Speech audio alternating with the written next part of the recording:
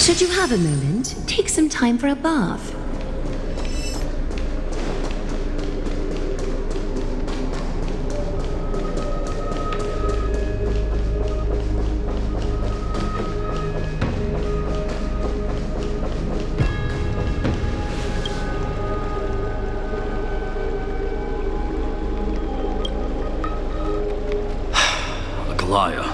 With all due respect, this trial is taking far too long.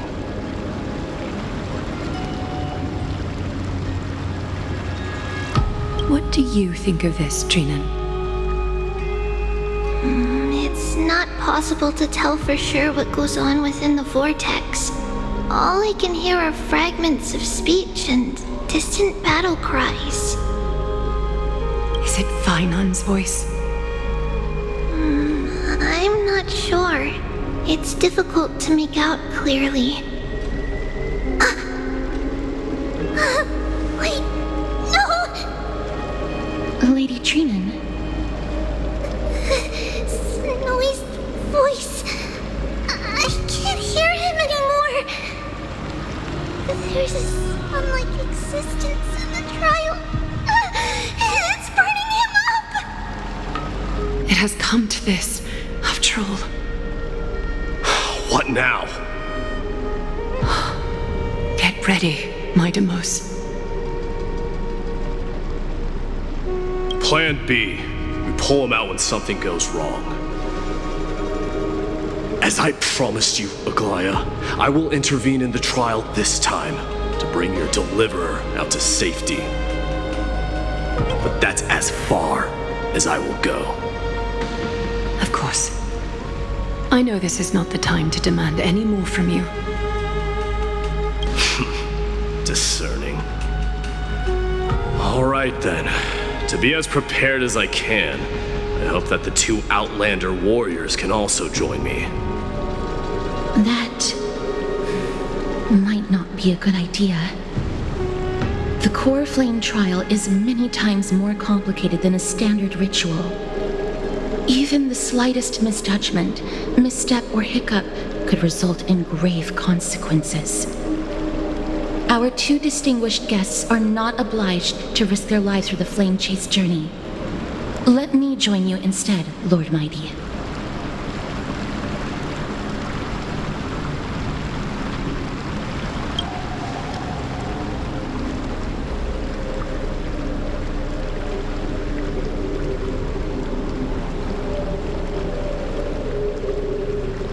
Join me in the trial to look for Phainon.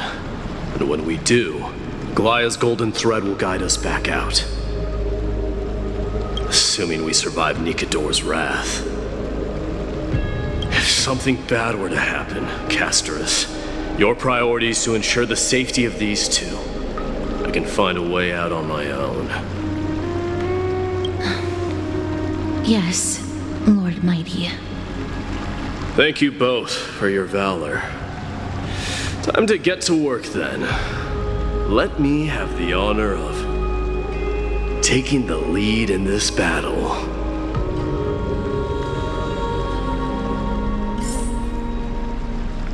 May that warrior be safe from harm.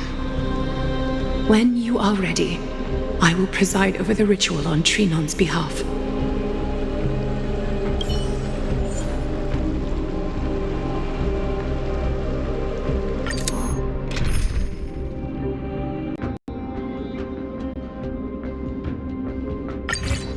Our reinforcements from beyond the sky, warriors of high esteem. Please close your eyes and hold your breath. They once kept the fate of this world, and many other challenges safe from the devastating rage of Strife.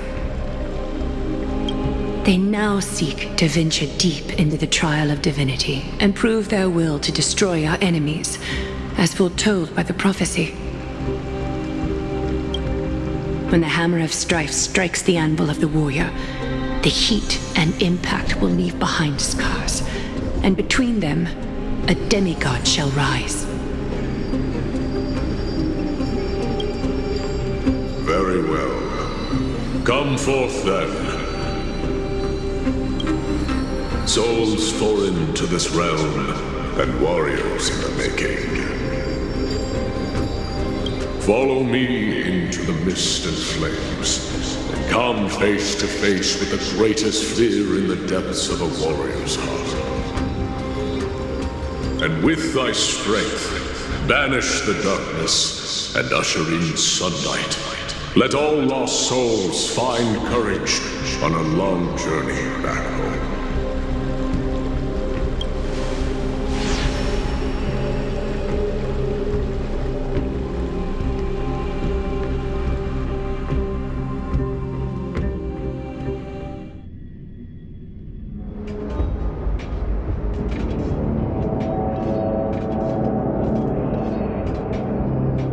What's the matter?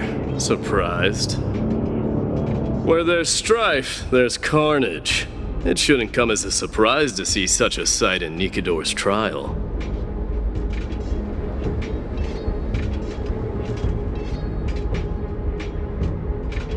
I don't see him around here. We should go first. Let's pray he stays safe. Huh. The greatest fear in the depths of a warrior's heart, huh? So, this is what he fears the most. So much for the king of those outlanders. You won't get away, Kremnoan vermin! Be on alert. The smell of rust is thick in the air. Tell me your name, brute. Your demise shall be a tale I boast about at the feast table. My name is Perdiccas, and I am here to avenge my people. Kremnoans and Akamans are at war? Perdiccas? Even the tragic cries of beasts at the slaughterhouse sound better than your name. Say whatever you like, despicable Achaman. Better to die in battle than return even in glory. May the Kremnoan spirit always watch over me. Foolish brute. I see you're eager to die. Very well then. I shall grant you just that.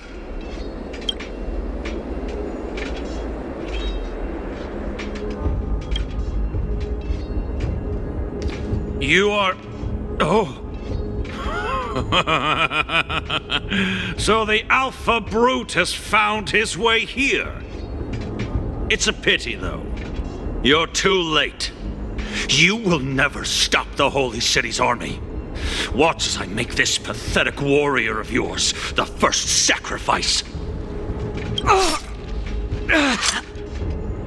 Mydamos, my king, avenge me. Is this? You're next.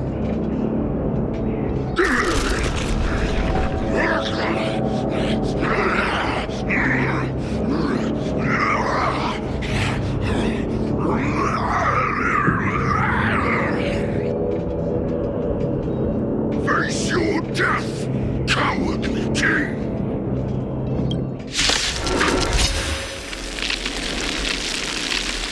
This insatiable bloodlust is a product of Nikador's wrath. I'm inside it. Let this place witness glory. Burn it up. Every petal, all will be swept away by the wind.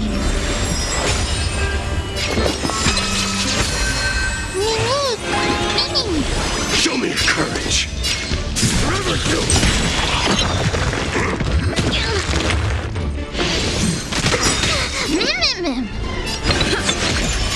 Here, try this. I can't die, but thanks. Grace and elegance.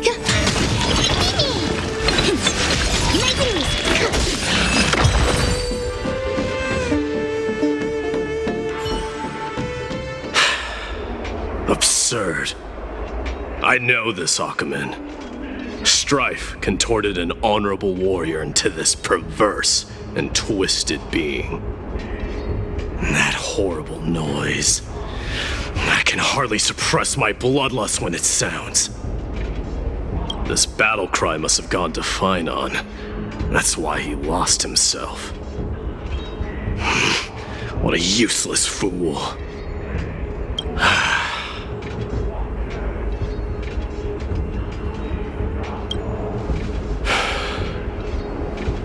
It's nothing. Let's go. That voice is Cartonis? Not you too, Cartonis. Mighty mouse you are. Destroyed all the wicked king. Here to take my life finally.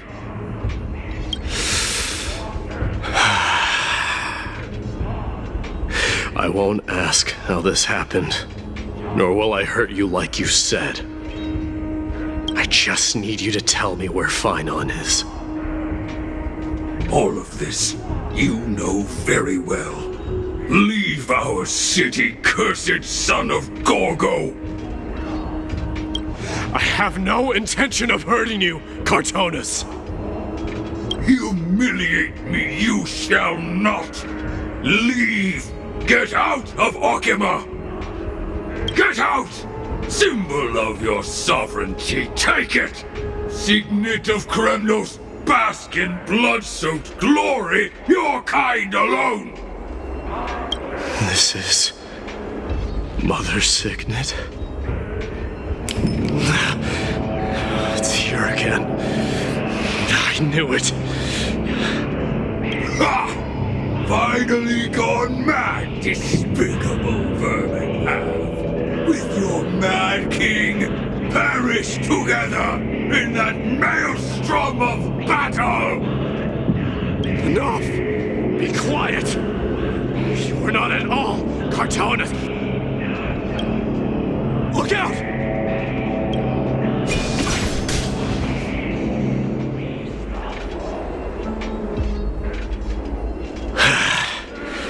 Nice move.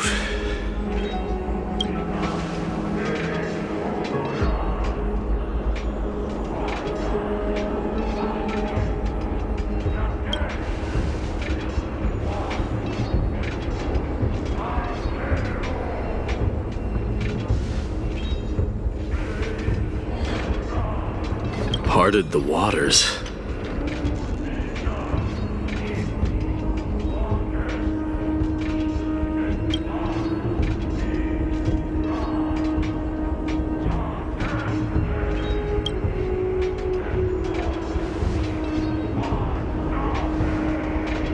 So, you are Don Hung.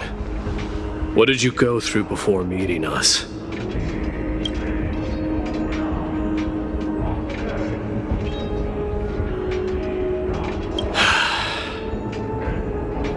You mean you saw your past too? The trial of Strife is a vicious one, all right. This might not be a single person's trial, but an arena for every challenger to engage their own delusions in a bloody battle. I saw someone from my past a while ago. Someone Phainon has never met.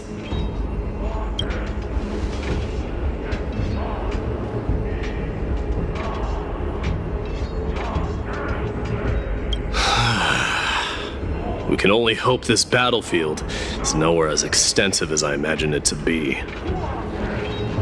Let's first follow the sounds of battle to their source. The battle cries seem to be getting a lot louder. This will be the end of you, Outlanders! Find your friends in hell! I agree.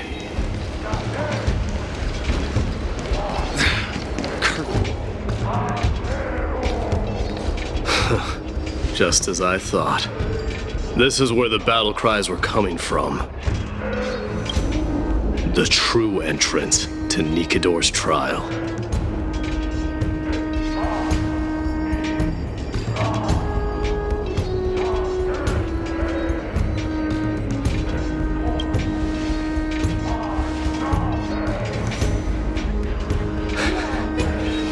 I've seen him for the first time, but there's no doubt about it.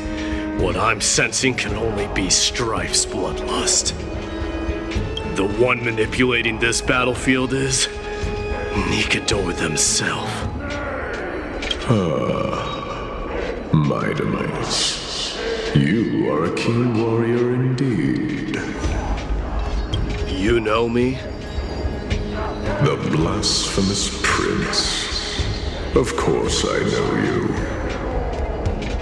And I happen to know that you're here for the soul of that white-haired warrior. Great. Let's cut to the chase then. Hand over that poor excuse for a swordmaster, so we can be done with this farce.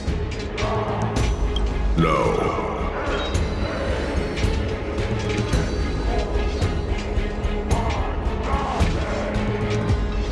I applaud your courage and strength for coming this far, but you have chosen to besmirch the dignity of one who has fallen, and I cannot turn a blind eye to that.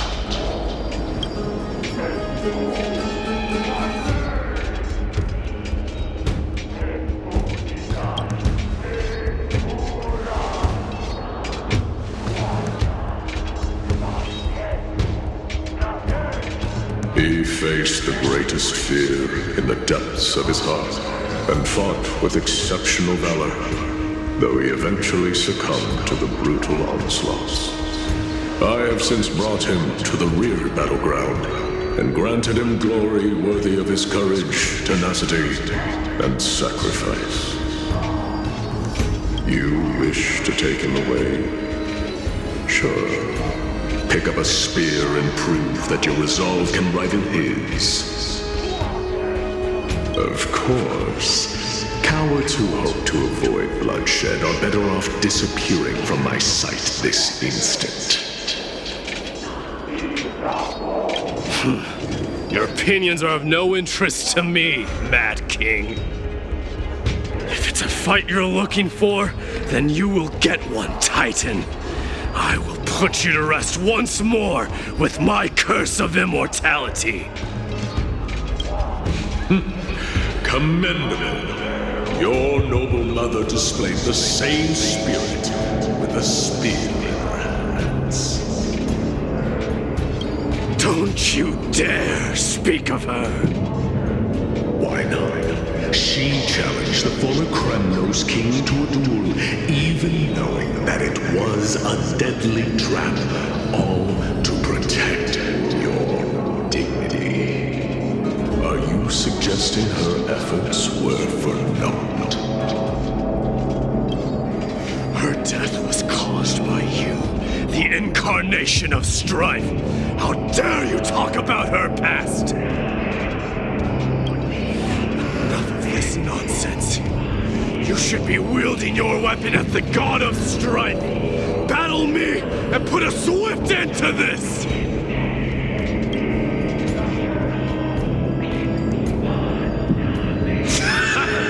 Your hatred is as clear as day, Mydei. My words must have stung deeply. But thanks to them, I have also come to realize. This is why you killed your father for the throne, only to let your signet sink to the bottom of the Sea of Souls, refusing to let the glory of Kremnos live on. This is why you slew the Strife Titan, only to reject the Coreflame, letting Strife continue instead.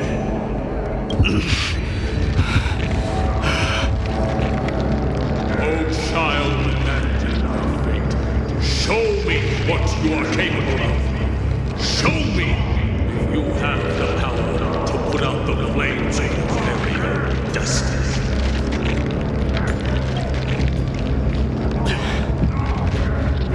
I will rip your chest apart, Titan.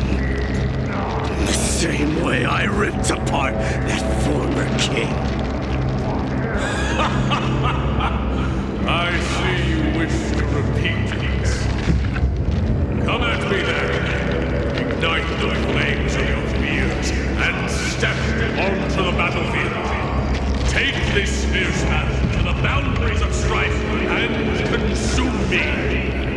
yourself in the fight and watch your defeated corpse burn to ash. Remember this, Phainos. The son of Gorgo will be crowned in blood. Very great. Ascension. To you, the successor of Kremnos.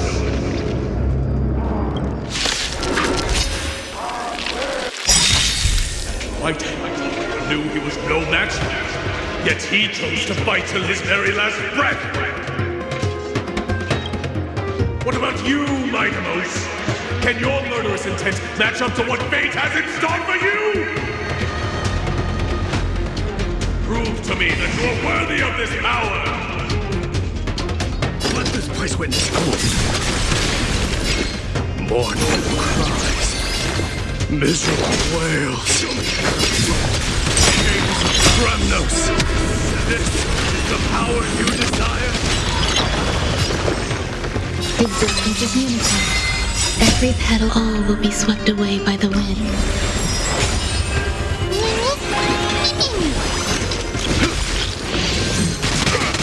I am struck, forever doomed. In the name of fairness, I grant you the blood of Strife!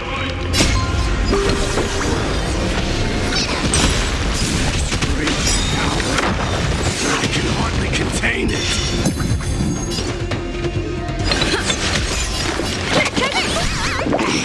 Forever doomed. Dying soul now accepts your punishment.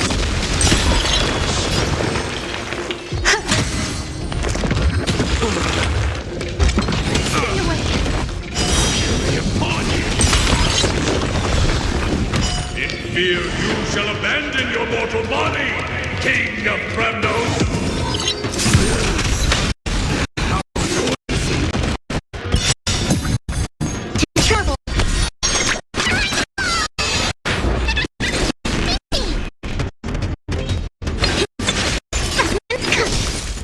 Forever doomed. Dying soul now accepts your punishment.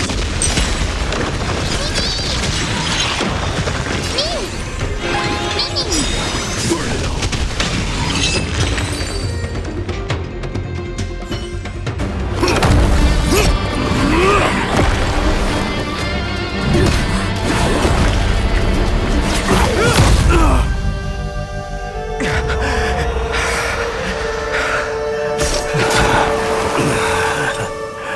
Found you.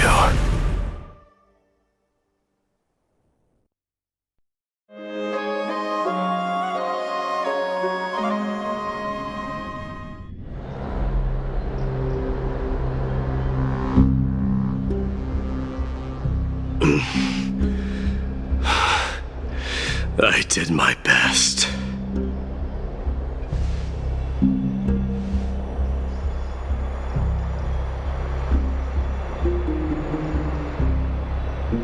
There's no need to worry. His soul is in a stable condition. With ample rest for both body and mind, he'll be up and about in no time. The greatest fear in the depths of his heart. Lord Phainon must have been forced to relive his past during the trial, and revisit his homeland that had fallen to the black tide. In all likelihood.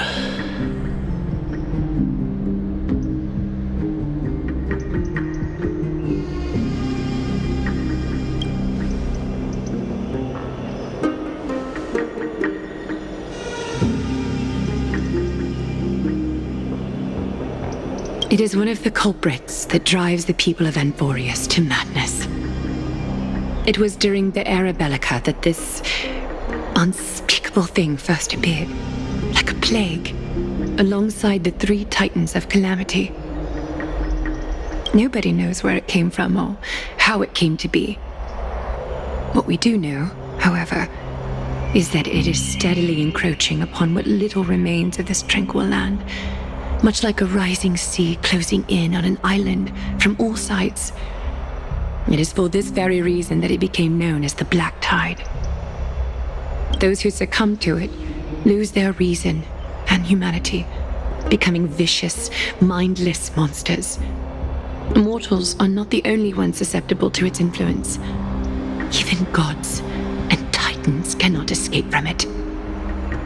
According to Naias, Nikador, though one of the embodiments of calamity, also bears the responsibility of fending off the black tide.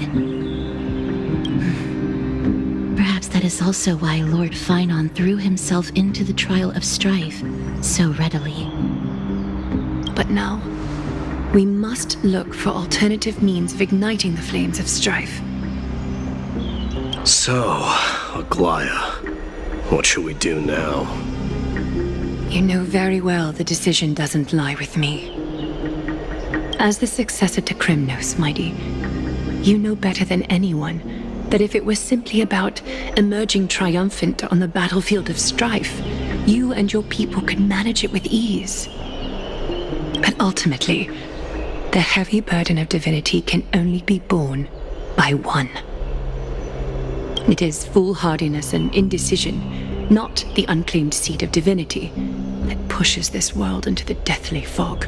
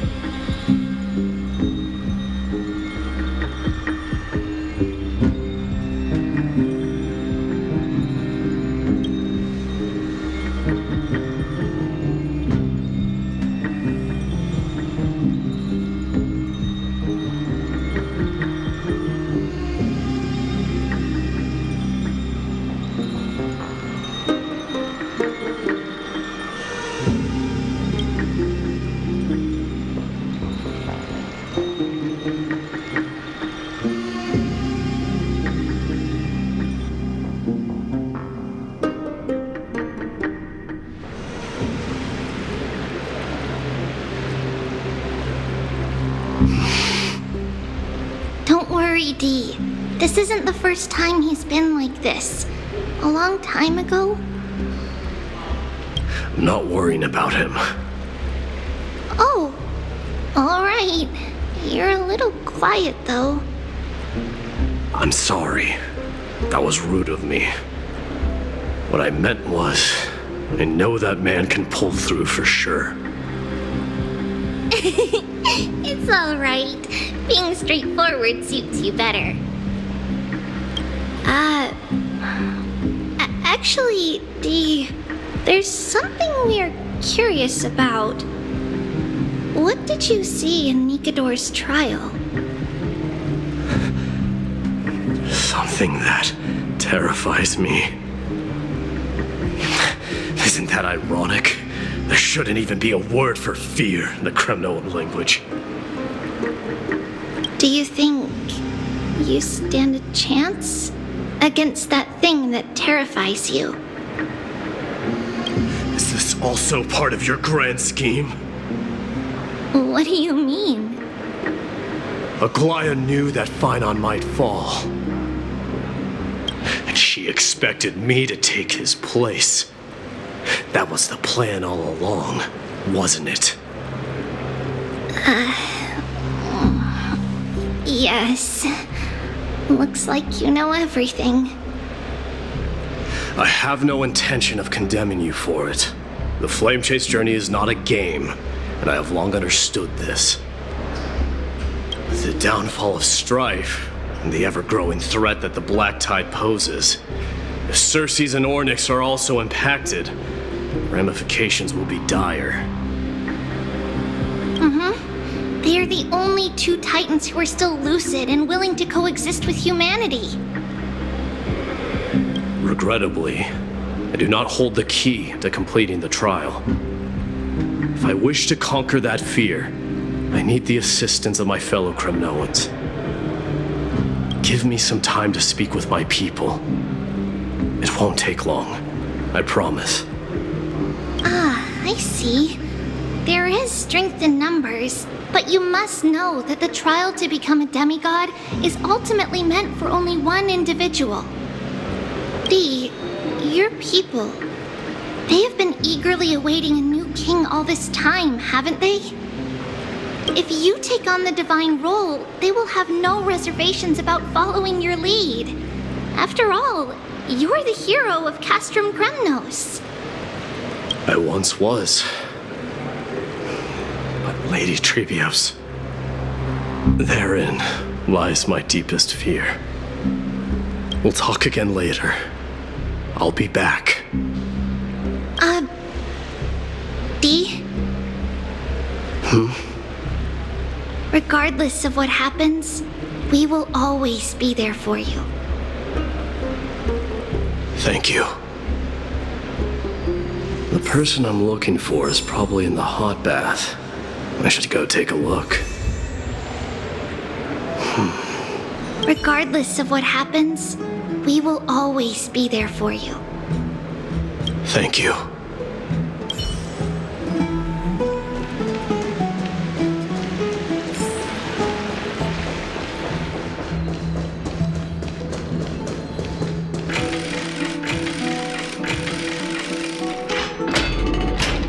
Children left unattended by their parents?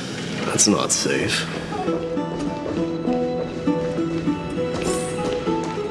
You shouldn't run around in here, kids. Hey, it's the Crown Prince! Are you also here for a bath? I will let your story here on the battlefield. The Crown Prince. Are you Kremnoans? Yeah, we are! The grown-ups said we used to live next to the arena. Well, next to the parts next to it anyway. My dad is a centurion with the Hydra Lancers, and my mom is the bravest warrior in the God Shield Brigade. We used to get tons of silver coins from Mr. Kratoros. My parents are serving in the Holy City garrison now. As warriors of Kremnos, they're braver than any Achaemen. Why are you kids here alone? Where are the grown-ups? Mom and Dad were asleep, so we snuck out to play hide and seek with Mr. Kratoros. That old man can be such a child sometimes. Do you know where Kratoros is? I happen to be looking for him. Sorry, I don't. Come to think of it, we haven't seen him in a while. Did he get lost while trying to find us? No way! Mr. Kratoros is a member of the Royal Wing Elites. He's the best at hunting down enemies. He was counting near Verax Lea when we went to hide. I thought about taking a peek, but who knows if it might be a trap he set. It was prudent of you to be cautious. So, which Verax Lea was he with? few turns after you go out from here, it's close to the bats. Alright, I'll go look for it. You should consider the game over and head home for now. And don't play around the hot baths again. Wait, Your Highness! Is there something else? I heard you retrieved Nikador's Coreflame. Does that mean we get to go back home soon? Have you ever been to Castrum Kremnos? You were all born in the Holy City, and are living lives no different from the Occamans. Everything you know about our people comes only from the tales of others. You have never even witnessed the blade in the sky with your own eyes. How, then, is a city you've never seen your home? Because this place is definitely not home. Mom and Dad told me that the children of Kremnos are born to wield swords and fight on the battlefield. They also said that the Kremnoan detachment led by the Crown Prince is the bravest army across all of Emporius. No one can defeat them. The kids in the Holy City don't play with us. The moment they find out that our parents are Kremnoans, they shun us. We don't care. We all know that the Crown Prince will take us home one day. That time has not yet arrived. But, young men of Kremnos, heed my command. Return to your parents at once. From here on, you are to dedicate yourselves to rigorous training and a healthy diet. You must not neglect these two aspects if you are to become a brave warrior of Kremnos. Only by following this path can you be deemed worthy of returning home. Yes, Your Highness! The future of Kremnos. I should find Kradaros.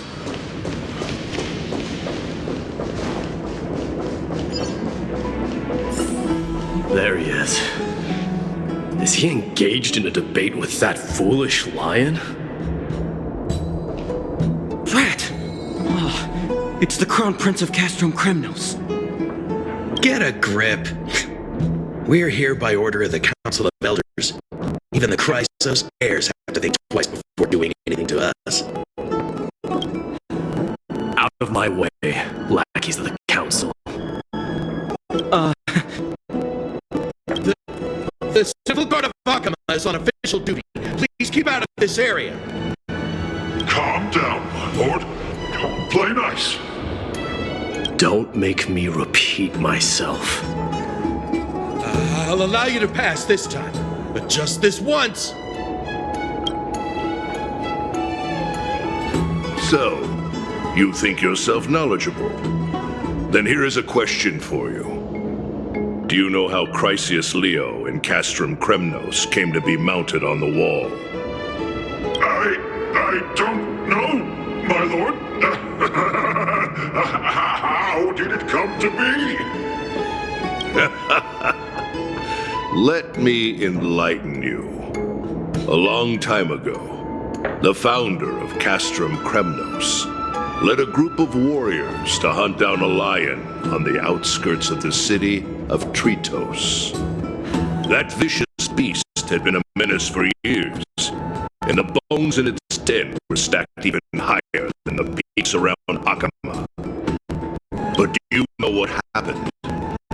Nary a moment had passed after the beast's head peeked out of its den, when the Kremnoan warriors surged forward and brought it down within the blink of an eye, shattering its knees with a single strike. And then, why are you red-faced already? We haven't even gotten to the best part yet.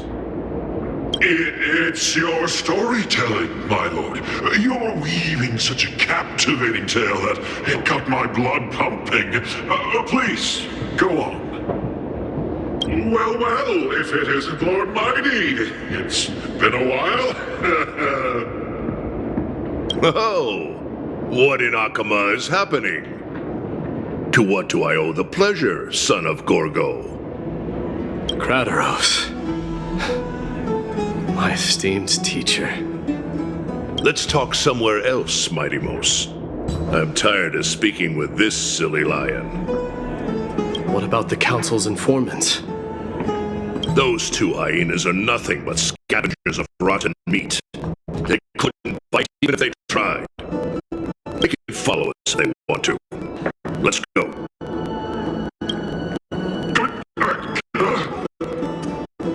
Wait, so how in the world did Chrysos Heir get mounted on the wall? Keep up with us, you hyena. Oh, sorry. I meant officers. Hey, old man, how dare you? Calm down. Calm down.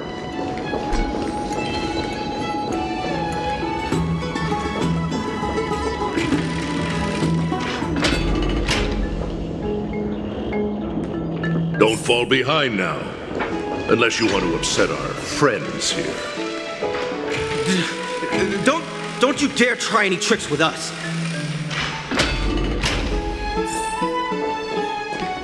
We're almost there.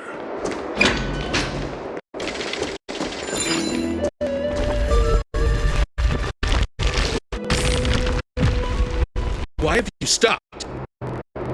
This is a nice spot for a private chat. Shall we, sir? Let's do it. What are you up to? Someone help me! Some privacy at last.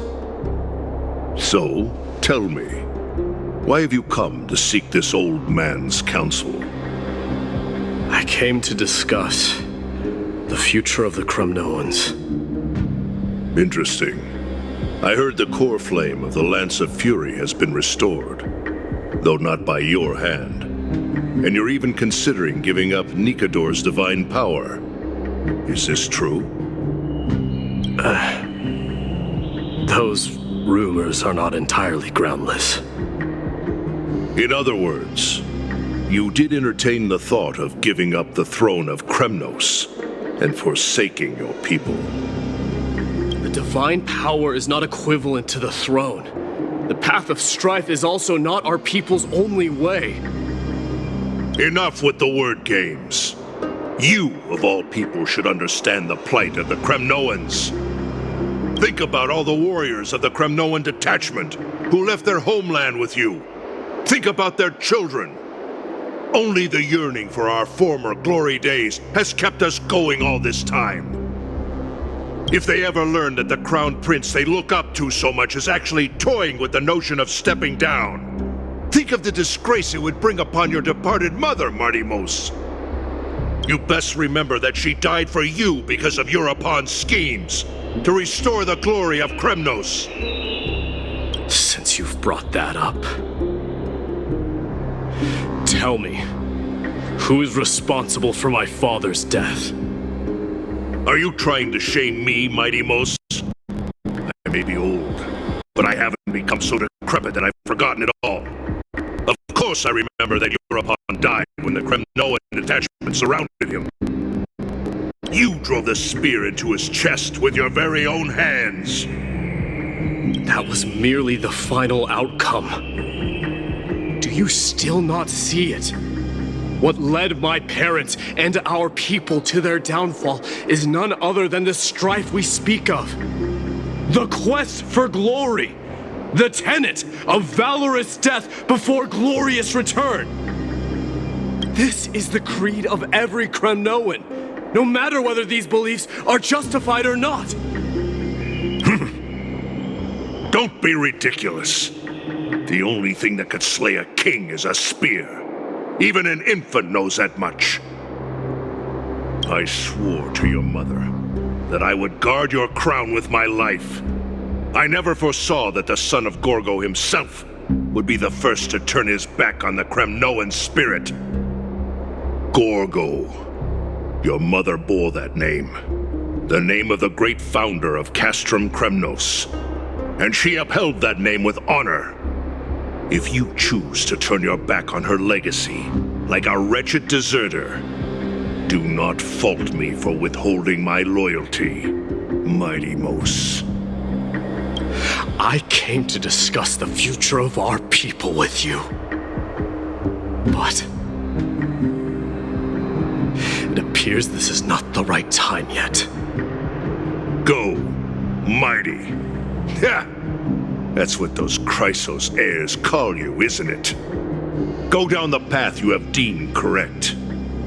Deep down, you have always been one to do as you please. And I am well aware that no one can deter you once you've made up your mind. But don't you ever dream of renouncing the traditions of Kremnos. We may reside in Akama now, but we remain eternally bound to Strife by blood. Bloodlines no longer hold any significance in this era of destruction. My young lord, always bear this in mind. Never reveal your vulnerabilities to anyone. A lion should never dwell amidst its prey, especially when it wields power enough to dominate the entire hunting ground. European, the boy did nothing wrong! This is murder! Do not sully the noble name of Kremnos with the blood of an innocent child. You mustn't reveal your weaknesses to the enemy. Enough! My decision is final. We must use this child's life to preserve the soul of the great Nikador. I must save Castrum Kremnos. Don't be absurd! Those tiny hands lack the strength to even lift a spear. Do you truly believe him a threat to Castrum Kremnos? You'll be ending the bloodline of Kremnos if you do this. Our millennia-old glory will become nothing more than a joke. Have you forgotten that we Kremnoans place no value in bloodlines? It is through pure bloodshed and slaughter that the kings of Kremnos have ascended to the throne. As for our millennia-old glory, it has always been a joke in my eyes. Glorify it all you want, but it will not alter the nature of slaughter. Those who revel in it are but murderers. They are no more noble than the most monstrous beasts in Amphorius. Enough with your words! Among all the kings of Kremnos, which one did not inherit the crown only after plucking it from the lifeless body of his father? But listen to yourself now. Do you truly believe you can cleanse the blood from your hands through mere words alone? Nay, quite the contrary. I will end this cycle of bloodshed. Starting with this child. With these blood-stained hands, I will end it all. Your failure is inevitable, European. You are just a coward who can only raise his blade against his own child! A beast that murders his own kin. Royal Wing elites and Ephors of Kremnos! You cannot sit idly by and watch this atrocity unfold! If you consider yourselves the honorable sons and daughters of Gorgo, then take up your spears and join me in putting an end to this bloody charade! Does anyone else have any objections? If so, come forward with your spear and prove your mettle. Understood. 5, 4, 3. No one dare stand by my side. Cowards! Has that crown stripped you of your courage? 2.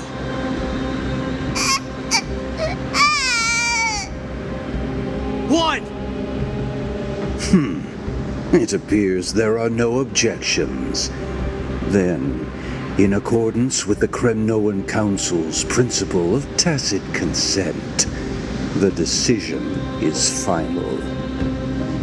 with all present as witnesses, this child shall descend into the Sea of Souls, where he will nourish the Lance of Fury and join the fallen heroes. May fate and the gods await your arrival, my son, my Deimos. Stop! If you have more to say, then speak.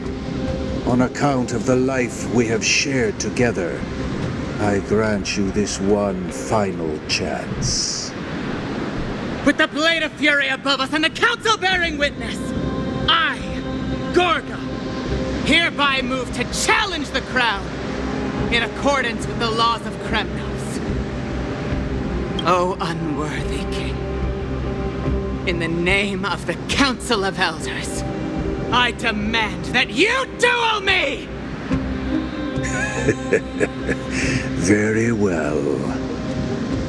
We shall see who the Kremnoan blade strikes down. My Deimos, my son. They all tell me to forget. But how could I ever? The son of Gorgo will be crowned in blood. If there is no Kremnos without the crown, then I shall seize the crown and smash it to pieces to bring the people to their senses.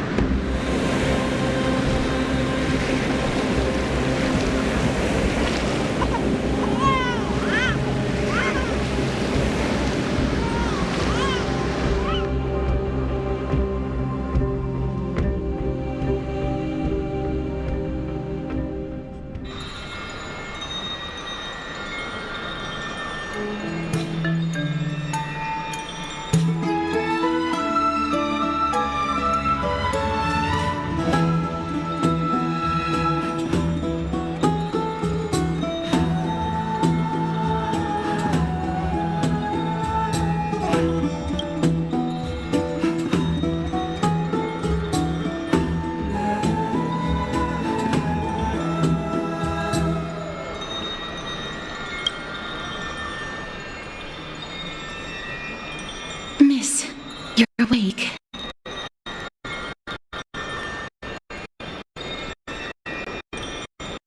Is the room too cold? I apologize for arriving uninvited. I saw that you were still asleep, so I took the liberty of waiting nearby. I bring a message from Lady Aglaya. She has prepared a gift for you and Don Hong, and wishes to present it to you in person.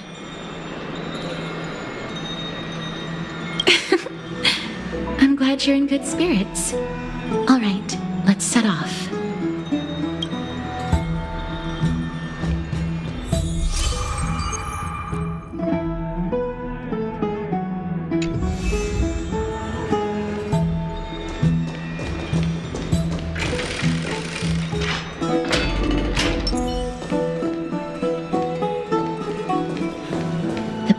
Bustling.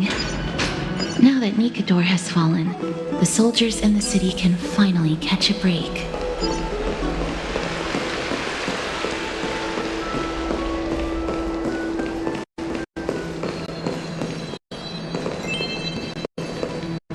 Is that Lady Treeby and Lady Trian?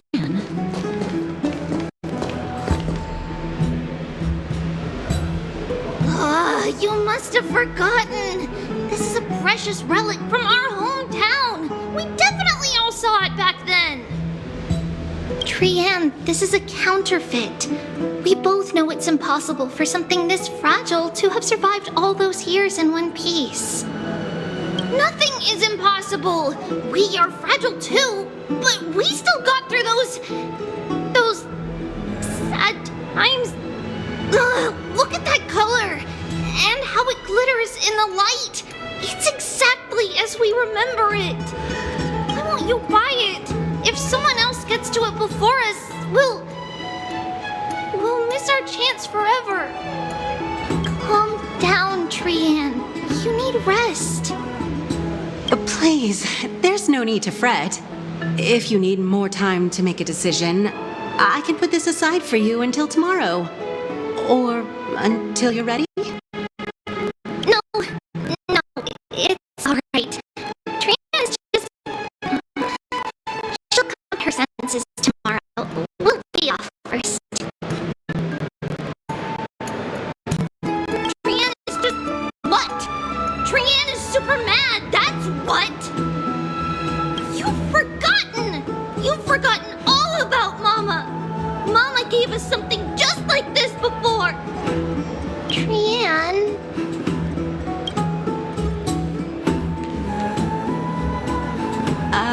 See you tomorrow? I hope you two patch things up soon. See you tomorrow. May the winds of fortune bless you.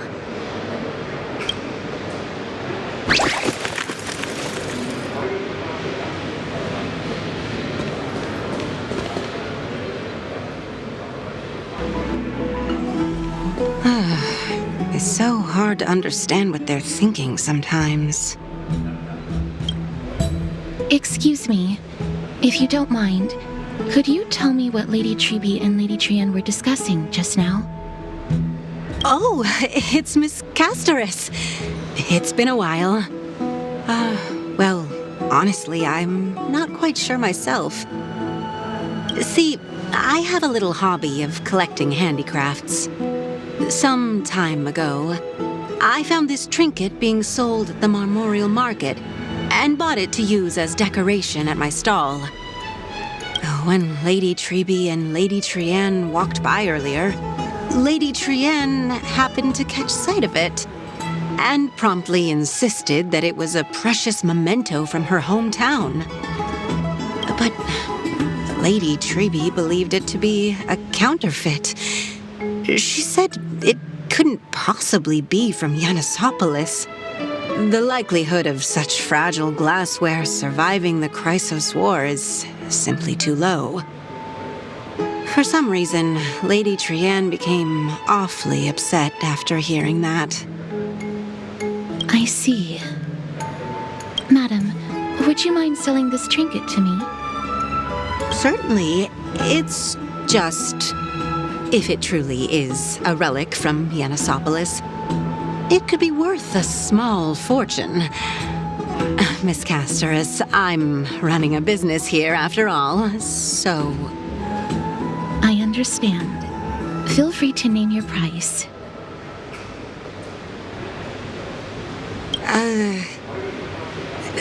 I suppose I can sell it to you at cost as a sign of goodwill, Miss Castoris. Just promise to support my business in the future. Much appreciated. We're lucky that she has a good heart. I'm not one to venture out often, and while I have some savings, it takes a lot out of me to even talk to people, let alone haggle. Had it been another merchant, I would have been set back plenty. The authenticity of the piece isn't important. What matters is that it holds special meaning for Lady Trian and reminds her of her hometown. I've long wished to show my gratitude for Lady Trian's care, but I haven't been able to come up with any ideas for a suitable gift. This chance encounter today feels like divine intervention. Perhaps this is the gift I've been searching for. Still, this trinket is admittedly rather fragile. I will have to make some adjustments and stitch it onto wool felt to protect it. That way, no matter how much Lady Trian runs around, it won't break easily. Alright, back to business after that little detour. Let's keep moving. Don't stray far now. We've already kept Lady Aglaia waiting long enough.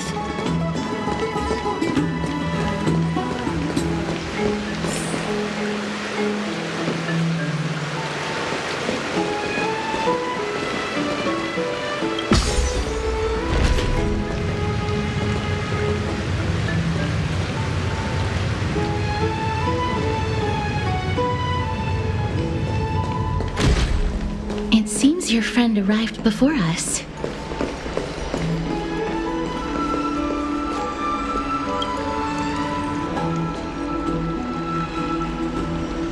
Welcome, Cass. And you as well, trailblazer from beyond the sky.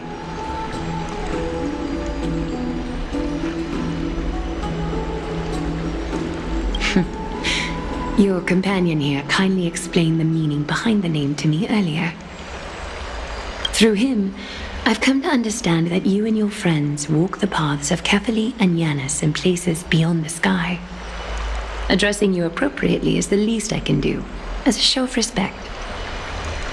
For all that has happened, it was never our intention to drag you two into the battle against Nikador and jeopardize your safety. To express our gratitude for your kind, trailblazing endeavors, we would like to present you with the highest honor of Akima. This is the dew of divine blood, brewed from crops nourished by the blood of the Titans. It is said that only 12 bottles existed. The last 3 bottles are now being kept in the treasure vault of Akima. Back in the days of prosperity, cities fortunate enough to acquire it regarded it as one of the greatest treasures ever. Unsealing it during a ceremony held in honor of 2 cities' diplomatic ties was the highest form of respect one could show the other. And now, in keeping with tradition, Akima dedicates this drink to our esteemed guests from beyond the sky in appreciation of what you have done for us.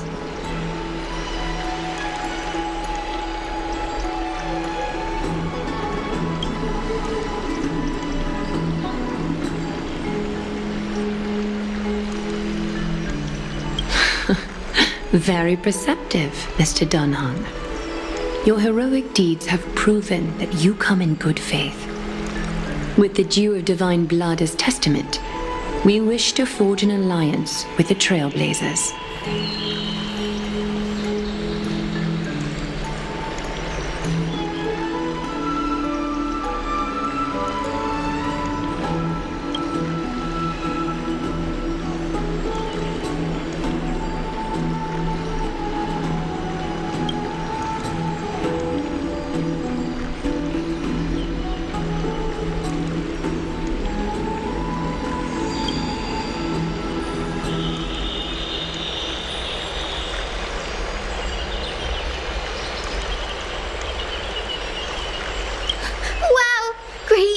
Have sharp eyes indeed. You'd make outstanding members of the Twilight Courtyard. No need to worry, by the way. I can tell from Lady Aglaya's tone of voice and micro-expressions that she's being genuine. Not only are you guests from beyond the sky, but you've also done so much for Akima. You're practically heroes to us all. Lady Aglaya would never subject you to Aquila's judgment. Hyacinth, thank you for taking care of the wounded of the past few days. Oh, it's no trouble at all. The patients are very cooperative when we attend to them. I'm just thrilled to see them all going home healthy again. Oh, it's Cassie! Oh, I've missed you.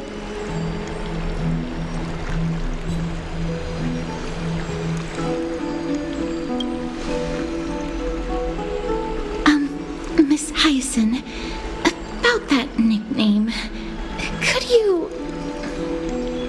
Oh, don't be shy. It's a cute nickname.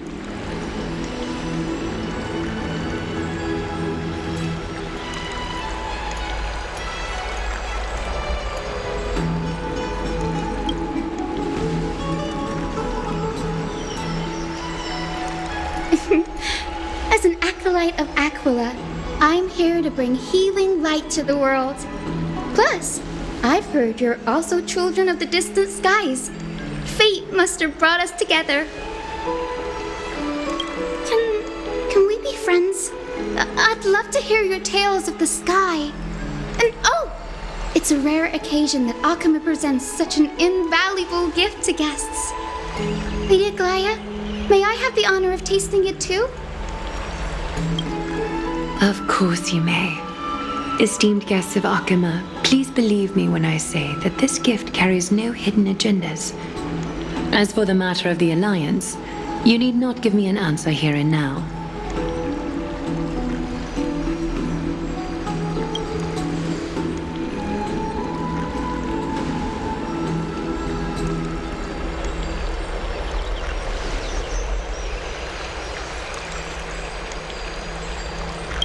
Oh, yay! Then I'll get started on my questionnaire.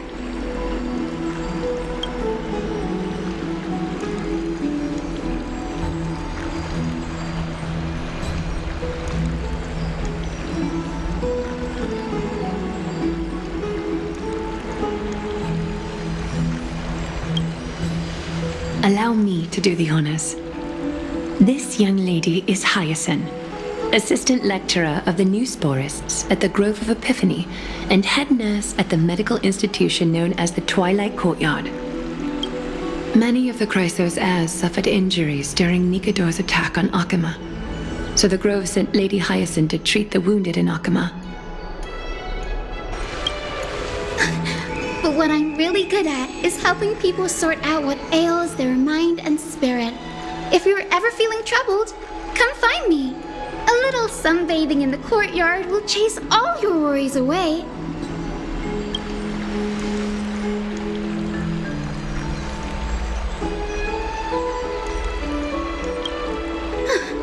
Well, it looks like everything's sorted out now.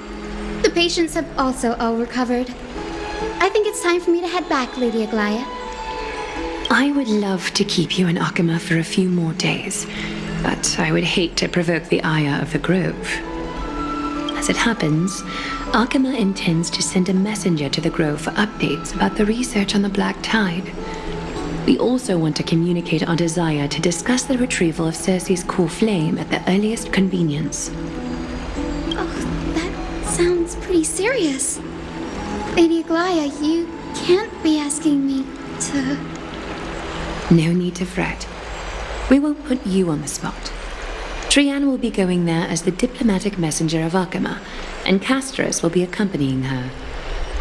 I happen to have a few questions for Professor Anaxa as well, regarding the missing Titan Thanatos.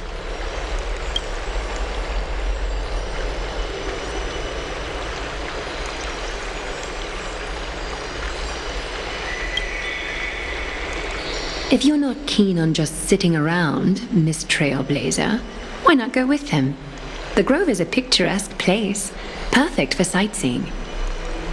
That's a wonderful suggestion. Come visit the Grove, Gray.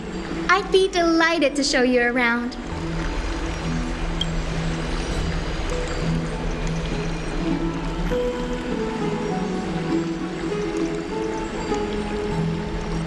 In that case, do bring this spindle along with you. This tool, called the weft, is used to spin thread and has been passed down in my family through generations. Though it doesn't see much practical use nowadays, it's become a symbol of great significance. In this respect, it is the perfect token to represent my will. If you encounter trouble at the Grove, just take this out and show it to them. While you're in the Grove, the golden thread of the weft can also render all things around you visible, regardless of whether they're corporeal or not, allowing you to see things as I would. Castros knows this too. Make good use of it. Trianne is already waiting for you at the outskirts of Akama, so I won't keep you any longer. May your journey be smooth.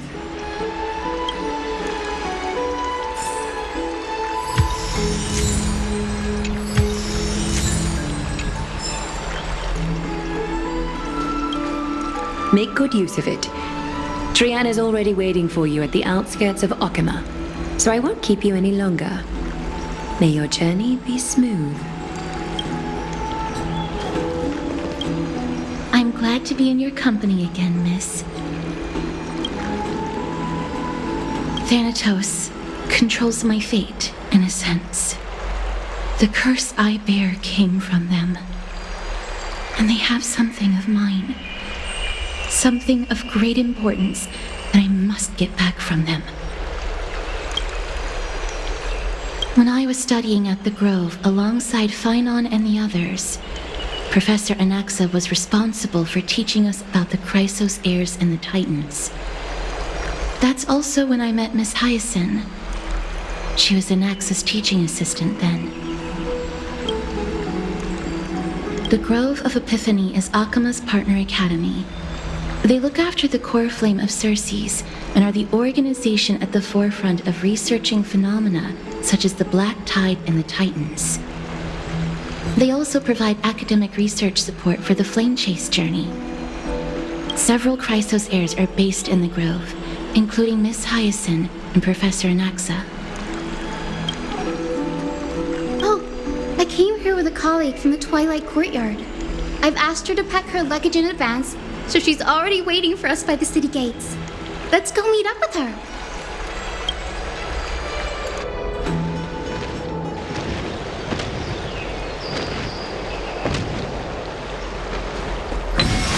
Look, there she is! And Lady Trianne. But who's that they're looking at? Did something happen, Clementine? Oh, that's a serious injury. Miss Hyacinth, this man was discovered by Trianne! Trianne was in a bad mood this morning, so we went to the outskirts of Akima for some fresh air. But then we found him collapsed on the roadside. Trianne knows the city has good doctors, so Trianne brought our new friend into the city to look for a doctor. I was waiting here for Miss Hyacinth when I bumped into Lady Trianne. But by then, this man was already in critical condition, so I had to perform some emergency treatment first. These wounds, they're caused by the Black Tide. This is bad. Clementine, prepare a ward for this man at once. I'll treat him myself. It's a miracle he's still alive, considering how badly the Black Tide injured him. Gray, Cassie, and Trianne, would you mind making your way to the Grove first? Once this man is out of danger, Clementine and I will join you. As a healer, I cannot ignore those in need of medical attention. I understand. May fate have mercy on this poor man. Trianne believes he'll get better. Everybody, follow Trianne! Fly, fly, fly away from Akima!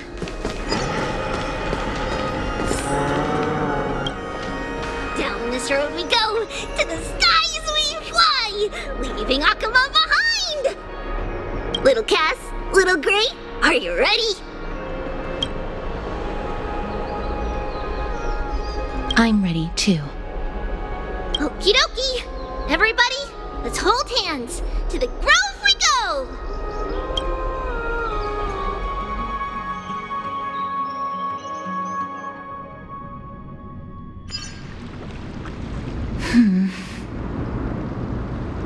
It's harder than I thought to sew gemstones onto Wolfeld.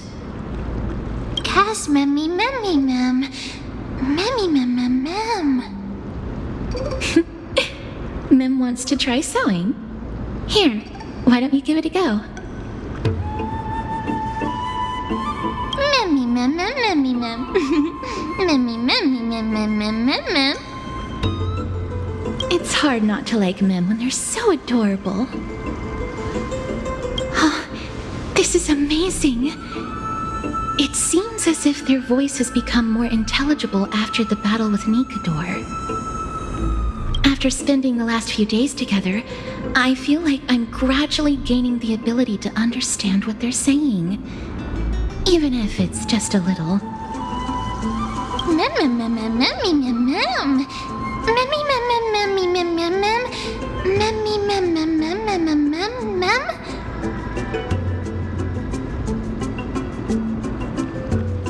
Memmy mem.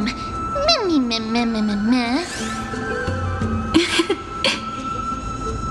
Memmy mem mem mem. Memmy mem. Memmy mem mem mem mem mem memmy mem. Memmy memmy mem. Mem mem mem mem mem mem mem. Ah, memmy mem mem. Mem mem mem mem mem mem mem mem mem.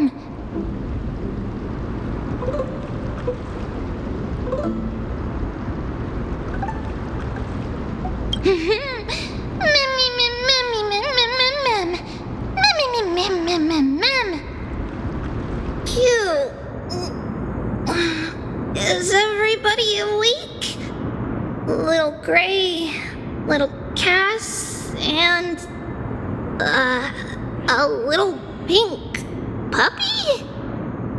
Puppy? Memmy mem mem mem mem mem. Memmy mem mem mem memmy mem mem mem memmy. It's already action hour. Lady Trian, I hope you're well rested. You were talking in your sleep. Did you dream of many things? Sleep talking? What did Trian say? Something like, Mommy, doll with sword, let's fight together. We'll be brave.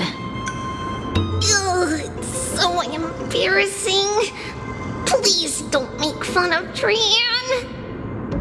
Of course not. Wasn't Lady Trian's mother also the Holy Maiden of Yanisopolis? Uh-huh. Mama was the strongest holy maiden in all of our history. She also gave us the prophecy of deliverance. And she had red hair that looked like a cute red mushroom.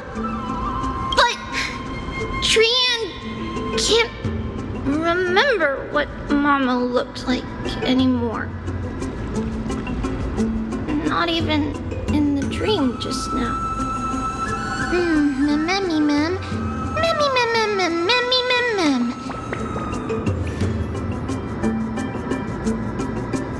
Memmy mem mem. Memmy memmy mem mem memmy memmy mem mem. Memmy memmy memmy mem.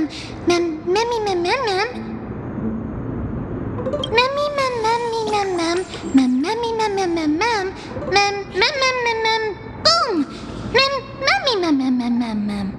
Memmy mem mem. Mem mem mem mem mem mem. Trian thinks that's a great idea. Can the pink puppy help Trian out? Memmy mem mem mem mem mem mem mem. Yay! Then I'll call you Little Memmy from now on. Mem mem mem. Memmy mem mem mem mem. Memmy mem mem mem mem memmy mem. Mem mem. Mem mem mem mem.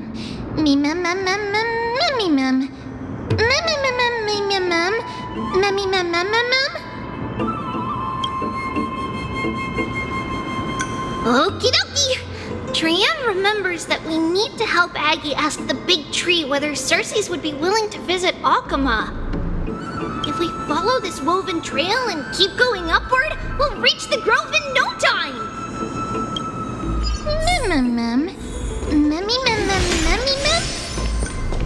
Legend has it that whenever they requested an audience with... Look! A huge tree! It's...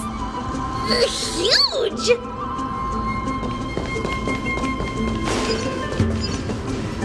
Ma'am, memmy mem mem mem. Mem mem mem mem mem mem.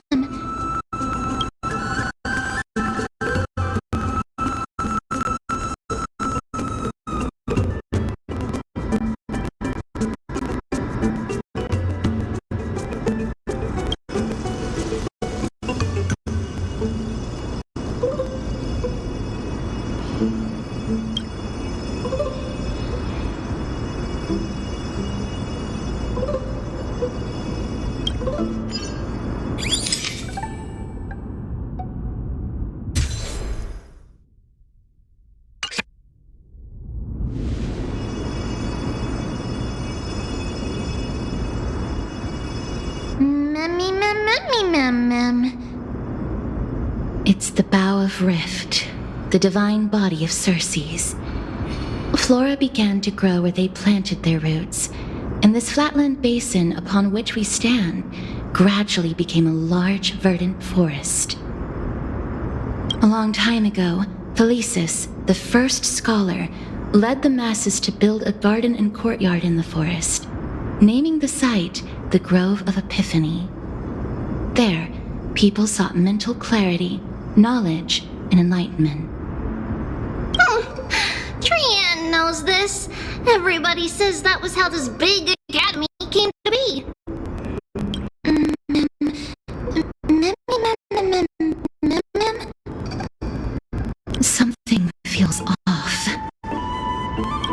has always welcomed scholars. So too would Circe's give us her delicate leaves and extend her branches in greeting.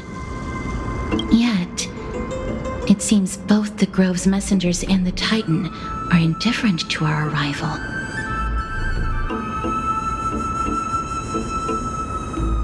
There should still be a way in. I'm just a little surprised. Maybe everybody's still asleep because classes haven't started yet. They don't want to be disturbed, so they shut the entrance.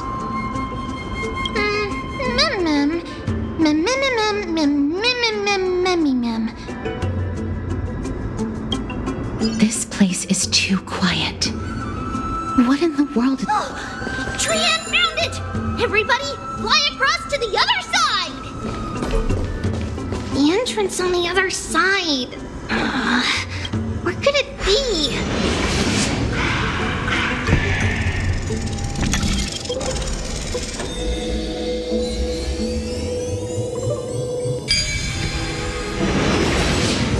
Little Gray's eyes are so sharp!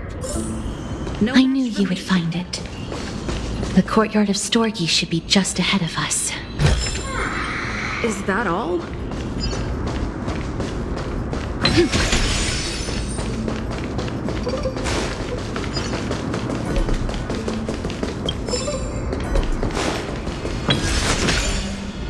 As I expected, something's not right here.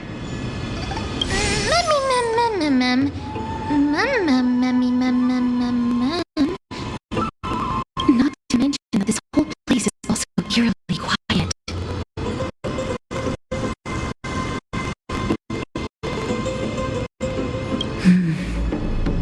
That's possible. Hello? Is anyone there?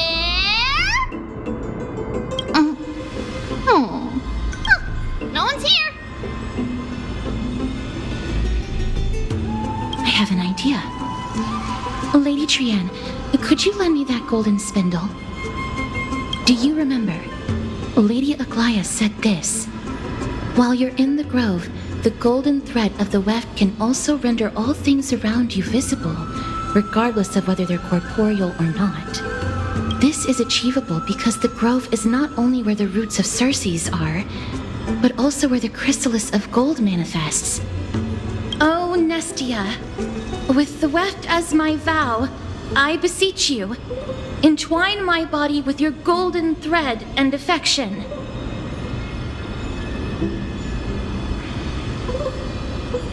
This is a proverb that was recorded in the handbook of Nestia's priests. If I'm not mistaken, we should be able to draw power out of this butterfly exuvia with the golden thread. There isn't a reaction. Did it not work? But that shouldn't be.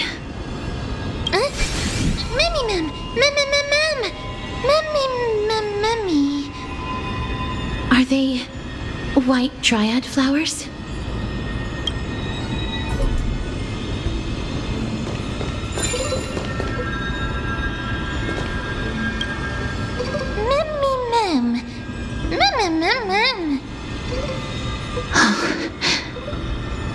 No, these aren't white dryads.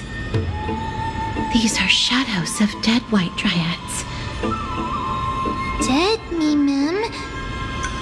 shadow? Strictly speaking, these white dryads are still plants. They only gained sentience as a result of Circe's blessing of equality. But their sentience is minimal when compared to that of humans. These flowers have already died. What you see here are just faint afterimages of their souls. However, this also means that the golden thread has definitely connected with the Titan's presence. Without the golden thread's outlines, we would not have been able to see them at all. But what happened to them? Why are there only tiny shadows of them left? Can you read their memories? Let me try.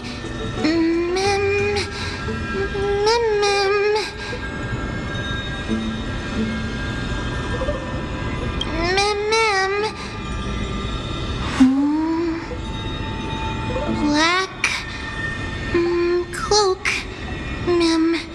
sword toward the great tree.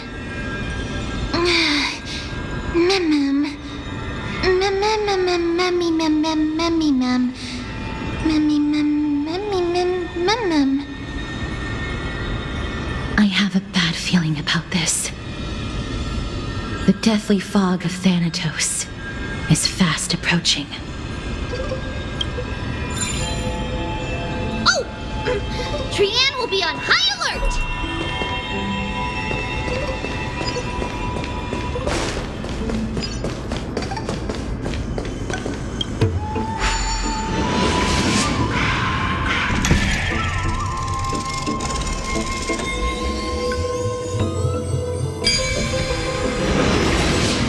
The smell of death is becoming more and more intense. That's how it works. There, on the steps.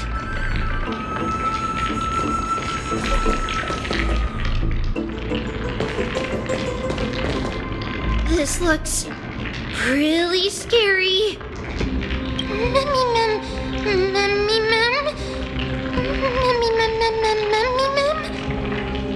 No, it's neither of those. This is a creation of the Black Tide. Such creatures are formed when living beings are corrupted and turned into deformed hollow husks of their former selves. Everybody, stay alert. Regardless of what has happened to the Grove, the fact that we're seeing the remains of a Black Tide creation here definitely doesn't bode well. Should we inform Aggie about this?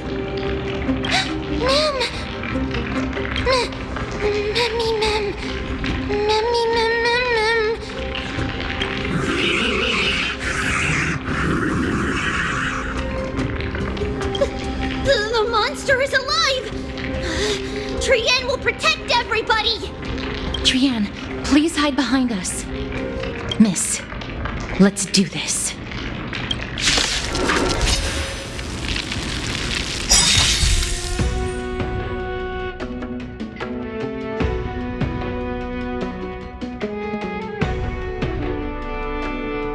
As expected, the words black, sword, and cloak talking about the Black Tide.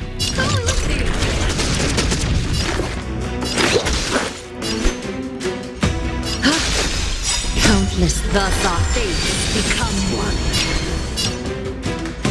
They fragment like a wisp of silver. Oh, stars, give these trailblazers your blessing.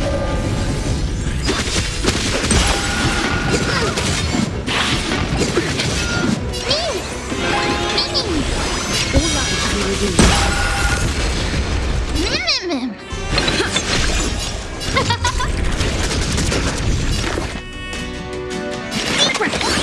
Thank you, friend. They fragment like a wisp of silver.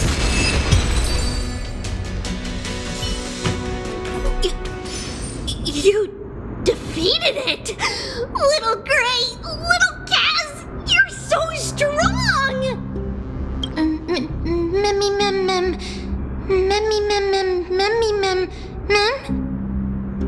To think the Black Tide has spread this quickly to the Grove despite its remote location. I'm afraid a world where Strife has fallen is far more dangerous than we ever imagined. Oh no! Does this mean that Akama is also in danger? Looking at this mess, it seems the scholars at least succeeded in fending off the first wave of attacks. But at what price?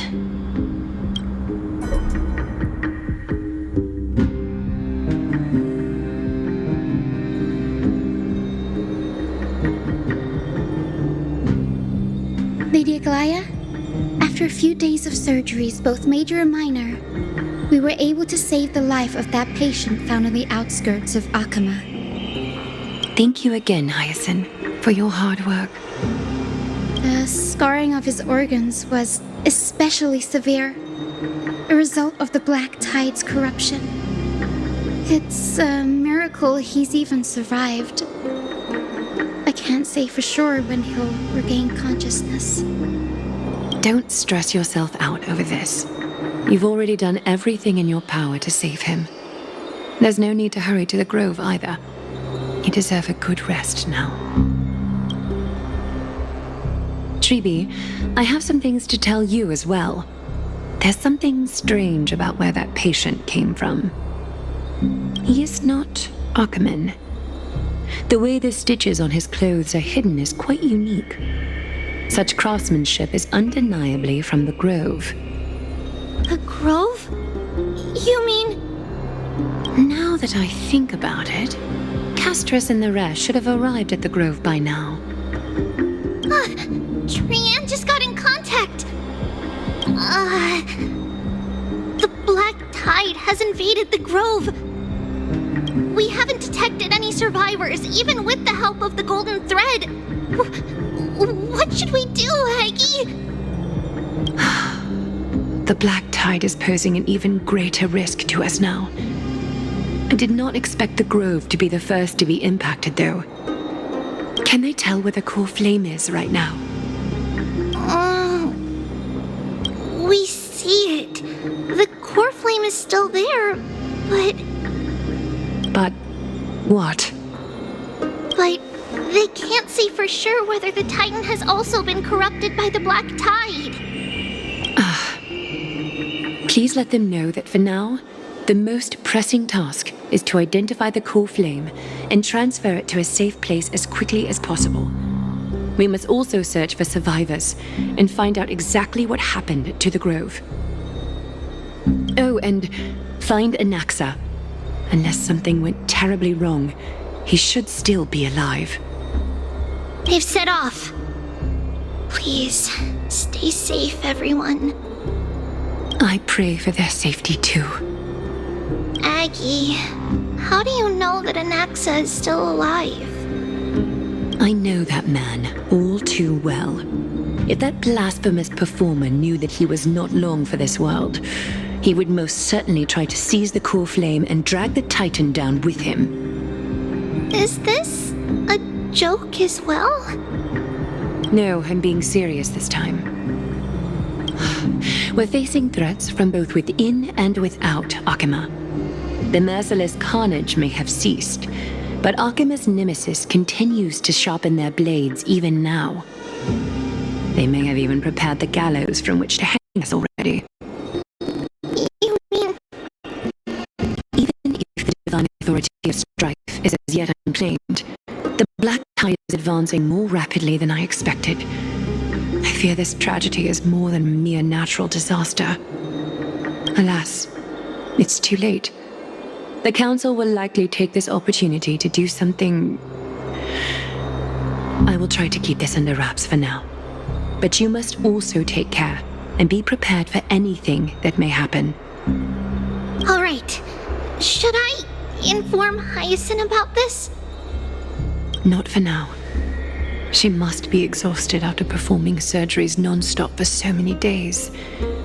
I don't want to overwhelm her with this bad news. We can only hope that the Grove weathers this crisis with as many survivors as possible. That being said, based on the condition of this patient, Tribi, we should prepare for the worst. It's likely he is the only one who managed to escape from the Grove against all odds.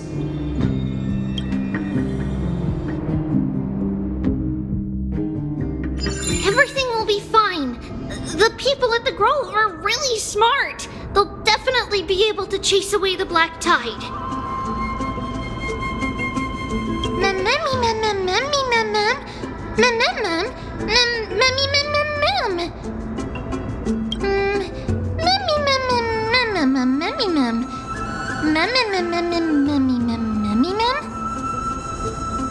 How should I put it?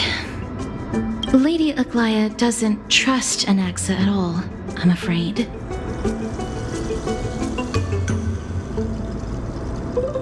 Despite being a Chrysos Heir, Anaxa resolutely believes that titans and prophecies are a load of nonsense. During our regular citizens' assemblies, he always votes to oppose the flame chase journey. Mem? Memmy mem mem mem? Memmy mem memmy mem mem mem memmy mem mem.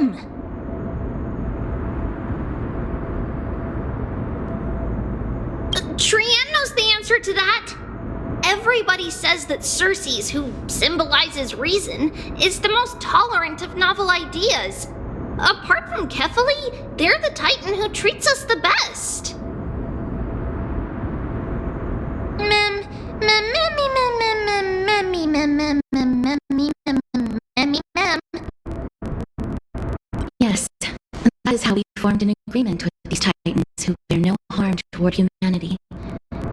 If they agree to support us on our flame chase journey, we will wait till the final moments of the journey to restore their core flames. With the exception of Voronix, that is, they didn't lend us their power willingly.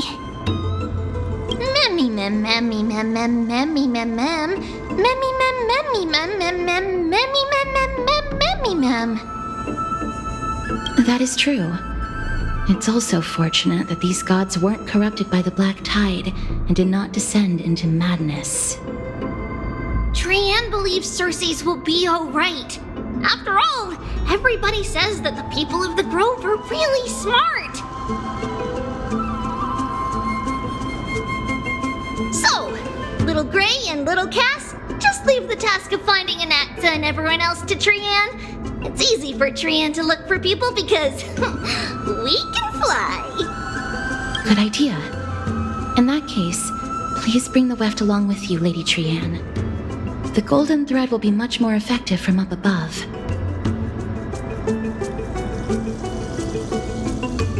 Please promise us that you'll take care of yourself. Okie doke. If Trian gets in trouble, we'll look for all of you. In return, if you get in trouble, remember to call for Trian, okay? We'll come right over and open the gate for you. That's the other thing I wish to mention. Do not open the gate unless you have no other choice, Lady Trian. Your body is not in good shape at the moment. Okay. We will keep that in mind. Trian was just trying to help. Of course, we know that. After all, Lady Trian is a demigod, the most powerful among all of us here. Remember all those brave heroes in the tales you've heard? They would always save their strength until the very last moment. That way, they could ensure that nothing went wrong with their plans. Isn't that right?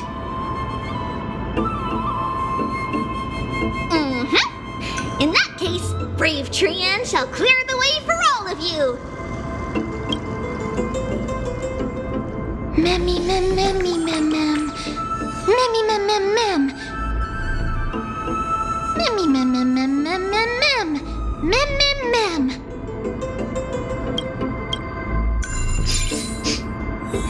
Memmy mem mem mem.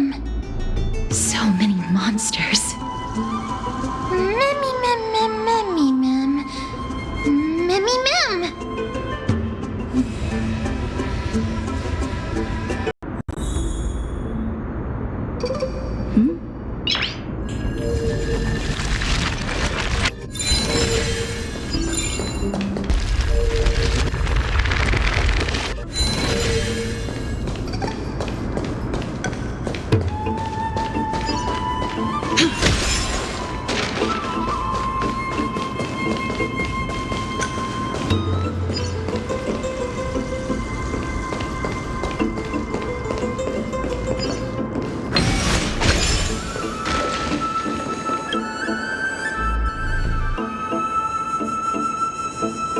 Can't open it. It was probably sealed in order to ward off the Black Tide. Yes. Most of the doors on Amphorius are sealed using the power of Yanis. Mem mem memmy mem mem memmy mem mem. Memmy mem mem mem memmy mem. Are you serious? instinct is to call on the gods? Me! Before you try unlocking the door, perhaps you should first find a way to clear the fog that clouds your vision.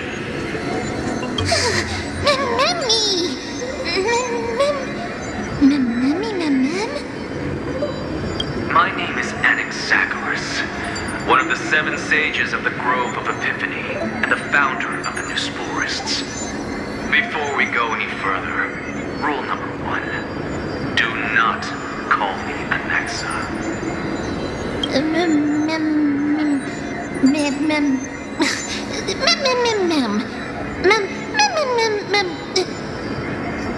Rule number 2, never interrupt me. Silence is golden. The person standing here and conversing with you right now isn't the vestiges of a memory. Rather, it is the culmination of the greatness of science and the pure, irrefutable, and undeniable exalted truth. Through the wonders of alchemy, I have shattered my soul and transmuted it into gold before burying it in this spot. I have recorded these words so that visitors may learn where their next destination lies.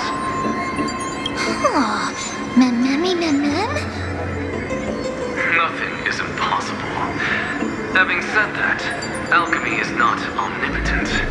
Each time you hear from me, an equivalent part of my soul is being consumed as the price. In other words, this voice isn't created out of thin air.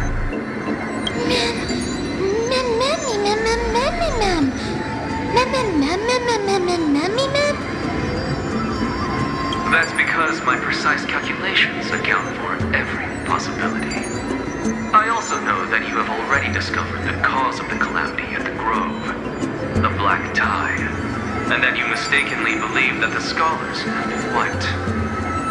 But that is where you're wrong.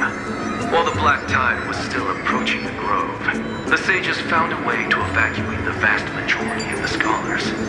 They are heading toward the holy city of Akama as we speak. Only a small fraction of the scholars stayed behind with me to defend the Grove. If all goes well, Circe's Coreflame will reach Akama before long. But since you have accessed this message, something unforeseen must have occurred. For now, you should continue onward to the Luminary Throne, where you may retrieve the Coreflame and our mortal remains. And now, the objective is complete. That is all.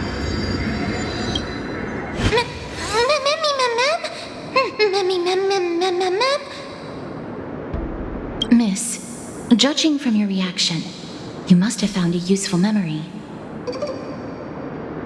Professor Anaxa? That's a lot to digest at once. I'm sorry. Please give me some time.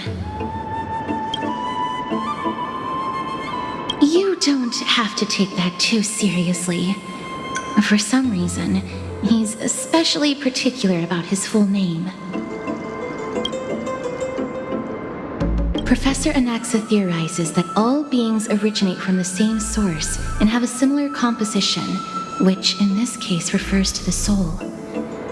He calls this theory Newsporism. It is an extremely complicated theory. You should get him to explain it himself if you're interested. Provided that he is still alive. Yes, that seems like the only good news so far. We can just focus on retrieving the Coreflame then. I do not wish to consider this possibility. Perhaps they were just unable to transfer the Coreflame, but managed to escape.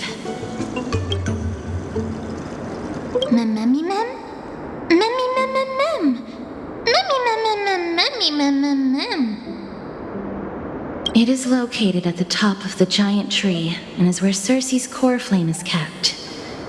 According to Anaxa, the Coreflame should still be there. But making our way there won't be as simple as the professor made it sound.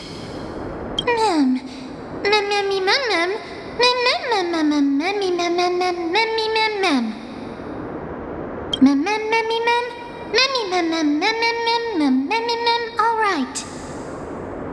Right. Let's see whether he left any similar directions for us along the way.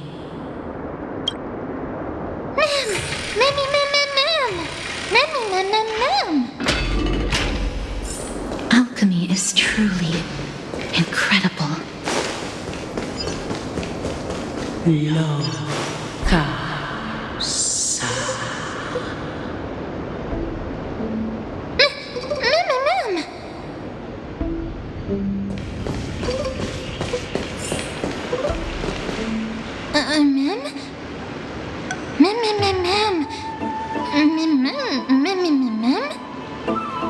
No, you didn't imagine it. I heard it as well. I'm afraid that someone's probably nearby. As we are unable to ascertain whether they are friend or foe, we better remain cautious.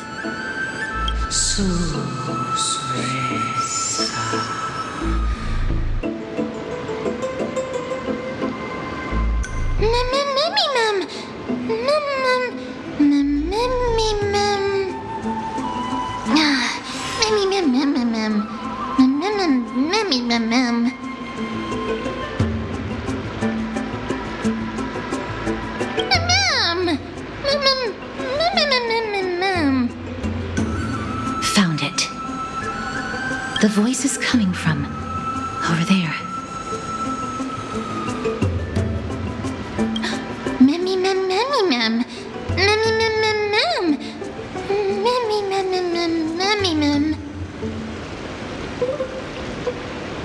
No. It seems to be coming from somewhere even further that way.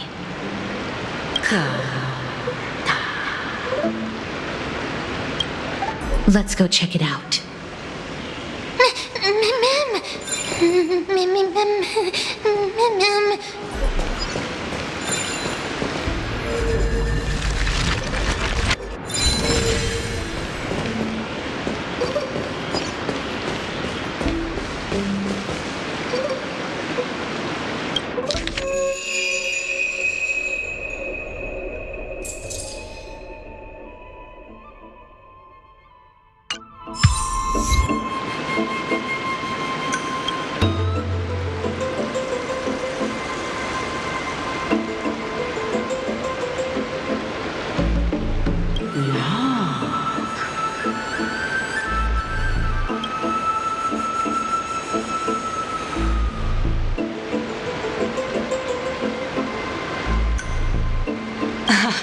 Regardless of what you do, a stone won't be able to speak.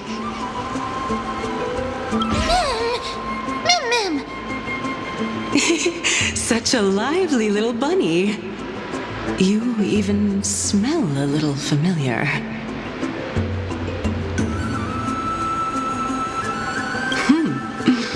What a smooth-talking child. I'll accept your praise. Who are you? Keep your distance and identify yourself. Otherwise, you'll face the consequences. The scent of Thanatos. I recognize you. Idonia's renowned goddess of death. Since you are aware, stop provoking the authority of death. Answer my question. Baring your fangs at me. How cute. Just call me Calypso. I greet you on behalf of the 7 sages and the Lithophagists.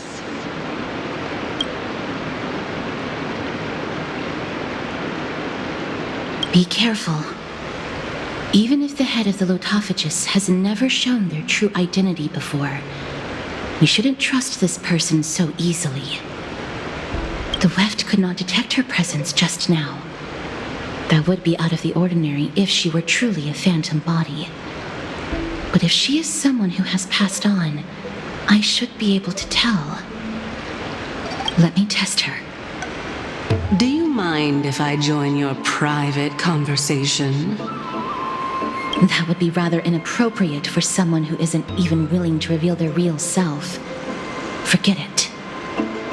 However, I'm going to ask you some questions. Please answer them truthfully. If you can do so without hesitation, we won't treat you as an enemy for the time being. A pop quiz? Well, that sparks my interest. Go ahead. What was the topic for the grand finals of the 752nd Great Debate? Is a flying arrow in motion or at rest? Who was your representative? Medea. She went up against Phainon of the New Sporists. Who won? Nobody won because the 752nd Great Debate never took place. What I just mentioned happened during the previous debate. Phainon emerged victorious and obtained his 10th consecutive debate wreath. Also, to alleviate your worries, I shall provide you with a piece of information that's more valuable than the Great Debate. Anaxa the New Sporist is still alive. I saved him, and he is now recuperating at the Luminary Throne. So, are you satisfied with my answers? This dumbfounded expression of yours is much more adorable and likable than the previous one. As the saying goes, seeing is believing.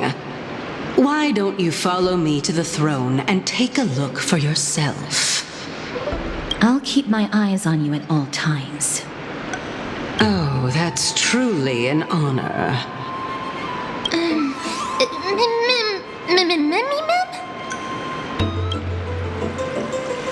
As long as we can get the water wheel turning, we'll be able to use it to ascend.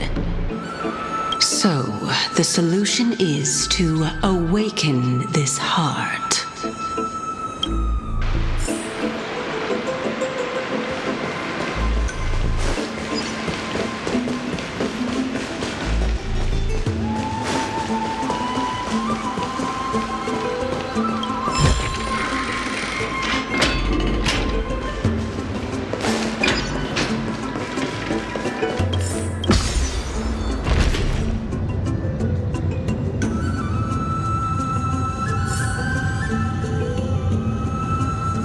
Is that the Chamber of Purifying Tears?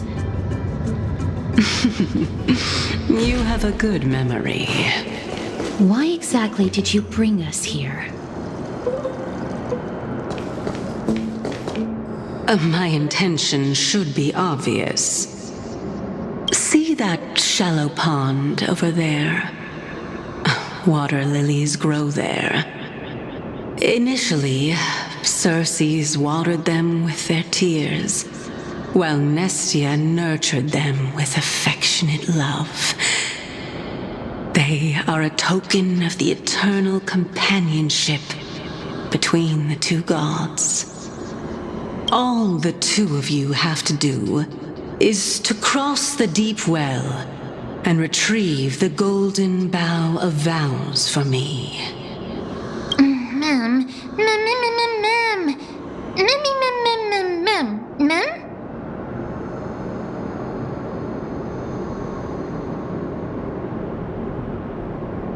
Indeed. Could it be that you actually do not know how to proceed? We can retrieve it, but I advise you not to waste your time on any schemes. Oh my.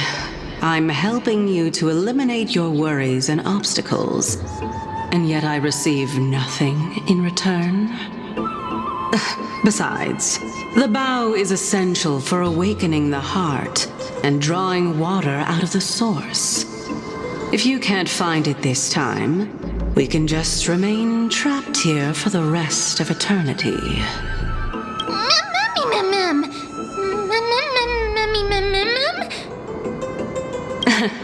You're overthinking things. We're all in the same boat. Although it would be absurd to say that I have no other motives.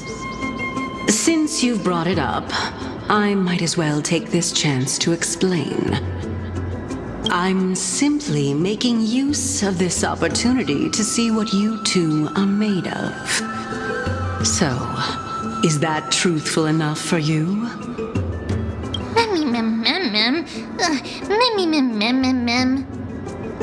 Now is not the time for me to elaborate further. So, please proceed. As a student of Anaxa, equivalent exchange should be something that you are familiar with. I cannot deny that. Miss, since our interests are aligned right now, it's better for us to do as she says. Besides, she knows about my past. Even though I'm not able to elaborate much, I can tell you that she has reasons to fear me.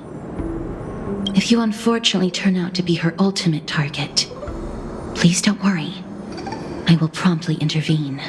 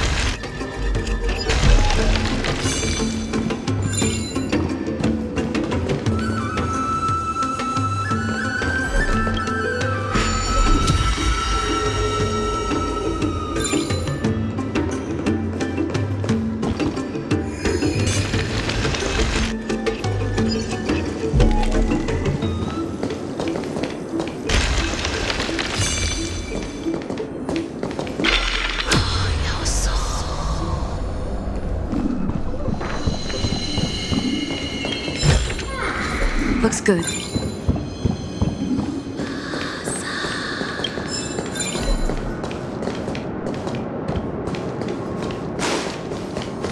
Huh? There are Ichor vessels stored here.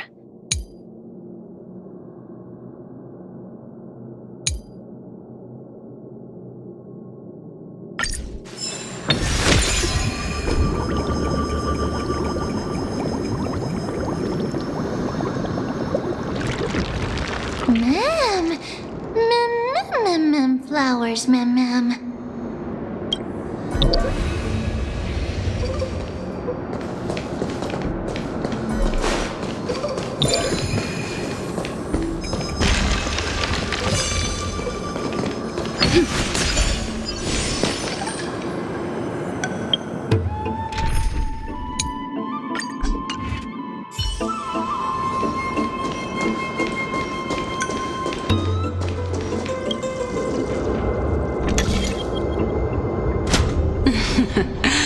How smart.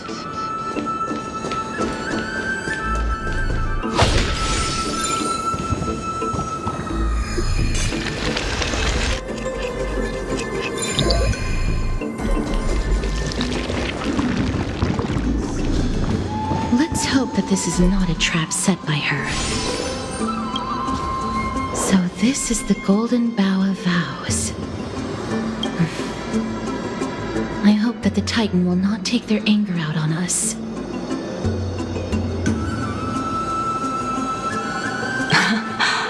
So lustrous and beautiful. It's even more magnificent than before. Mem Cal. Mem.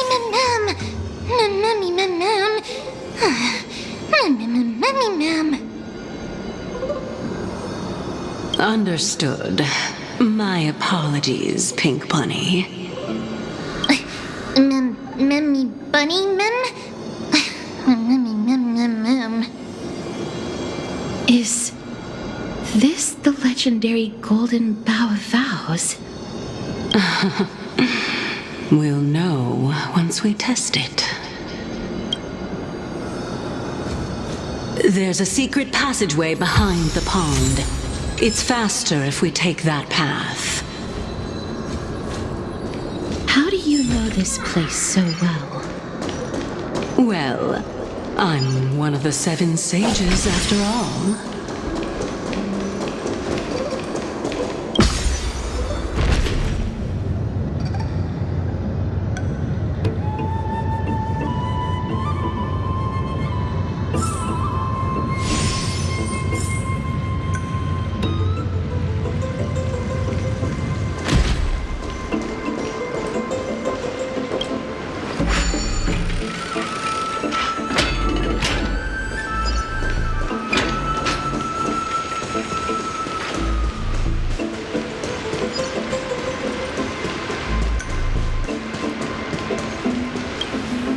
We're here.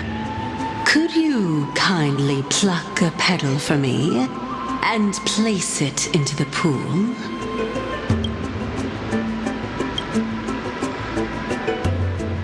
Now, can our little goddess perform that again? Huh? That being the oath of Nestia's priests.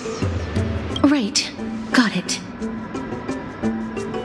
O Nestia, with the weft as my vow, I beseech you, entwine my body with your golden thread and affection. Ma'am, Mammy lit up.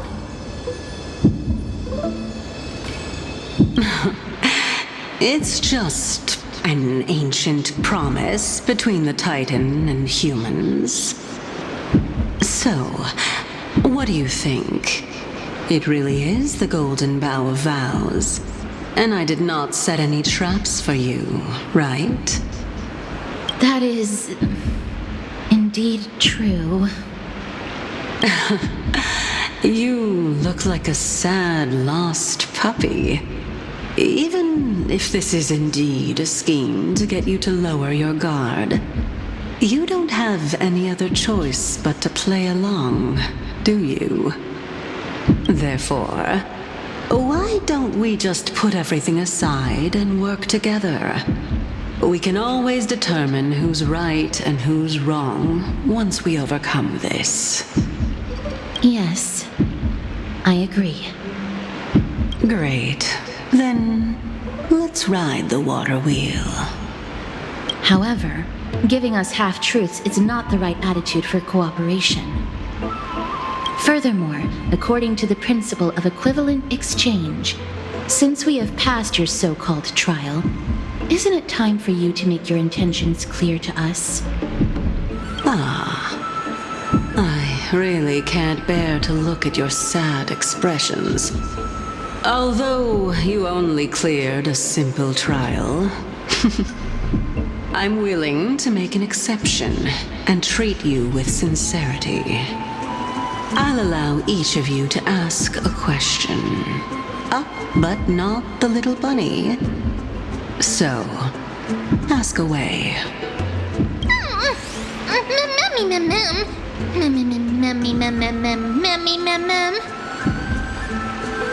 Well, in that case, miss, please go ahead.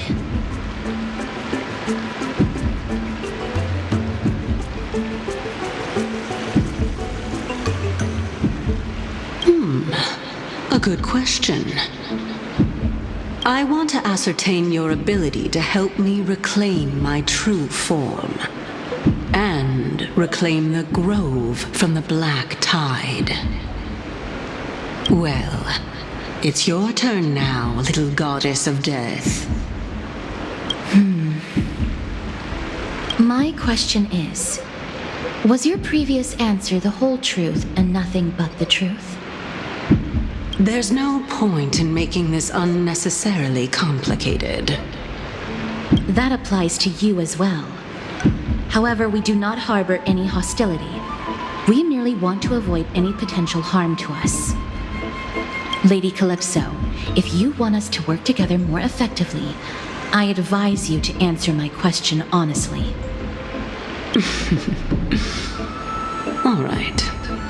I was completely truthful in my response just now. I have not deceived you, nor will I. With all due respect, omitting facts can also be considered deceit. Is that so? Regardless, I still stand by my previous response. Then please lead the way. After all, facts speak for themselves. The truth will come to light once we arrive at the Luminary Throne. All right, all right. I originally thought that you were just a beautiful flower planted in the mortal realm by the hand of shadow. But now, I see you have some prickly thorns, too. I'll just consider that a compliment. Indeed. I'm complimenting your charming naivete. All right, go ride the water wheel. I'll wait for you up there.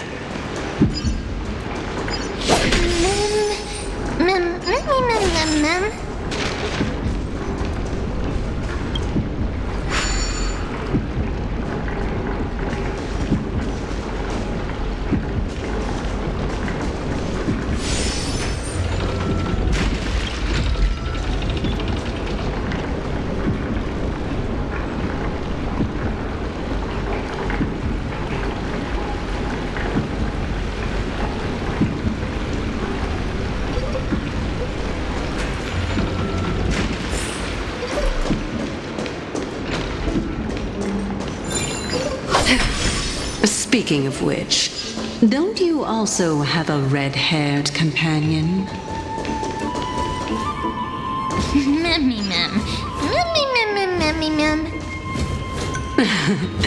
Not too much. It's just that I seem to hear the sound of a bee buzzing around.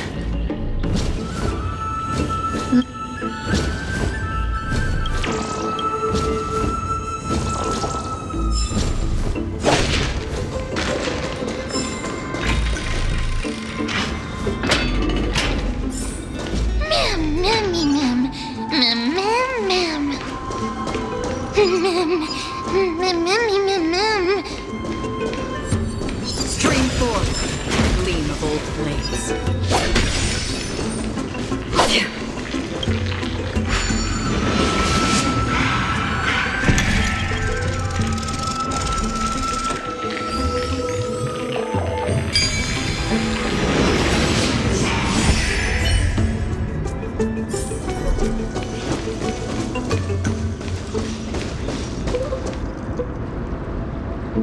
Whoa! It's Little Gray, Little Cass, and the...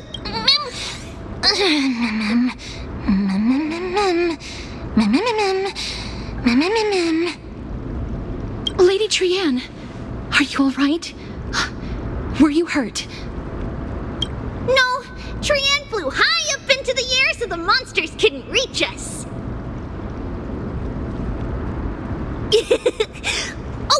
Also, the spindle that Aggie gave us is so powerful that Trianne seems to have found Nax. He's near the treetop. Even though our perception of him is very weak, it's not like the White Dryads from before. But since Trianne was alone and afraid that it might be dangerous, we did not fly there to take a look. It seems like Lady Trianne did not forget our promise. Anaxa is indeed still alive, and he's at the Luminary Throne right now. It seems like Lady Calypso did not lie regarding this. Huh? Calypso? Who's that?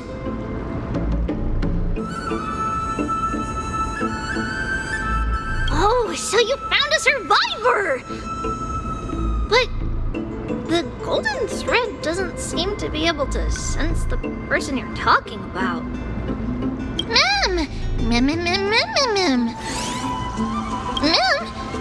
Mem, mem, mem, mem. Coming and going without a trace. She's such a strange person. Oh! Actually, Trianne also found this. Could this be related to the person you're talking about?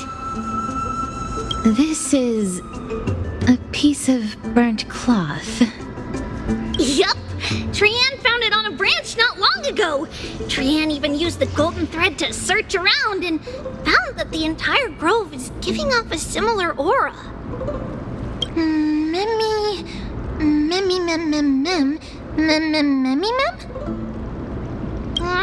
Trianne doesn't think so. Because when Trianne picked it up, we didn't see anything at all. And judging by the golden thread, the aura seems to be all around. Lady Trianne, where is the aura gathered at right now? It seems to be... Oh! A little higher and a little ahead of us! The Dome of Devotion. Calypso, just what are you hiding?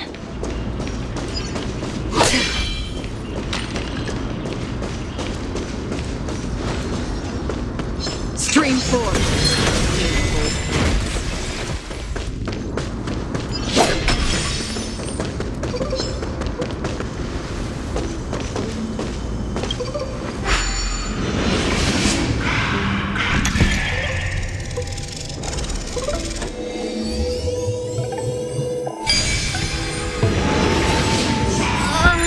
The golden thread is vibrating more and more violently! Everyone, let's be even more cautious.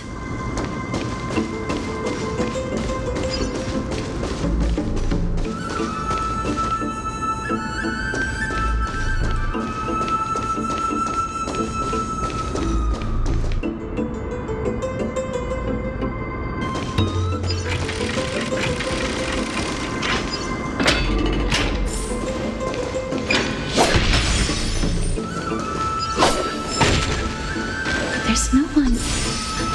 Hold on. The butterfly of divine mind is gone?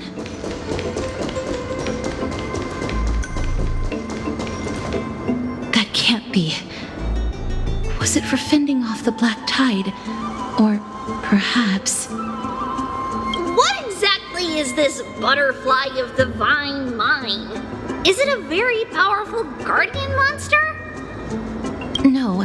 How should I put it? It's considered a safeguard for the Titan's Coreflame. This butterfly is created from Nestia's remaining divine mind and bears the responsibility of guarding the Coreflame. Legend has it that someone can only pass the trial of the butterfly by proving they possess pure and unselfish love within their heart. Only then can they awaken the great tree to open up the path to meet Circes.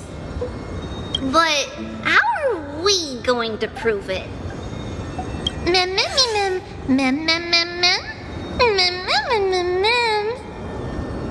Sorry, but even I don't know how. After all, this is a secret among secrets that only a select few in the entire grove and even Amphorius know. Rather than worry about this, Lady Trianne, did the golden thread react to anything around here? No. That unknown thing seems to be even farther ahead and higher up.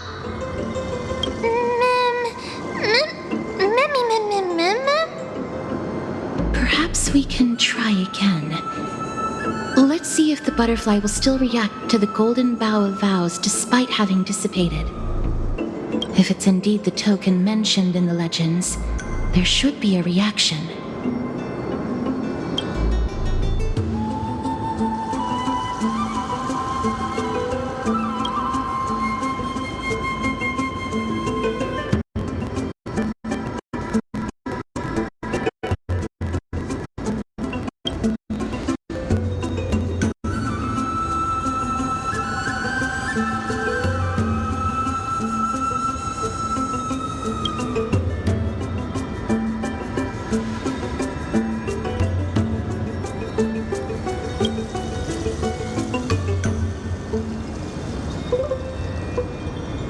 Let me give it a try. Oh, Nestia, with the weft as my vow, I beseech you, entwine my body with your golden thread and affection.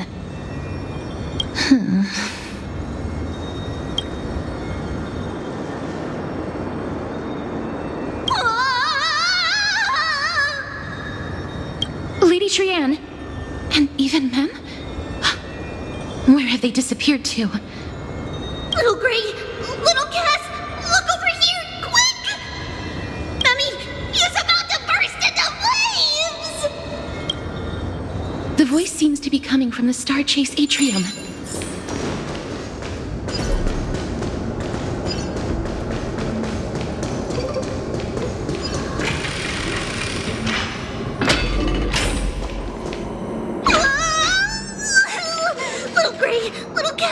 It's bad. It's very bad.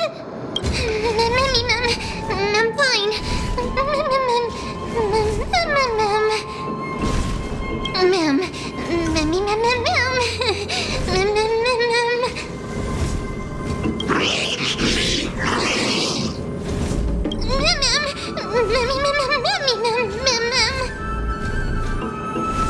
Lady Trianne, what exactly happened just now?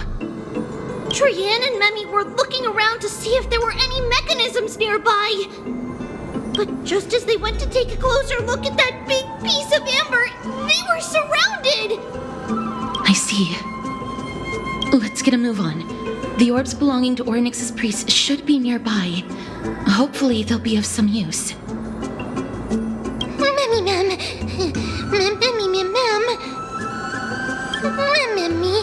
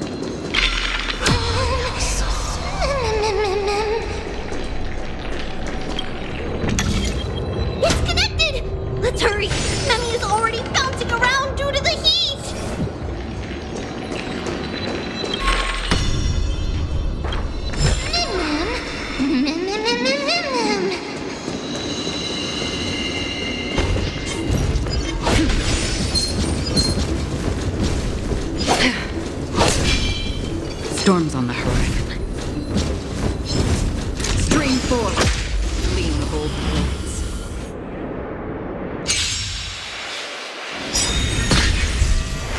There'll be a way. Share good fortunes. Dreams of... Let us dance once more. Another journey begins. Destined for oblivion.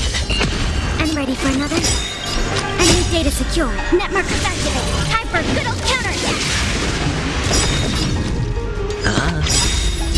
I weep for the departed. It too shall fall.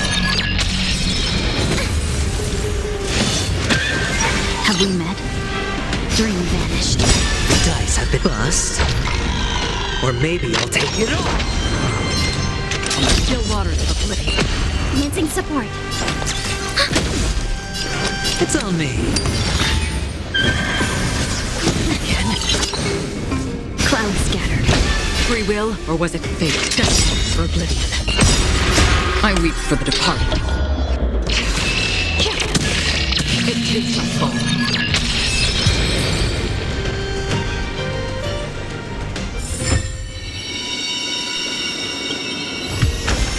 This is what exploring the cosmos is all about.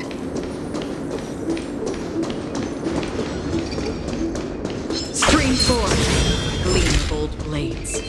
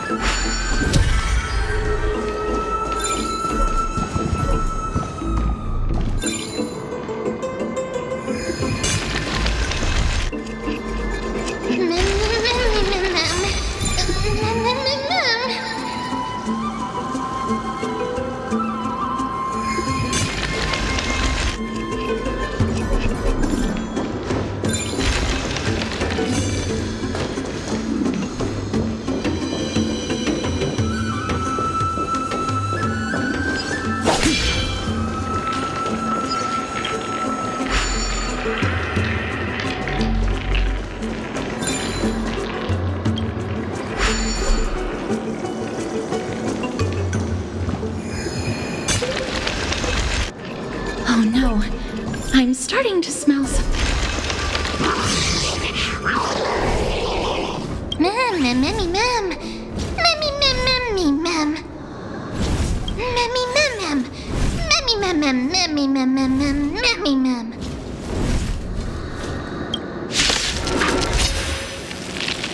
Mem, mem, memmy, mem. They'll be away. Mem, memmy, mem, mem, mem. Memmy, mem, mem, mem, mem, mem. Hedge your bets. Enemy data secure. Net markers activated. Time for a good old counterattack. Again? I weep for the departed. It takes us all. Cloud scattered. Destined for oblivion. Ready for another? Sure, I'll spend freely. Dream vanished. Another journey on the still waters of oblivion.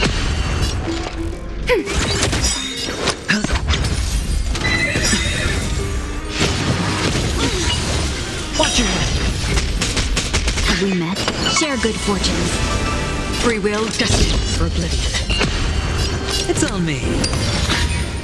Cloud scattered. I weep for the departed. It takes us all.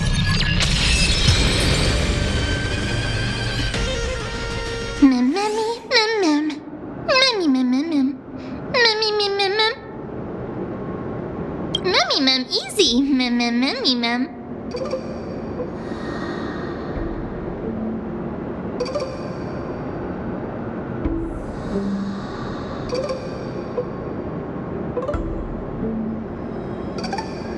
Mem, mem, mem, mem, mem. Mem, mem, mem. Memmy, mem, mem, mem, mem, mem. Mem, mem, mem, mem. I'm glad that everyone is all right. Speaking of which, this piece of amber is... A remnant of Nestia's Coreflame.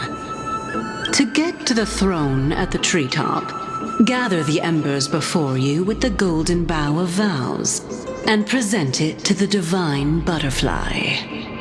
Whoa! Where did you come from? You finally appeared, Lady Calypso. Yes, it's been some time. The battle just now was a true delight, and I feel quite elated. It seems like I'll really be able to rely on all of you to reclaim my true form. Lady Trianne, how does the golden thread react to her? Huh. There's no reaction at all. Obviously. After all, the fragment that you picked up just now is completely unrelated to me. All right. Just do as I say. If you're able to pass the trial, I will tell you everything truthfully. Another trial. Mem, mem. Memmy, mem, mem, mem. But we have to go to the treetop to find Nax anyway, right? I've got a hunch. Come, let's collect the embers and go confront her.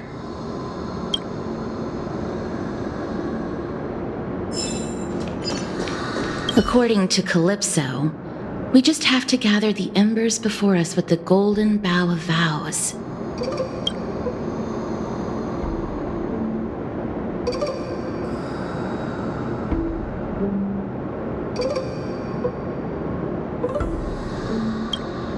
How incredible.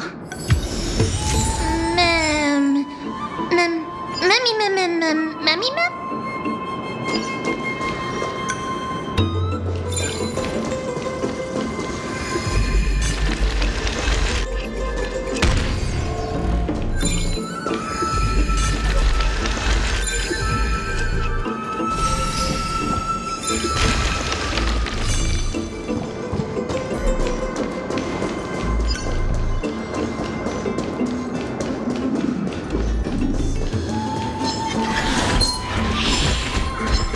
Don't forget to let your friends in on it.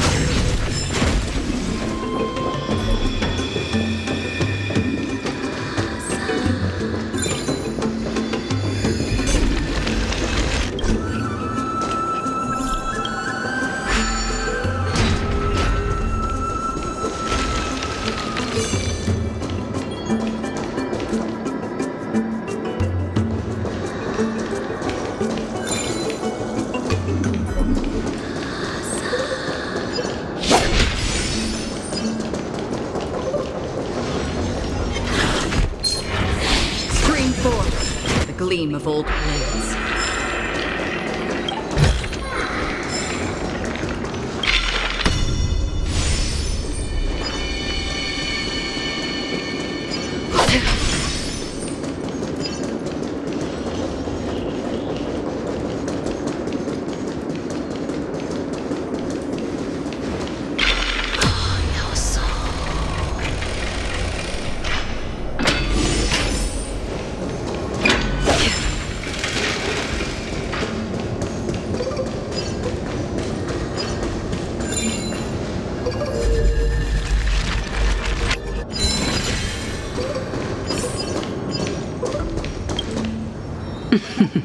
It seems like you managed to gather the embers. In that case, just offer it to the divine butterfly. It'll be fine. Let's just do as she says.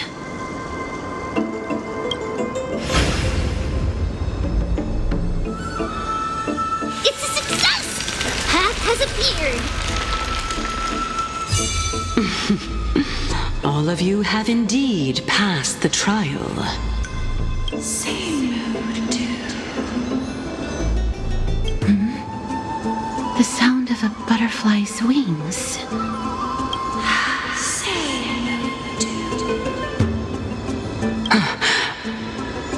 I'll be back shortly.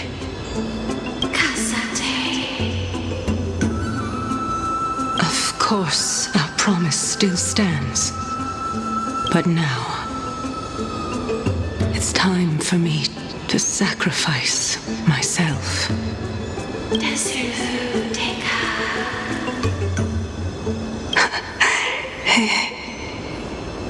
If the West Wind ever ends, let that be the place where we reunite. Farewell, my love. Lady Calypso, this is...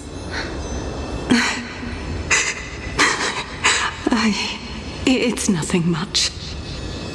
Thank you so much for your help.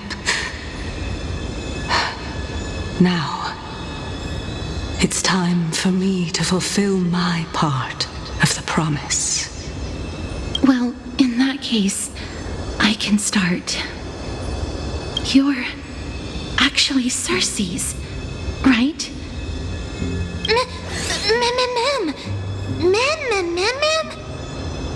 Oh my. The children of humanity have passed the final trial at last. I was wondering when you were planning to expose me. How did you know? The riddle-like trials, your distrustful yet sincere character, referring to Nestia as your love, and... The head of the Litophagus is actually called Medea, and not Calypso. Since you knew from the start that I was not who I said I was, why did you wait until now to expose me? Because I did not believe that Cersei's would walk this world in a human form. I was also afraid that the Titans were under the control of the Black Tide, and would do us harm. Also, to make a claim, one must have evidence. This is the precious knowledge that I acquired during my time at the Grove. Excellent. To think we were able to gain a new chance at life in the midst of death. Fate truly is a mysterious thing. Well, shouldn't you also tell us why you went through all the trouble of setting up these riddles? Oh, the reason's quite simple. I needed your help, and just like how you were wary of me, I had to ensure that you were not villains who were trying to get their hands on the Coreflame. I also had to ascertain that you were capable of dealing with the threat at hand. Is this threat related to the Black Tide? Indeed, and it's even more related to that lost item from before. Its owner is a quiet and paranoid hunter who seems to have been reborn from the Black Tide and is attacking along with it. As I could not do anything about him, I split my body up and escaped to avoid harm. I bided my time for a chance to seek assistance. Unfortunately, this was not a sustainable long-term plan. What you mean is that you hid your own Coreflame? Indeed. I split it into 3. I hid one within the golden bough of vows, and sealed another in the amber, along with Nestia's remaining embers. As for the last one, it's currently in Anaxa's body, which is in dire need of repair. What? Do you mean that you're using such a method?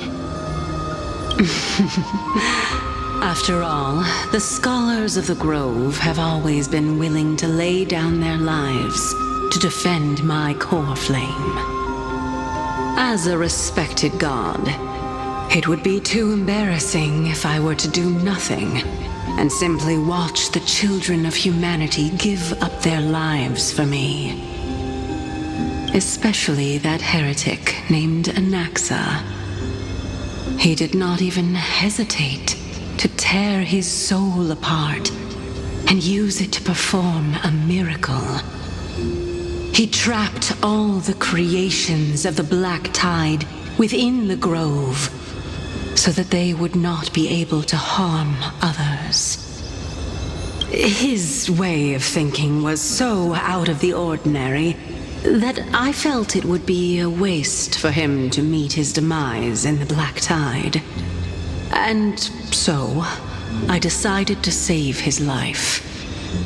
Of course, this also meant that I was able to conceal myself and remain hidden. Well, that's also an equivalent exchange, right?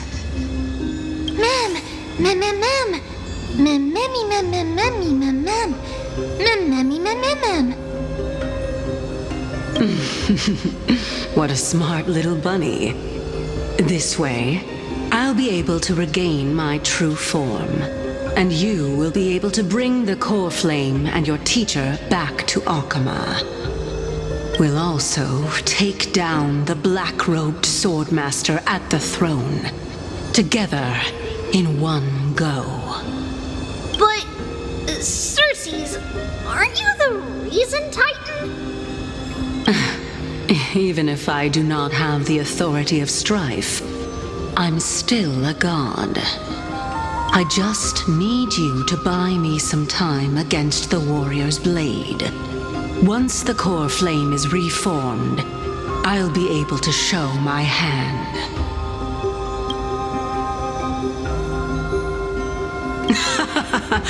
Excellent. Then just continue climbing to reach my throne. Turn the golden bough of vows into firewood to reignite the Coreflame of reason.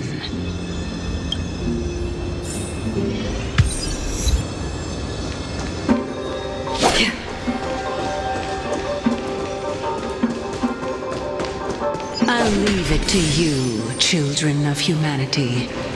May you be blessed with good fortune.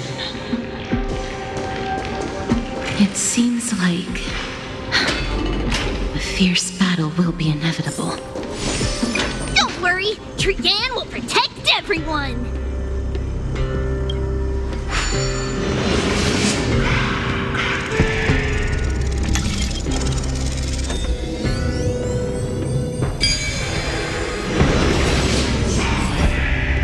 Ahead lies the Luminary Throne. And also, the battlefield that we're about to step onto. Ma'am,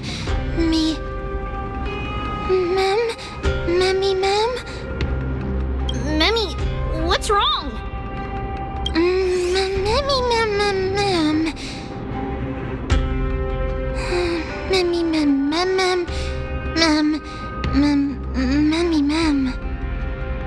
Is this Professor Anaxa?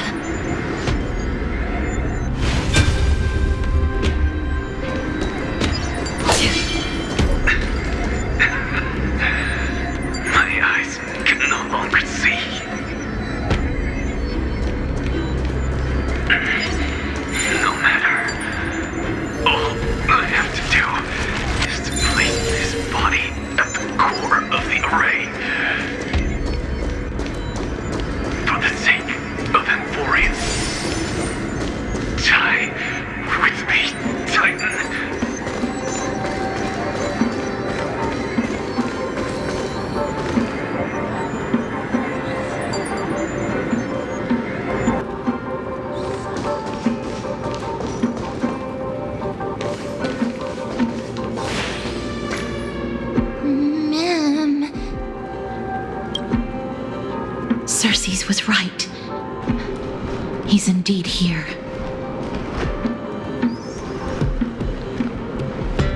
Who is this black-robed guy? Mem, mem, mem, mem, mem, mem, mem, mem, mem, mem, mem, mem, mem. Mem, mem, mem, mem, mem, mem, mem. Mem, mem, mem, mem, me, mem.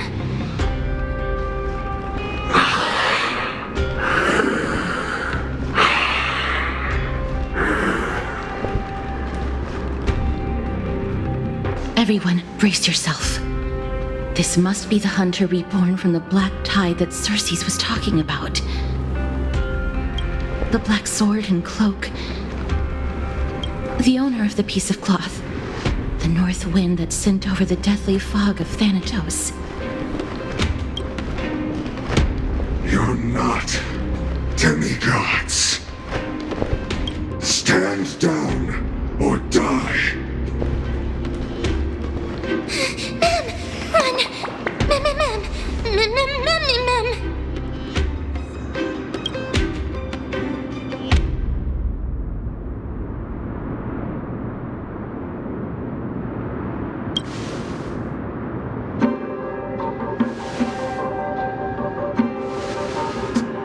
Trian will also protect everyone! Trian is brave!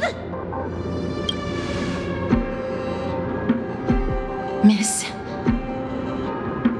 Only this time, may death protect us.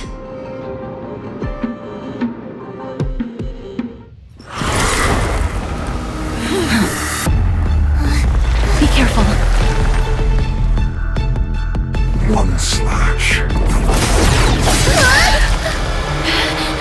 2 slashes.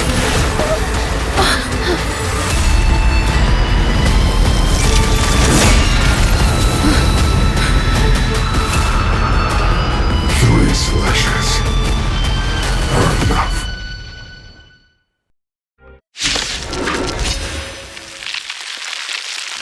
Who exactly are you? There'll definitely be a way. Share good fortunes. No dirty tricks. Watch your head. Enemy data signet markers activated. Time for a good old counterattack. Just for oblivion. Dreams of a Let us dance once more. Ready for another? I weep for the departed. It too shall fall. Hedge your bets. The dice have been bust. Or maybe I'll take it all.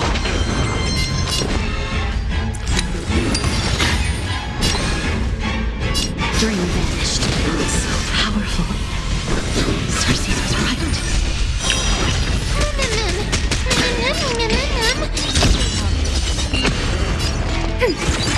Sure, I'll play along. Have we met? Clouds scattered. Offer your souls to the fire. Not good.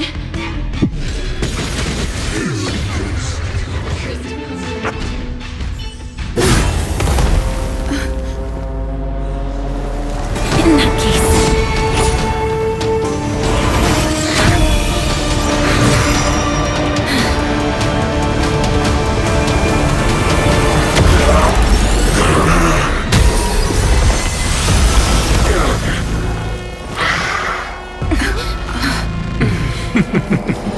Can't be killed in a single blow. You are indeed no ordinary human.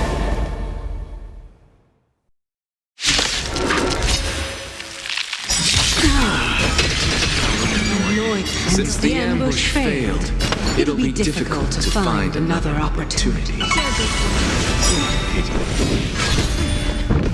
Professor Natsa? No.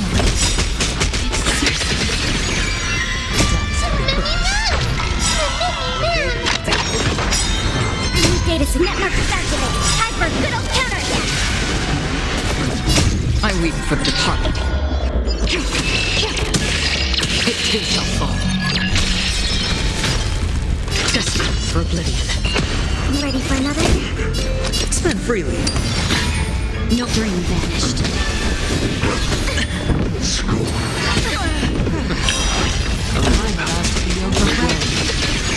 Fighting is so much more time. Had dreams of a... Let us dance once more. That was tough. I'm truly exhausted.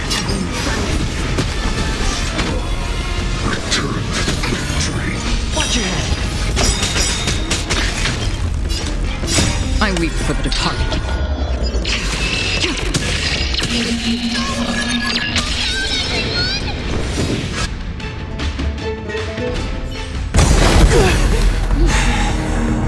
This is bad. Century Gate, open!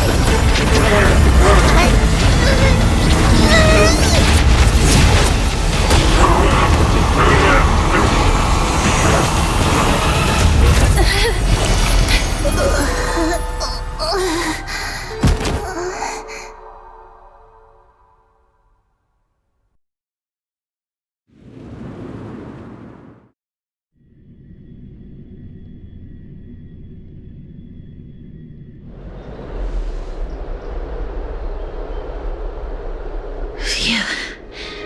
That was a close call. Thank goodness that we returned to Akama unharmed.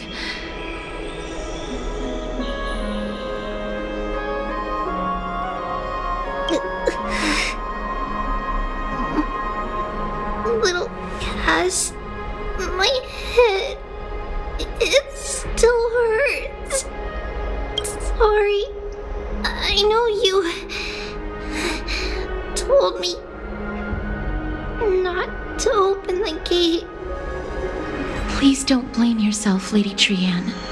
If it weren't for you, we would have already met our end at the Grove. I feel awful. I need to go back to get some rest. Lady Trianne, you haven't been well since you woke up. Are you sure you can make it back on your own? All this noise and commotion. Akama hasn't changed a bit, has it? Are you Professor Anaxa? There's no need for doubt. The Titan no longer speaks. It is I, Anaxagoras of the New Sporists. Indeed. You are the only one who would refer to yourself like that. Professor, let me be frank. The mission Lady Aglaya entrusted us is to search for survivors, uncover the truth about the disaster at the Grove, and retrieve the Coreflame of Circes. That does not surprise me. And now, I'm a survivor who witnessed the entirety of the disaster, as well as the defenseless bearer of a Coreflame. Are you going to bring me to Aglaya to fulfill your duty? That is indeed my duty, but I prefer not to present you to her as a captive or spoil of battle. Fine. There's no need to make your life difficult. I'm not against meeting that woman. But I have some things to take care of first. The families of some of my fellow Grove scholars live in the Holy City. Before we meet Aglaya, I want to visit them. Because Lady Aglaya will probably be against it. Let me guess. That woman will not only prevent me from visiting the families of the deceased, but will also suppress any information about the Grove. She's always been that cold-hearted. My fellows at the Grove gave their lives defending the Coreflame and fighting the Black Tide alongside me. Their families deserve to know the truth. You intend to do it without her knowledge? Do you really think that woman would treat me well, even if I behaved and proved my loyalty? I wouldn't mind seeing a bit more anger on her face. Are you going to stop me, Castorus? I will accompany you, but please understand that Lady Aglaya has her own considerations. You truly have the makings of a fine scholar, putting yourself in other people's shoes like that. Let's go. I won't go overboard. So, after all these years, you and Lady Aglaya are still... Neither of us is narrow-minded. You should know the root cause of our conflict. Hello. And you are? Hello. If I'm not mistaken, you are Kallinicus' wife, right? Yes. Oh, are you a messenger? No wonder I haven't heard any news for so long. There's been a change in personnel, hasn't there? Ma'am, Kallinicus passed away a few days ago, defending the Grove against the Black Tide. So, did he manage to defend the Grove? Huh? Yes. He managed to protect Cersei's Coreflame at the cost of his life. I see.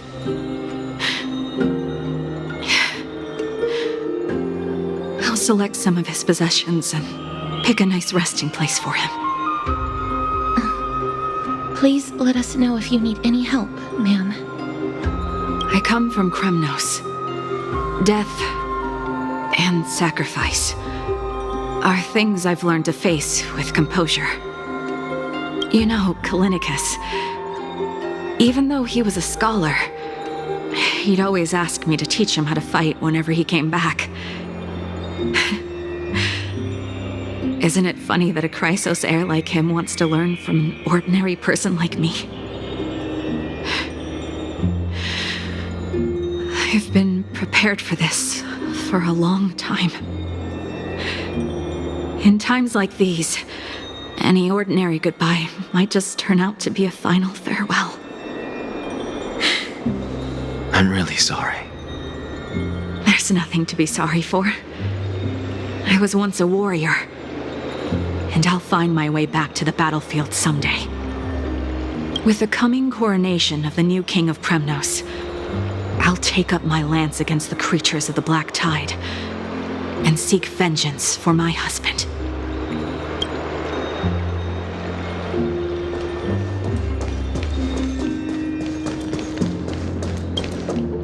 Oh, hello, young ones. Is there anything I can help you with? Are you the father of Kenani and Ardakama? Ah, yes. Did my daughters cause trouble at school again? Alas, forgive this old brain of mine. Both of my daughters graduated long ago, and they are now scholars at the Grove. As I get older, memories from years past tend to blend together. What's the matter, young one? Why so quiet? Did my daughters really get into some trouble? If they refuse to apologize, just let me know. Their old dad can still talk some sense into them. What should we do? I really can't tell him.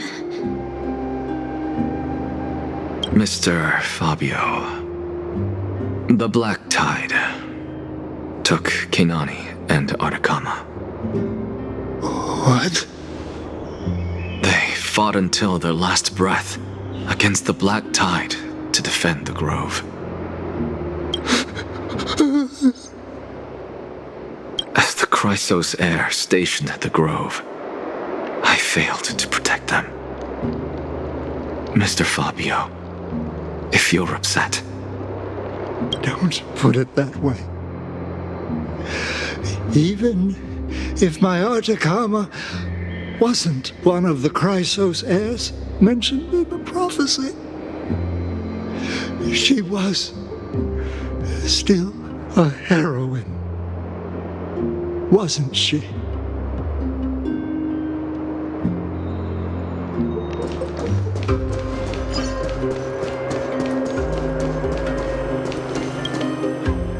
What's wrong? I'm busy. There's a lot going on in the city, and I've got my hands full. Mister, we're sorry to bother you, but... No, wait, Lady Castorus, did Lady Aglaia send you because of some mistake I made at work? Keep your cool, Titus. I'm Anaxagoras from the Grove of Epiphany, and a colleague of your father, old Titus. A few days ago, your father passed away. Wait, what? My old man died?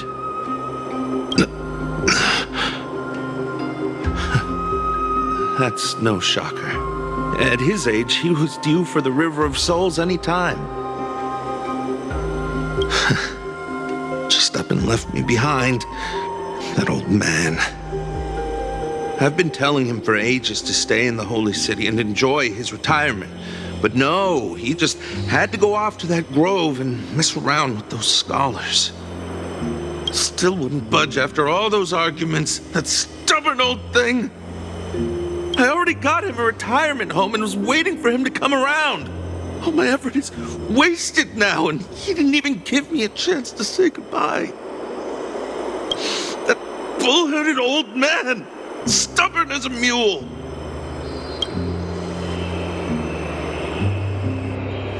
That is it. That's all the colleagues' families that I remember. Good work, Miss. And Professor Anaxa. Let's go.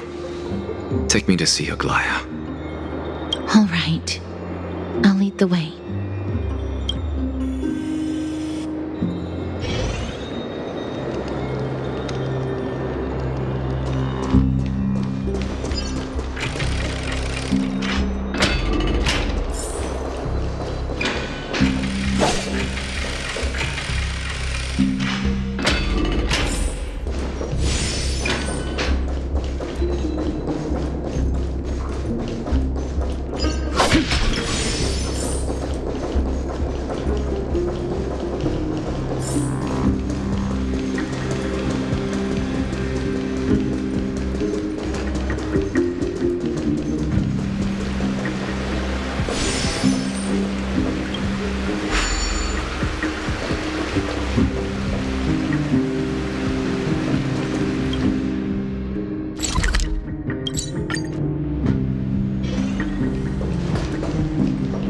Miss Castorus, my lady, you're back. Hello. We have an important matter to discuss with Lady Aglaia. May we trouble you to inform her of our presence? My apologies, Miss Castorus. Lady Aglaia has just informed me that she has no time to receive anyone at the moment. That's just great. She refuses to even see me. Answer me this, friend. Did Aglaia order you to take me directly to prison? Who are you? Please don't jest. It's possible that she really is busy. Let's wait here a moment, and I'll try to contact her using the slate.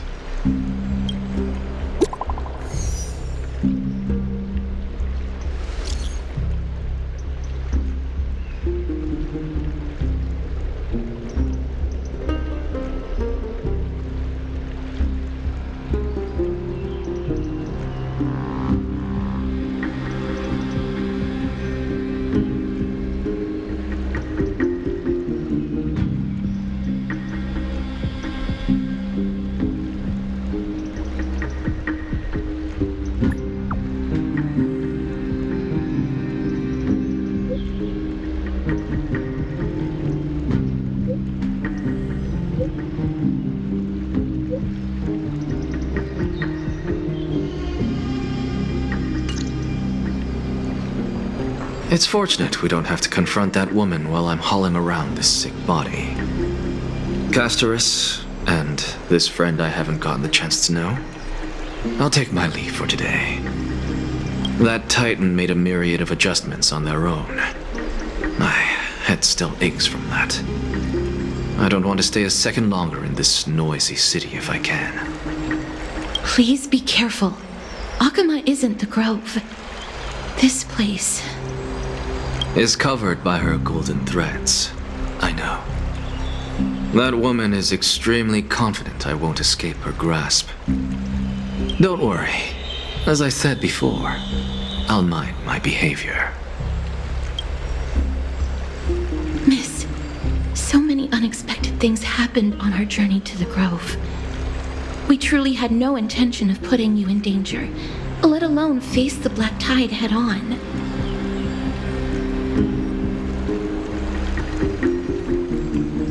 The Black Tide is not just an enemy of Akama, but all of Amphorius.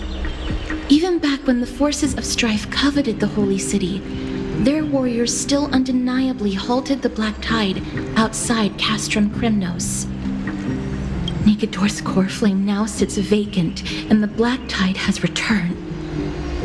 The Grove is an academic city with the best understanding of the Black Tide. It shouldn't have fallen so easily, and yet it was taken overnight, leaving the city in blood and tears, haunted by the spirits of departed heroes. The trial of Strife is imminent. I pray Mydei will be able to steal his resolve soon.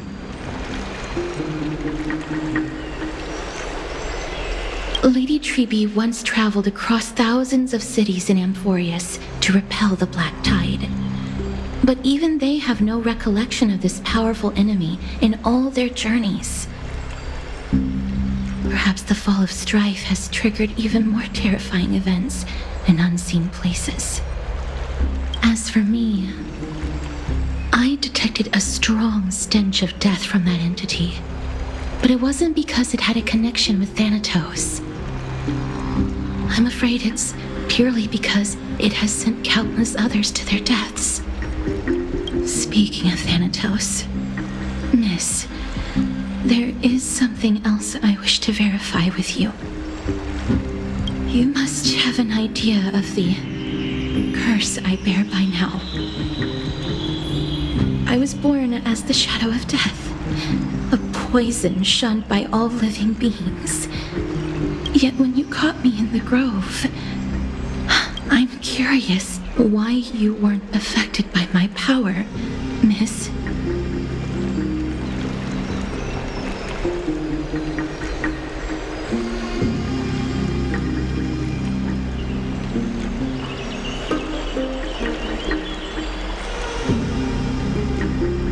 My apologies for the abrupt question. For all my life, I've always wondered, what is my connection to death? And why am I inextricably linked to Thanatos? Miss, you must be tired after being on the move these past few days. Please set aside the tragedy at the Grove for now, and rest for the day.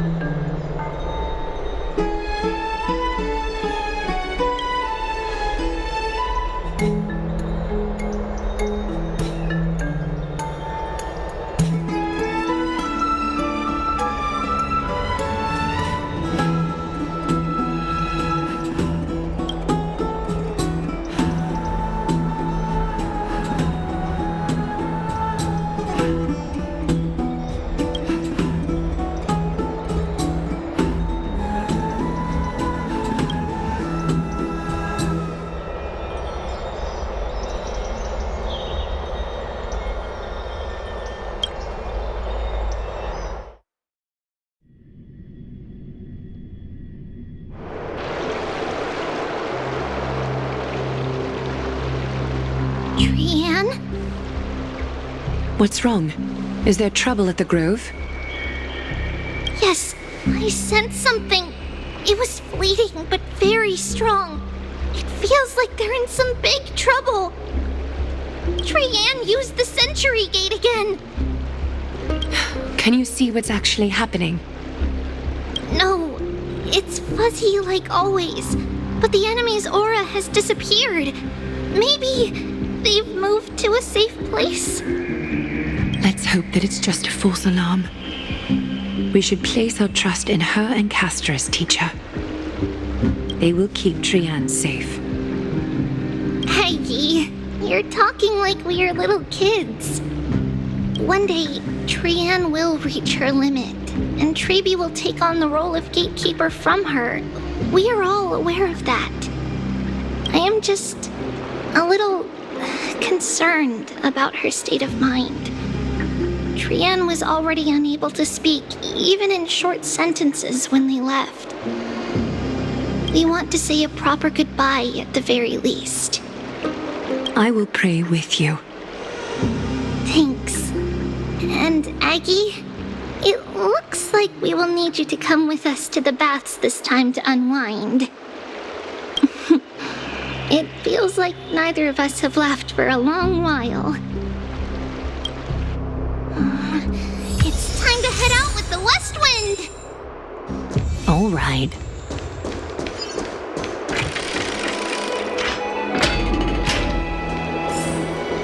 Here's really hot and heavy.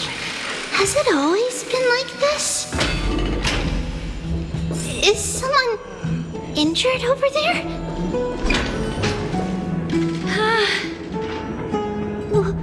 What happened here? Watch out! Watch out for the Kremnon!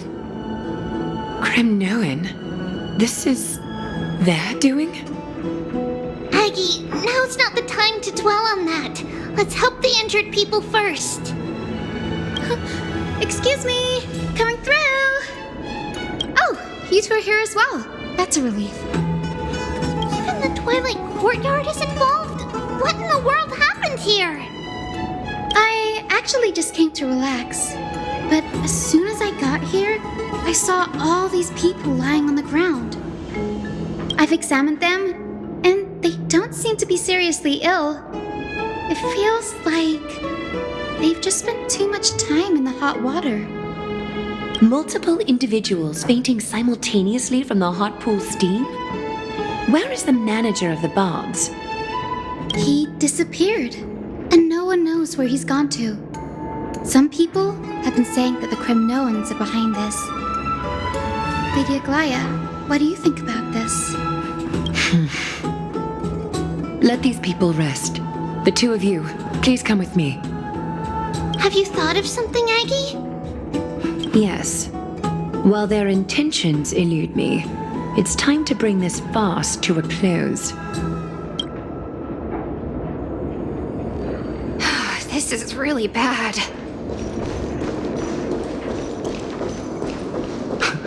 This is all you can do, huh? Pitiable deliverer.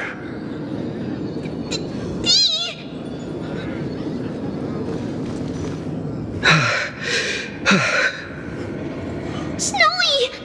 Even Snowy! The culprit is Mydamos. Dee! What did you do to everybody? It's just another duel where I claimed victory. Duel? As I expected. On the surface, these two are the mightiest warriors in the Holy City, but they're still impulsive youths at heart. Speak up, Mighty.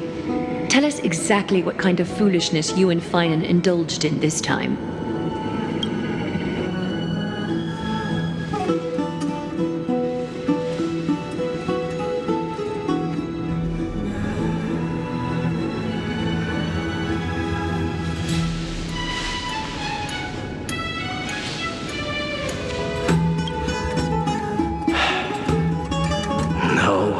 None of those sound right.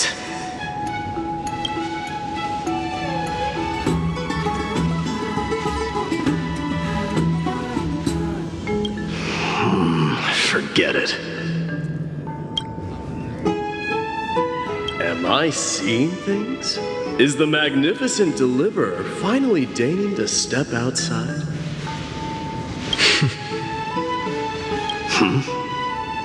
What kind of response is that?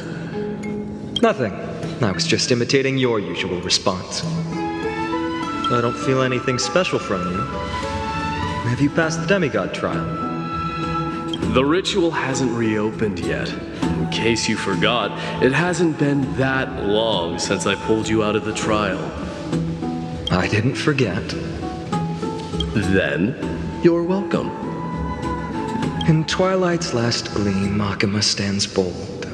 Her walls sturdy, tales untold. Dreaming of her fruitful gardens, pilgrims arrive from distant lands. Figs and olives, so grand. Yet little do they know that they will step into flames, fuel to the fire, a burning brand. What are you playing at this time? I just felt like reciting a few lines of poetry. Surely the Crown Prince of Kremnos knows how to appreciate poetry, right? Kremnoans steer clear of such weak literature. But my library doesn't lack collections of this kind.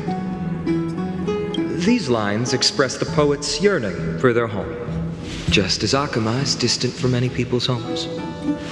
I know how to interpret poetry, Haikis. There's no point in pretending to be profound, my friend. Thank you for helping me out when I was in a tight spot, but it seems to me that you aren't prepared for the trial either. Don't compare your situation with mine. My people are still relying on me. I can't ascend to godhood on my own without first resolving their issues. So, are you suggesting that you, the mighty Mydemos, and the heir to the throne of Kremnos, wish to defy tradition that has endured among your people for millennia? I'm still thinking about what I should do. Never mind. It's probably not my place to offer you counsel. An idea does strike me, though. Go ahead. Let's see what terrible ideas you've come up with this time. Maybe we both need to relieve some stress. Come, Mydemos, let's recommence our previous competition. This time, we'll see who can stay in the super hot bath for longer. What are you chickening out? The phrase chickening out does not exist in the Kremnoan language. I just find the situation absurd, that's all. All-knowing historian, are you not aware that we Kremnoans use boiling water from sword forging for our baths? Looks like I'll have to teach you some royal etiquette today. And thus, an unprecedented sauna battle commences! With unparalleled resolve, the two warriors' determination even alters the very hue of the steam. Flames intertwine with scalding vapor, reaching toward the heavens, shrouding the sky in the sun. The spectacle is so magnificent that none dare gaze upon it directly. Since we can't see what's happening in the competition, why don't I regale you with a tale of kings to pass the time? Do you recall the legend of the Gorgo lion mentioned by a certain veteran? The central figure, the main character, was not the sole sovereign of that land. An oryx stood as its formidable rival. Long before the dawn of Era Chrysia, the two beasts started their timeless battle on the plains of Chrysos. The lion regarded the oryx as its food, while the oryx Oryx perceived the lion as a scornful, oppressive, and challenging barrier that it swore to topple with its antlers. For tens of thousands of years, without respite, the two creatures thus continued their relentless pursuit and rivalry.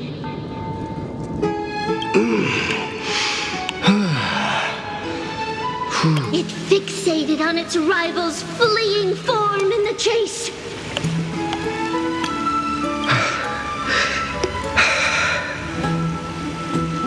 It set its sights on the other's neck, nearly within reach.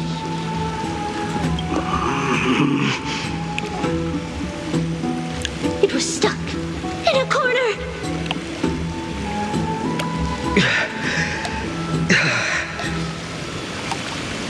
It had nowhere to escape.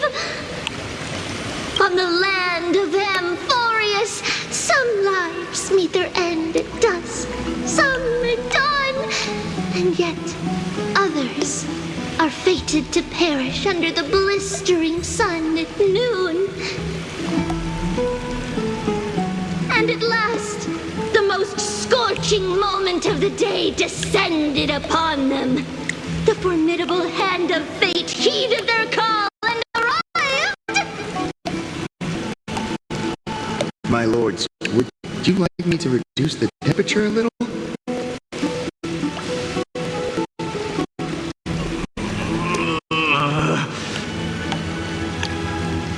What? You're chickening out already? Get lost. Are you asking me to get lost, or...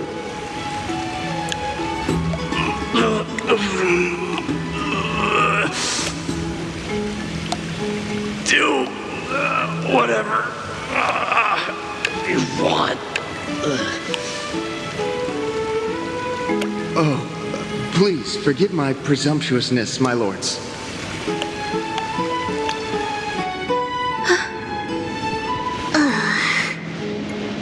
What a spectacle of folly.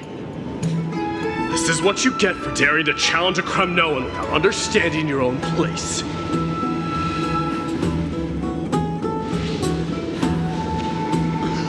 What I'm saying is, your little game dragged down quite a few innocent souls alongside you. You will personally escort back home the customers left awestruck by our formidable presence.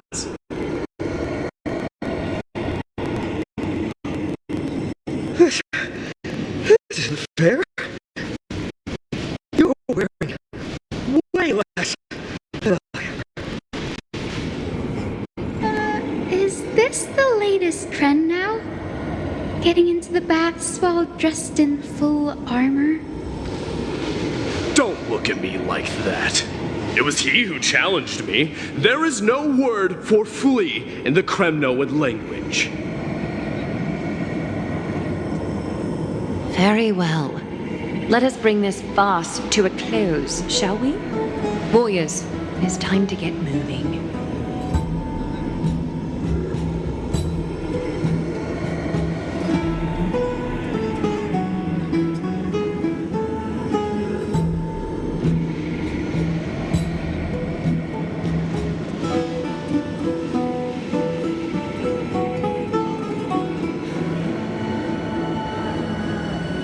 Alas, the flame chase journey is destined to be a lengthy one, replete with obstacles.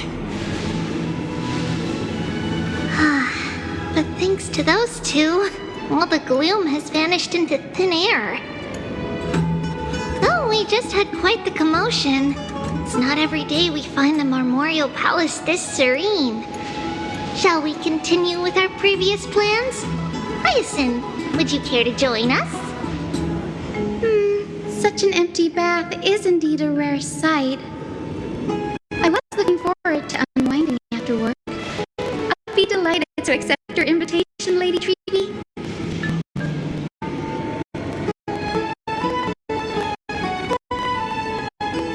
How about we go to the biggest bath?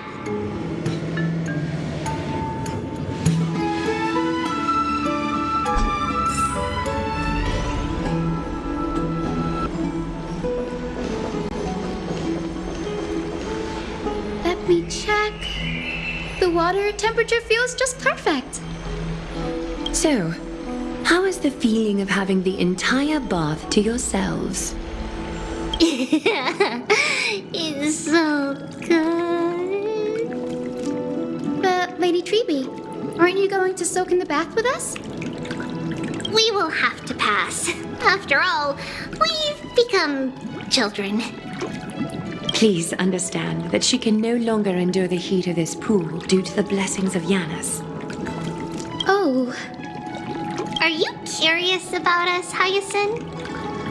I am, but something tells me that it might be better to change the topic. Don't get all nervous. It's not something we can't discuss. The truth is, a long time ago, we were a mature adult just like Aggie. Then, because of reasons, we inherited Janus's divinity and gained the power of passage. And in return, the price we had to pay was the splitting of our soul. Each opening of the Century Gate intensifies the strain on Treby and the others. They are gradually regressing towards infancy, both in body and mind. We don't know what awaits us at the end either, but anyway, that's why we've turned into children. In that case, when you opened that giant sentry gate above Akama during the battle against Nikador... Well, there's no way around it. We all know that the flame chase journey won't be a smooth ride. Maybe we can find a way to fix it. The primary research focus of Noosporists is the soul. We explore its depletion and methods to restore dispersed souls. As long as research continues, there might be a breakthrough that can help. We will do everything we can. So your first reaction is in fact denial. You're indeed an Access student. I look forward to your good news, Hyacinth. Now there's another reason to look forward to tomorrow. Lady Treby, what's wrong? Something's off. It's that strong feeling again. Is it Trian? Wait, no. It's not Trian this time. It's Trinan. Trinan is a danger.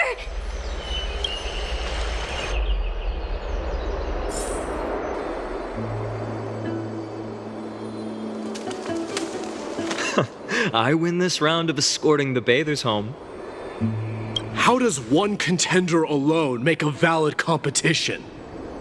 Offering a compliment or two wouldn't be the end of you, you know.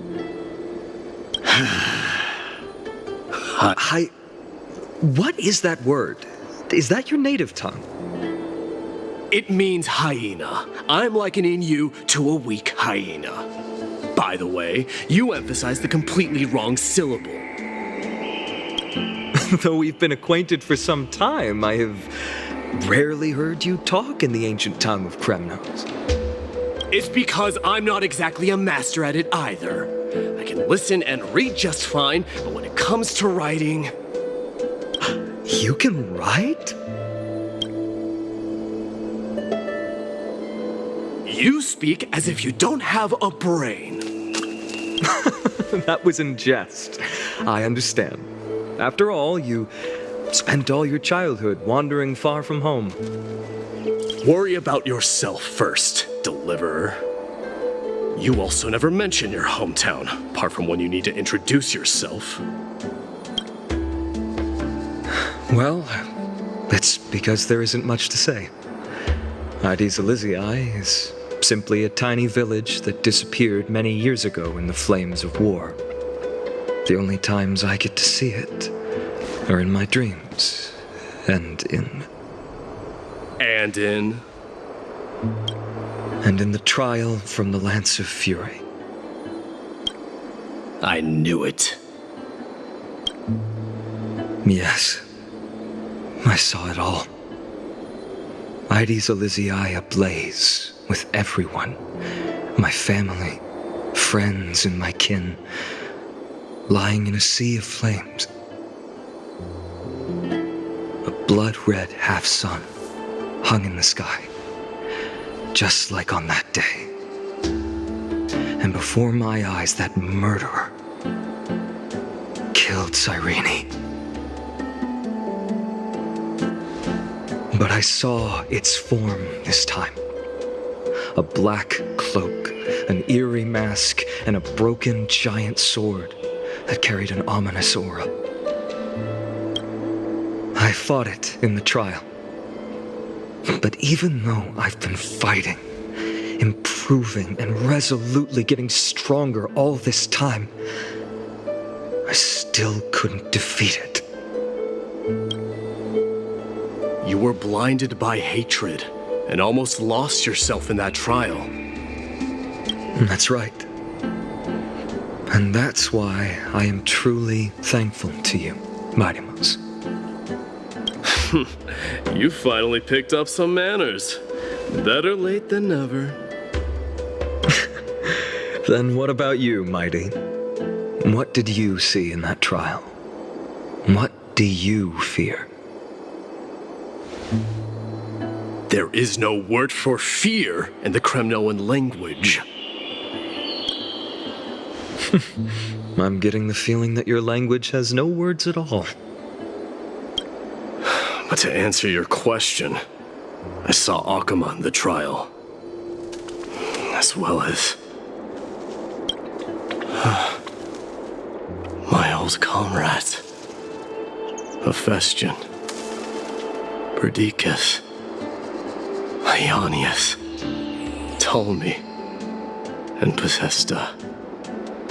Ever since I returned from the Sea of Souls, these 5 have been by my side. We faced life and death together during our days in exile.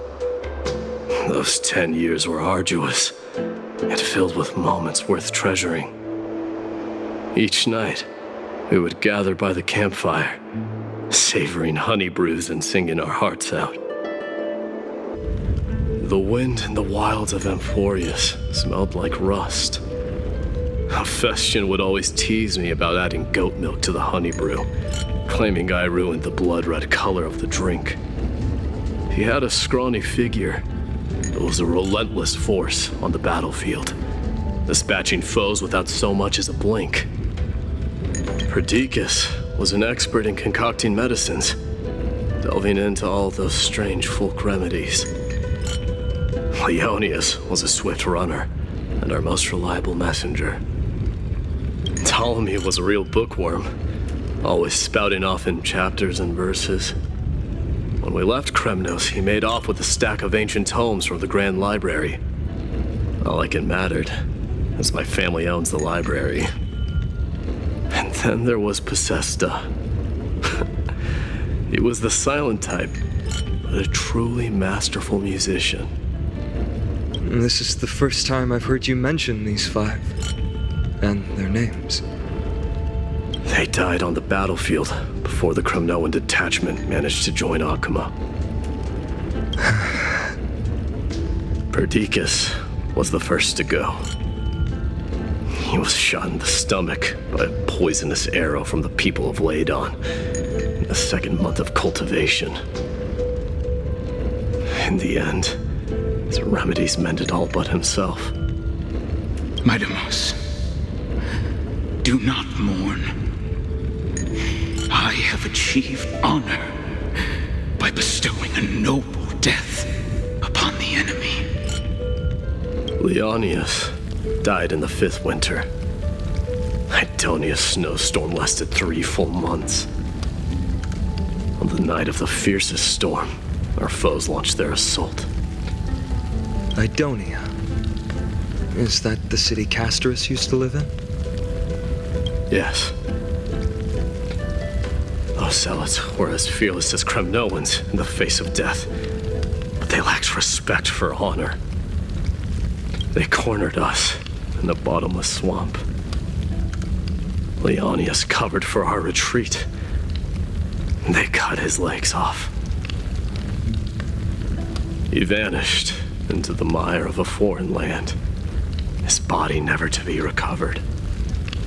This is perfect. Mighty Most, I can finally deliver the news of you ascending the throne to the Netherrealm. 20 dusks later, we finally breached the walls of Idonia and entertained the usurper's plea for peace. However, the rebels refused to surrender and set up an ambush within the city. Ptolemy and his cavalry met their end before they could even relish our triumph. Those obelisks that collapsed after being set on fire became their final resting place. Mighty Most, please tell my family. It was not cunning schemes that vanquished Ptolemy, but the immense weight of Amphorius' entire history. Then, it was Pacesta. He lured the enemies into the city of Aenionis with his melodies, buying us invaluable time. Our enemies, consumed by indignation when they discovered the trick, set the entire city and my soldiers on fire. His final words were recorded on a small clay tablet, fractured by the flames. Mighty Most, don the crown. And at last, my most trusted friend, Hephaestion. He was supposed to stand by my side through it all.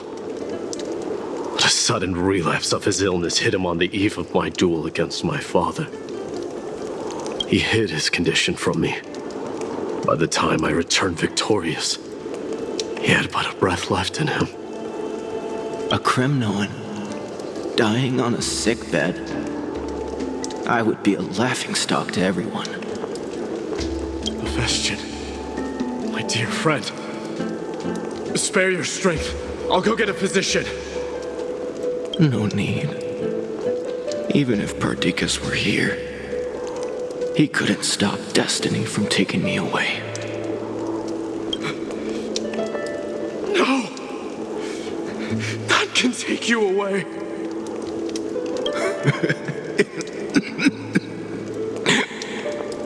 Mighty Most,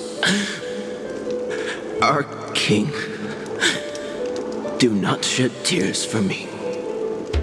It's not befitting of your status. Farewell, my dear friend. You must lead us back home. What a grave trial indeed. Now I understand why you see immortality as a defect, or even a curse. My father threw me into the sea of souls to break the wheel of karma. But little did he realize it would grant me an immortal body and summon a fated revenge on his head. Following his demise, I considered leading my people back to our homeland. Kremnos had already turned it into a wasteland. Only darkness and insanity thrived there. Against the dissent of many, Kratos included, I made the Kremnoan detachment stay in Akama. But I know that their glory will never be doused out. The instant of strife shall inevitably arrive. If you take over Nikador, then you must begin the journey back to your homeland. So, you hesitate because you think leaving your people in the Holy City is a better choice? I don't know. But I have never been crowned. Those 5 were never endowed with any titles. None is aware of their glory. Your predicament is truly complicated. I don't know how I can give you any useful advice. Maybe you could seek counsel from more people, such as the Grand Craftsman. Cartonis' people seem to have been through comparable dilemmas. And that teacher of yours, Kratos? Dee, we've got a big problem! Big problem! Lady Triby, what's making you so flustered? Hurry up and go say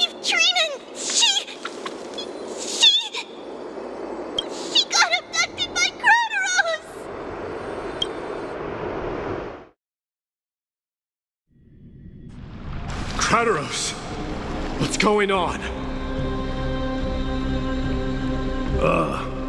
Mydei.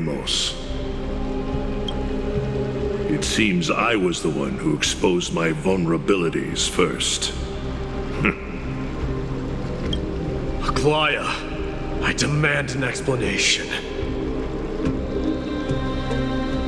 This man abducted Trinan by force and forced her to bring him to the Vortex of Genesis. He then brazenly stepped into the trial of the Lance of Fury, and naturally failed. Is she telling the truth? Why did you do that? Because I don't want to wait anymore. Your hesitation made me desperate. If you want to run away from your destiny to become king, then keep running. Someone will eventually stand up and fill in the gap left by Strife. Then they will lead our people home. Age has blinded you, teacher. Can't you see that I'm hesitating because of this very recklessness seared into your blood? Kratoros, do you truly believe you're worthy of entering the trial? To blaspheme against the prophecy? Does the mission we Chrysos Heirs bear seem like child's play to you? Do you know how the Kremnoans see you, Aglaya? You're a hypocrite and a megalomaniac. The prophecy of Genesis and the flame chase journey are just excuses for you to seize power. Silence, Kratoros. Do you even know what you're saying? Are you defending this woman, Mydei? How many wars did people start because of her and her so-called prophecy? How many cities fell in the past millennium, their people massacring each other? Even if this so-called Genesis really exists, will there be a place for the Kremnoans in that new world?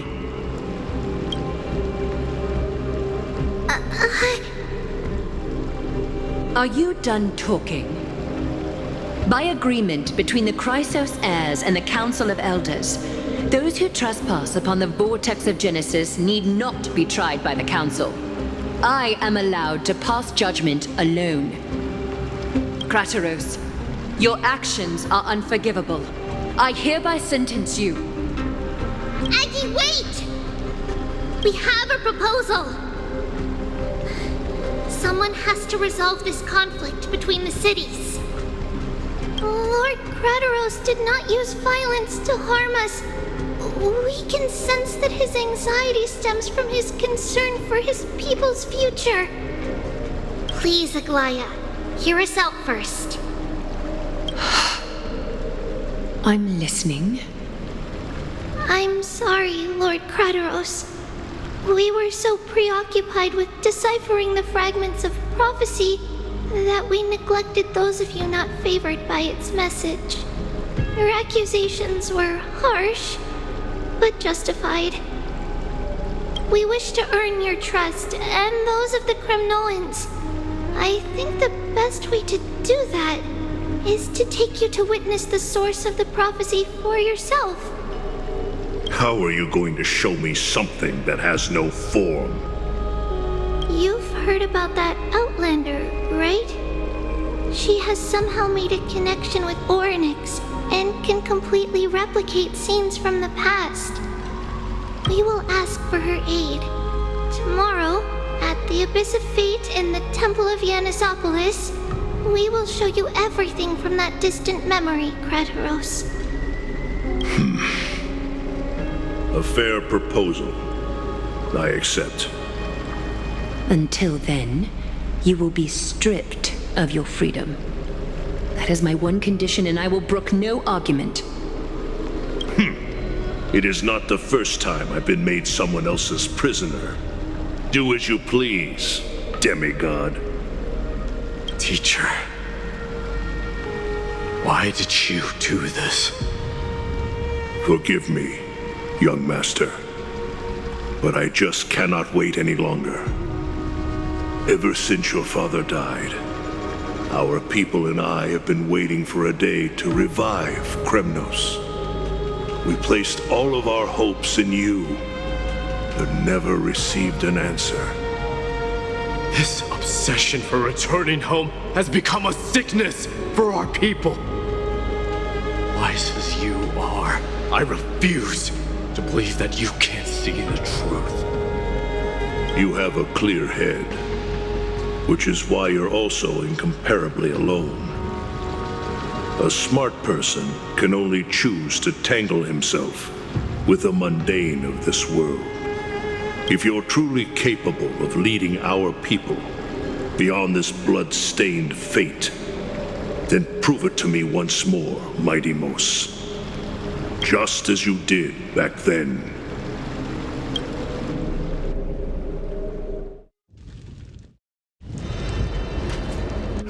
A fierce fighter. I did not expect such heroism from a feeble Acheman. Fulfill your duty as the victor, warrior, and tell me your name. I seek an honorable death from you. As if you have any honor! Listen closely. I am the leader of the Kremnoan detachment, Mighty Mos. I'm here to finish you, Father. It is you, the beast spurned by all. So you did defy death. The prophecy was true. You will bring an end to my Kremnoan dynasty. Defy? You're wrong. Death fears me. It's the reason I have this body of steel. As for you, you already stand at death's door, Father. You were the one who threw me into the Sea of Souls. The one who tried in vain to enslave a Titan. And the one who desecrated the body of a god. Haikis! You're a weak king. So weak that even the lowliest hyena is a more noble existence than you. And now, fate's reckoning is upon you. Then swing your blade. Take my crown, coronate yourself with an old king's blood, and inherit it all. Become the new rightful king of Kremnos. No. I don't want the crown. Listen. There's only one end for the kings of Kremnos. Then the crown means nothing to me.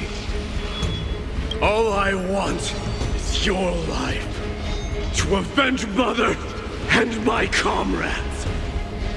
But the walls of Kremnos will not fall with me. Do you truly think you can escape fate's grasp, my son? You and I, we're both the same. We feast on strife and fear.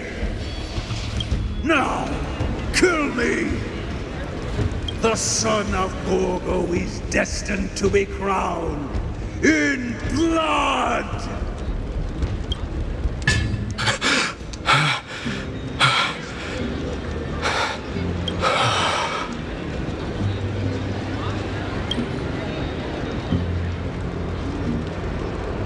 Kratoros.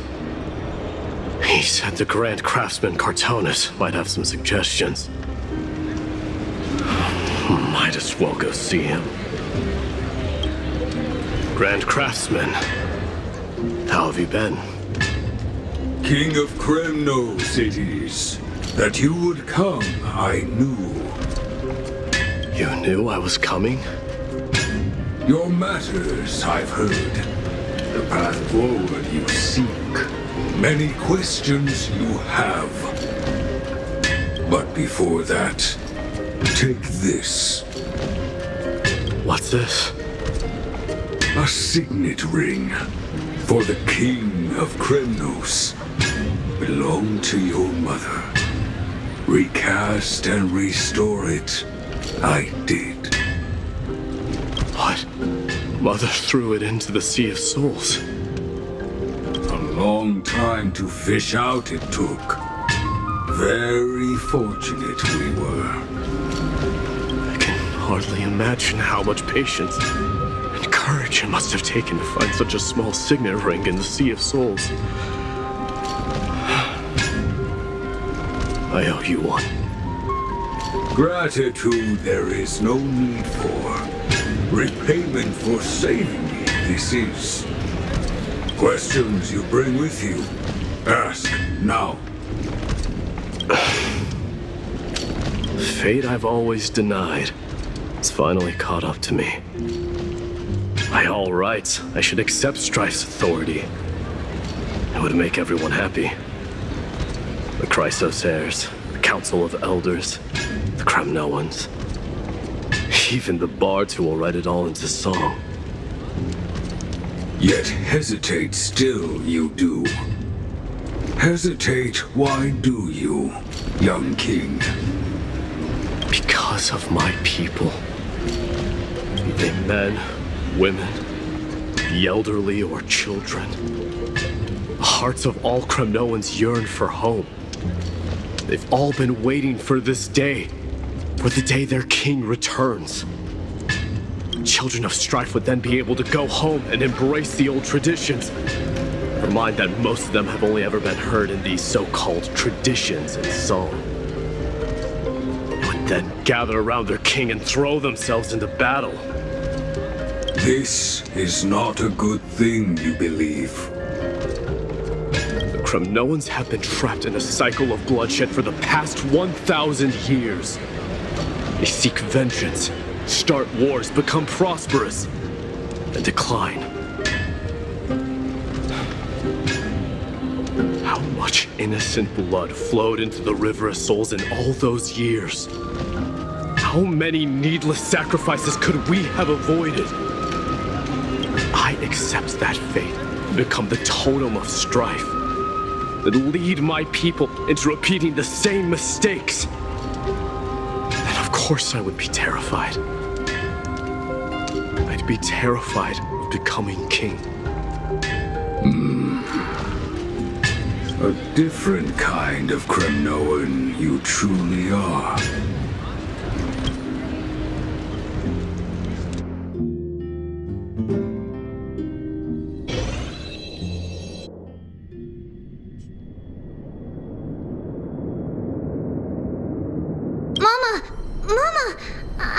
Dream last night.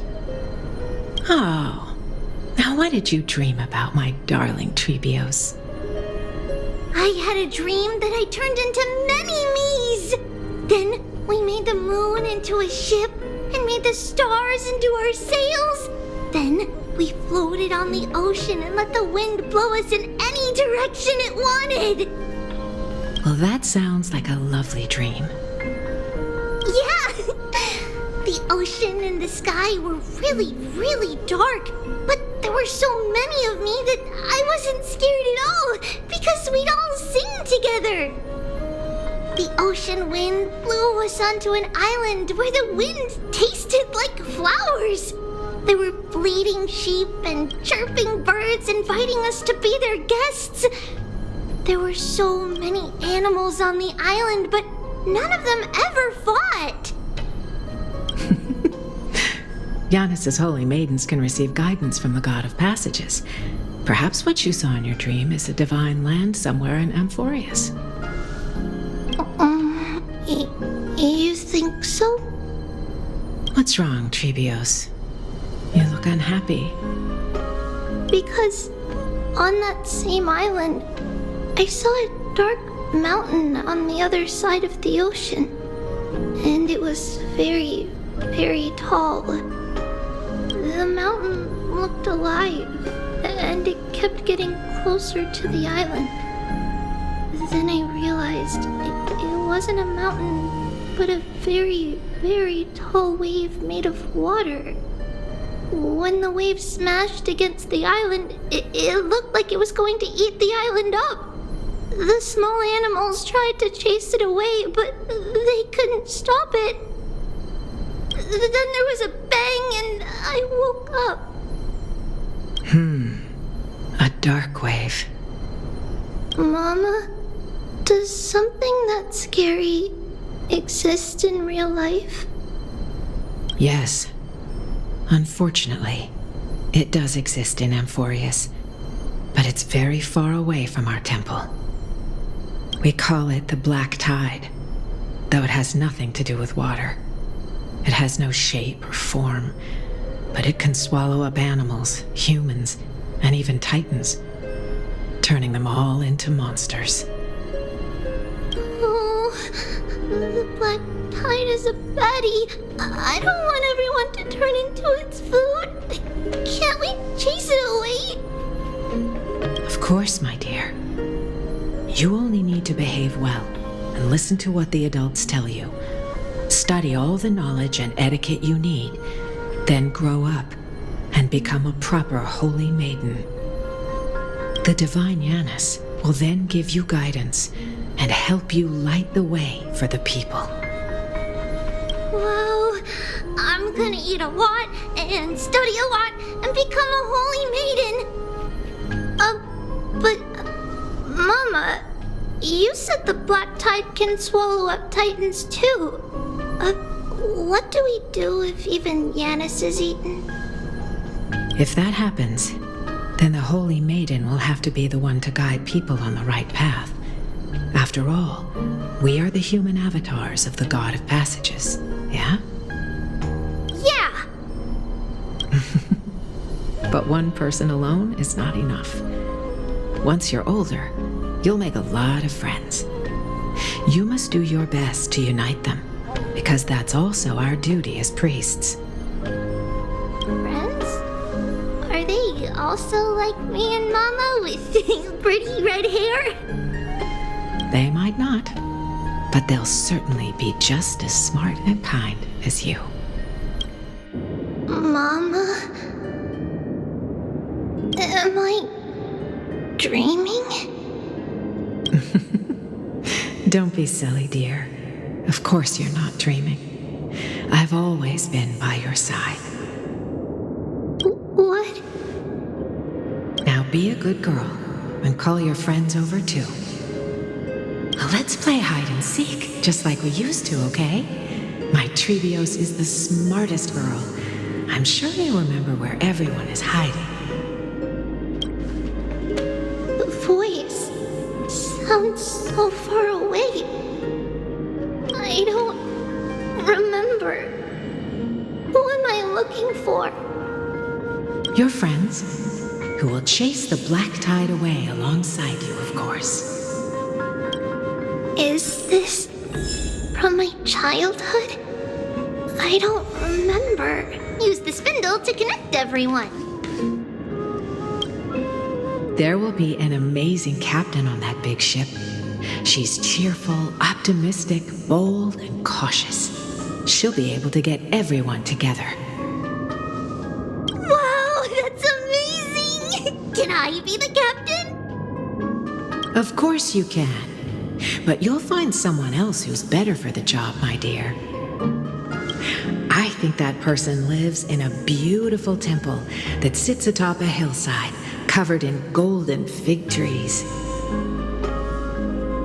There's a noble girl there who's very smart, but also very delicate. Just like Mama? Perhaps. But before we find the captain, the ship also needs someone who can navigate it. Who could that be? Let me think. I know! She's Trevi! I named this doll after myself? I don't remember it all. Is this a dream?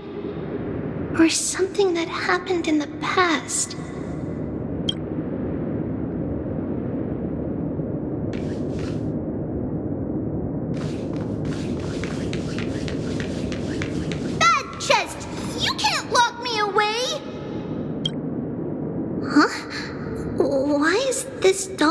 double-sided chest.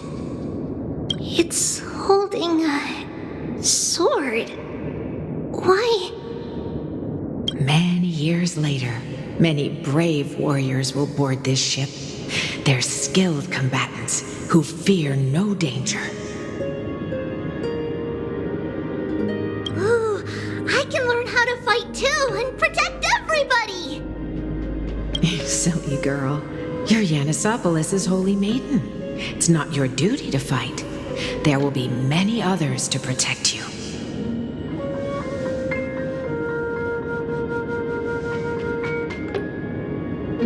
All right. Then where will they come from? I believe one warrior hails from a lovely village where bulrushes flourish, while another comes from a magnificent royal city. Though each has their own troubles, both are ready to lend their strength for the ship's long voyage. In that case, let Trian fight by their side. This way, they'll always stay on course. How could I have known the name Trian back then? Was it just a coincidence, or...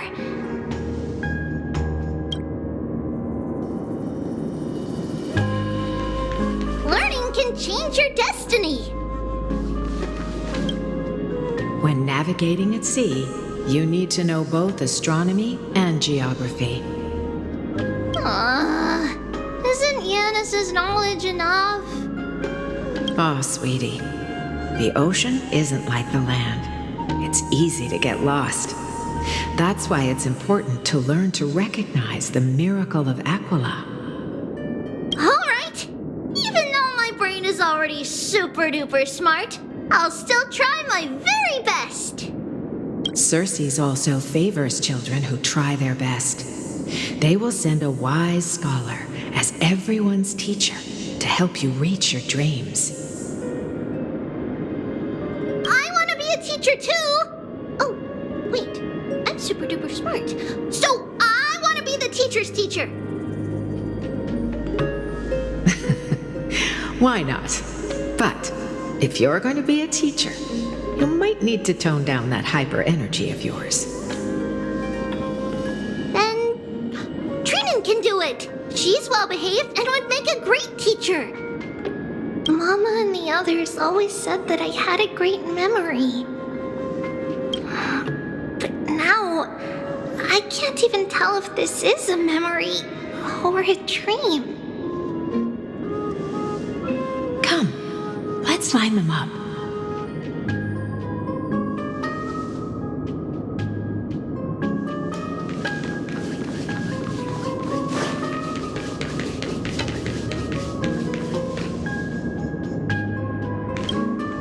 Now, Trebios, set them on this music box and let them compose a melody for our song. Music box? What's that? Sweetheart, are you still groggy from your nap? You invented it. I invented it? What does it do? Oh, my lovely Trebi. You're usually so bright. What's gotten into you today? Well, you might as well see for yourself. Put your good friends on it and see the wonders it can do. Put the dolls on. It's rotating, and I can hear something. That's right. It's a music box. If you place the dolls in the right spots, it will start rotating and play beautiful music. Out of all your inventions, this one is my favorite. I don't remember. It's all right, my child. I'll sing along to the tune, and it will help jog your memories. Happiness abounded in this lush land by God's chosen. Giants raised their glasses in a toast, beheld by the 12 constellations. 3 carved the heavens and the earth. 3 wove the threads of fate. 3 molded life with their hands, and 3 guided calamity's gate. They declared the world too unstirring, hence wished endless laughter upon the living. Thus you and I were created, with words and song to weave, and love and intimacy to give. Thus creation was complete. Who then will bear the weight of humanity's souls, to lighten the steps of the living as a whole? O great Kephale, all-knowing Father of stature so tall, yet low does their gaze willingly fall. With light of dawn heavy upon their shoulders, golden blood spills unto the land, converging into a boiling river that flows to the heroic heirs of this world.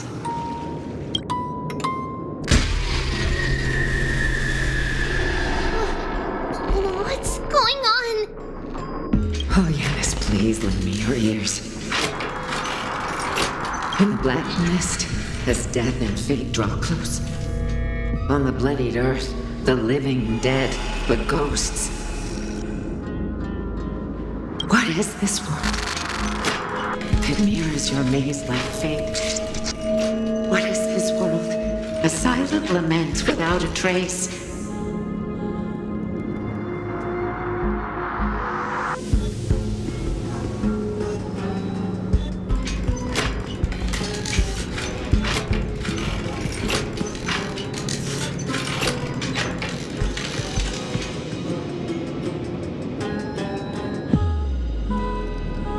The past. Wandering ghosts that linger. What is the future? Souls scattered by fate's finger. What is the start? A voyage born in solitude. What is the end? A spirit, lonely and subdued. Lonely and subdued. And subdued. And subdued. Subdued. Subdued. Subdued, subdued, subdued.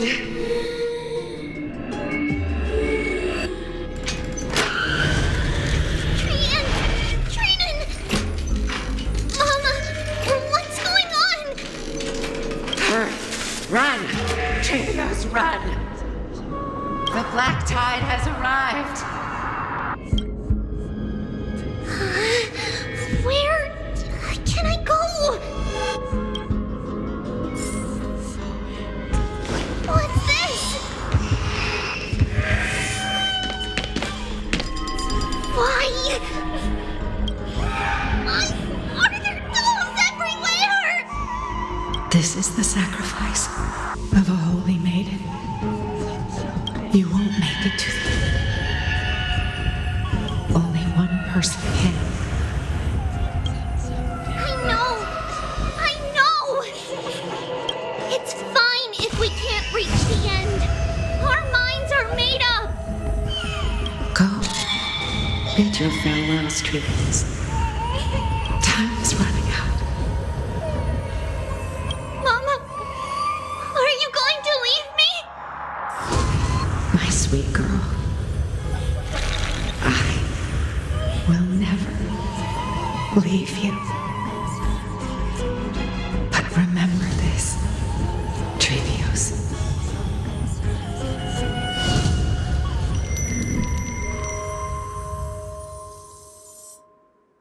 All shall bid farewell to one, and that person alone will witness the miracle.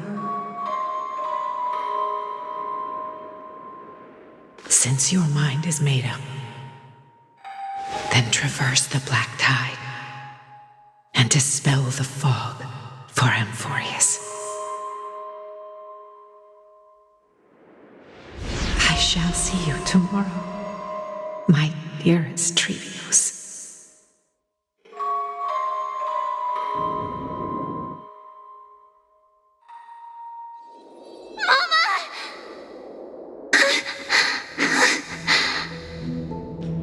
Are we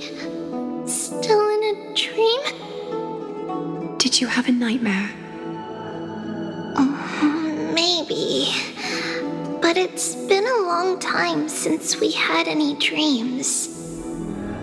It's not yet the entry hour. You still have plenty of time to rest. No. Our heart is still racing. It must be that reckless Kremnoan soldier who startled Phainon, and you as well. If you want, I can pass through his chest with the golden thread right now. Aggie, cut it out with the scary talk. I'm just kidding. If I were serious, I wouldn't have waited until now.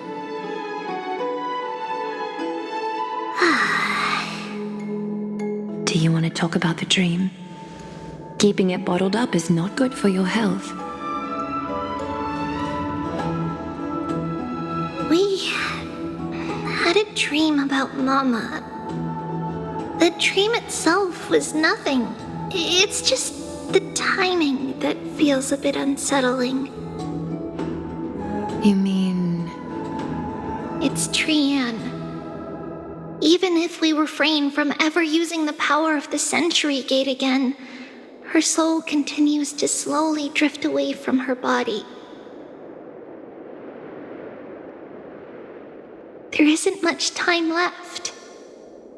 Perhaps it wouldn't be such a bad idea to let her relinquish her role as the gatekeeper and live out her days as a carefree child. You have a point, Aggie, but our decision has already been made on that matter. I believe there's still another way. Souls will be spent until they dissolve into dust. Such is our fate. Once we had a whole and connected body. If that body were a tree, then its trunk and branches would share the same fate, decaying at the same pace. Now, we are fragmented into numerous selves. Despite the absence of a trunk, we are offered another possibility. We can choose how our branches will perish in a way that is most beneficial to the flame chase journey.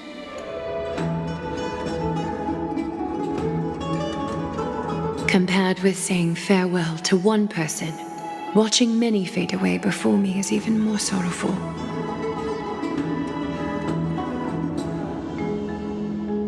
But advancing is the destined end of Yanis's trial.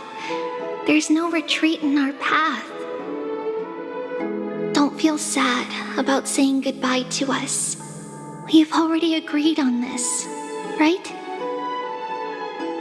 It won't be long before I forget what sorrow tastes like.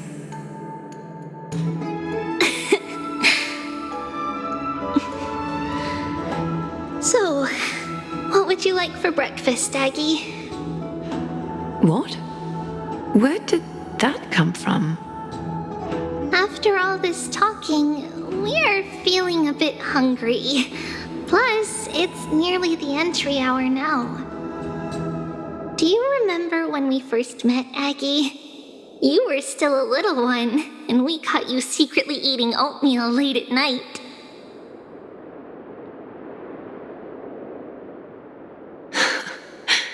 While my emotions might be fading, those memories are still as vivid as ever, teacher. Please, let me do it. What would you like to eat? It's fine. Leave it to us. You should rest for now. It won't take long, and we'll call you when it's done.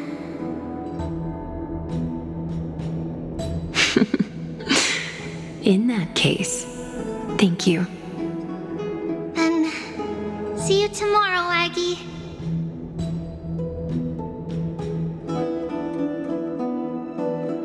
Nevertheless, that nightmare is ominous. Memories are slipping away, even the image of Mama. Just as expected, another trip must be made into the abyss of fate. Hopefully Orynyx will be willing to help us.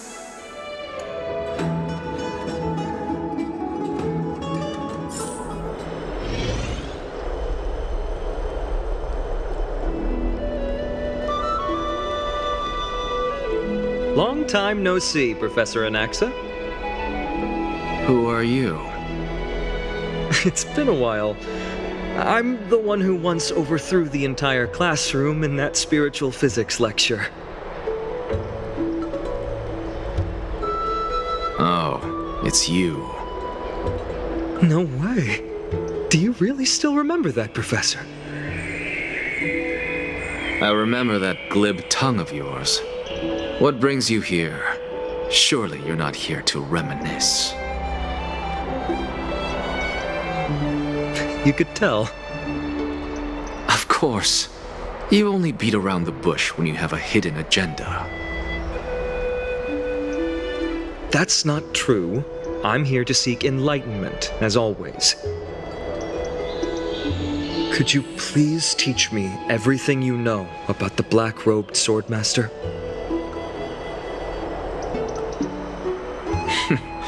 Rumors sure travel fast. Unfortunately, I too know nothing about it. I can only tell you that it is clad in a black robe and wields a greatsword. At least, it looks like a greatsword. It's shaped like a twisted half-sun, and a peculiar dagger resembling a crescent moon. By the way, take this with you. I got it from the sneak attack. It's yours now. I was right. It is this thing. The one who torched Aedes Elysiae to the ground and killed everyone. Don't try to be a hero. No one in Akama stands a chance against that thing right now. Is that what the Titan said as well? Not at first. But the god relented after having had a taste of its power. Even with the god possessing me, I couldn't fight against that blade. That incredible power doesn't seem to be granted by any Titan. Are you suggesting that it originates from beyond Amphorius? It's possible. Much like the Black Tide, no? Nonetheless, it's an enemy we must overcome. We? Drop the pipe dream, Phainon. No one wants to see you fall by their blade. His mere presence will endanger the Holy City and the Flame Chase. You know that I don't believe. You don't believe in the so-called prophecy, I know. However, I'm here to seek your assistance, not at the request of Aglaya or Tribi. I just want to eliminate a threat to the city I pledged to protect. That's all. The tragedy at the Grove must never happen again.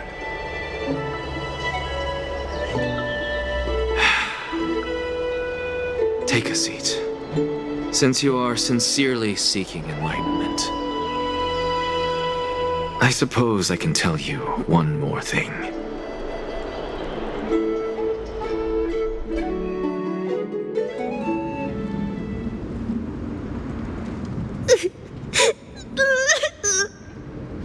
What's wrong, Trian? Nothing. Just remembering what happened at the Grove. Monster in the black cloak. So scary. Everyone in danger. Nightmare. I can't forget. Don't be scared. There are no bad guys here. Didn't you save everyone with the Century Gate, Trian? Trian threw it away. Far, far away. It's never coming back. We got back safe from the grove because of you, Trian. You're the reason the flame chase journey can continue.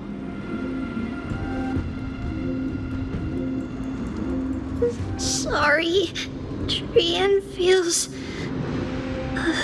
a bit dizzy. Why are we here again? For the same thing, of course. Remember? Tomorrow we will reveal the prophecies passed to everyone. But first, we need to restore the memories that have been blurred by the fragmentation. We hope to present the full truth to everyone without hiding anything.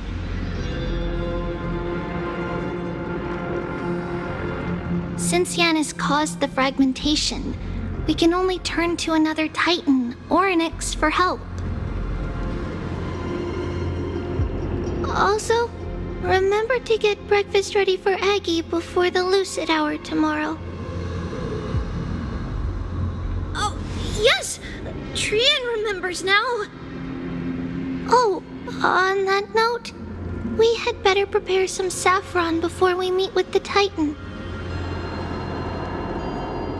Saffron? Huh, it's an essential offering for rituals in the Temple of the Three Fates. You think we shouldn't go to Orynyx empty-handed? Yes, it's also a symbol of Yanisopolis. If we are to replicate memories, we need to use something that has experienced those days. And when we first met Aggie, we added that to the porridge we made for her, and she really loved it. I see! It's like killing 3 birds with 1 stone! But it all depends on whether Orynyx is willing to help us. This could be a problem. After all, it was us who took the Coreflame from Yanis, from Orynyx's kin. We will have to give it a try. If there's truly no other way... In our current state, we probably can't do anything to them. We'll cross that bridge when we get there. Leave it to Trian. Trian knows how to play cute. In any case, let's look for saffron first. I hope there's still some left in the temple, untouched by Nikador's soldiers. I remember that aged saffron is preserved in sealed jars. Let's be on the lookout as we go.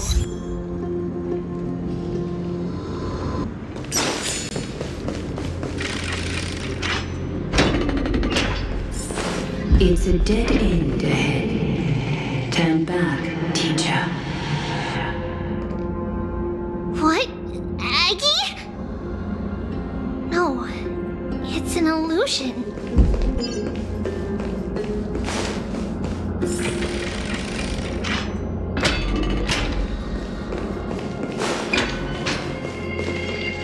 Wow, this room is huge. Trinan, did you?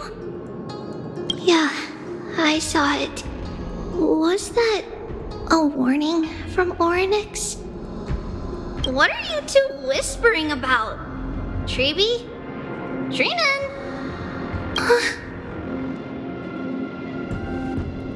Trian can't even hear our own telecommunication. Well, never mind. Trian suddenly feels like this place is quite familiar. Oh, there's a whiff of safari in this room! It's right over there! Over here! Follow Trian! Trian, slow down!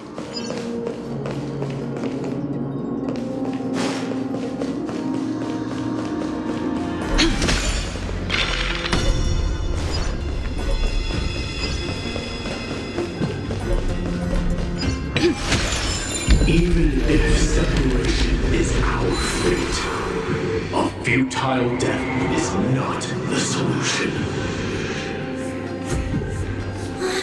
It appeared again.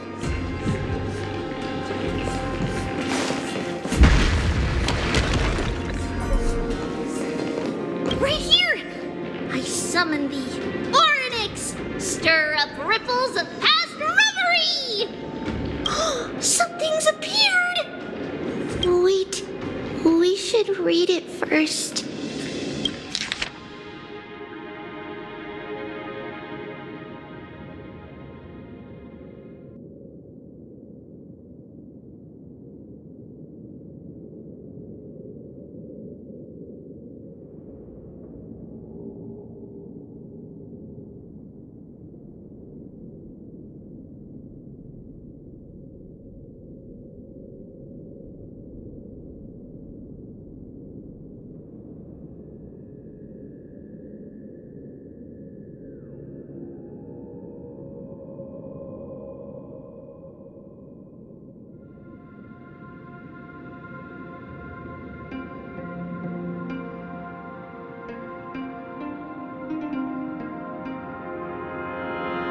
Wait, this is a letter?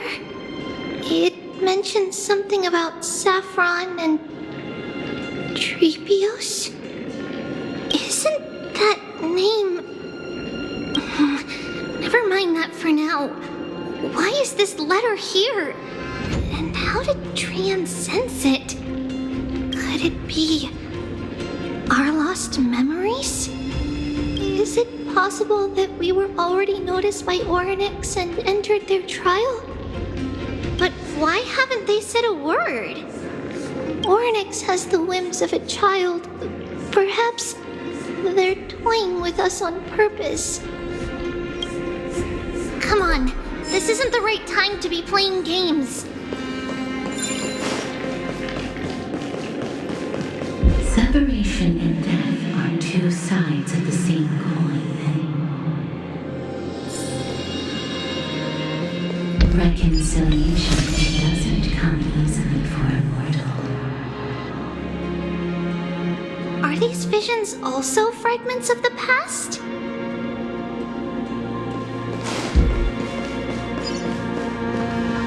Trebi! Trinan! Look what I found! Is this the safari? Coming! We'll take a look. But Trian, there's nothing in here. What? It was right in the stolium. Huh? There's really nothing here. That can't be! I swear I saw it! I swear! Trian is telling the truth. It was right there! Where did it go? Trinan, Trebi, why aren't you saying anything? Trian can't seem to hear you at all. We were just lost in our thoughts. Don't worry, Trian. What you saw was likely, Yanna's hair. We must have startled it away. Okay. Could Oryx be trying to make us falter? But why would they do that? Something feels off. Trebi, don't you think this temple is a little too quiet? What do you mean? It might just be an illusion.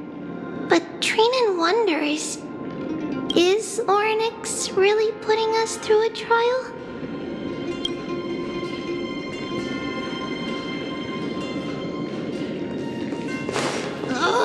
Still no luck finding any safari. I suppose we can do without it. Let's try to convince Oryx. At least they didn't toss us out straight away.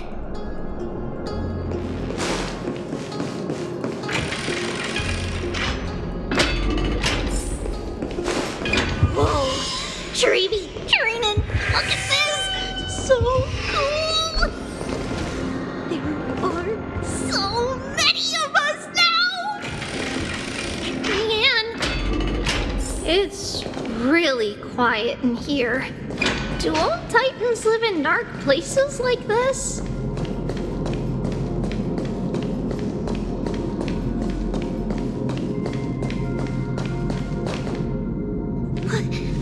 What's going on?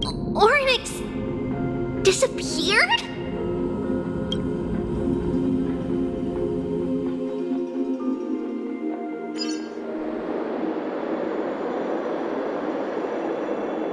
Are you saying that the black-robed swordmaster is not just tied to the Black Tide, but is also hunting for Coreflames everywhere? This is the most plausible possibility. First, it has a vessel that can hold Coreflames. Second, I'm one of its targets. Let's start with the first premise.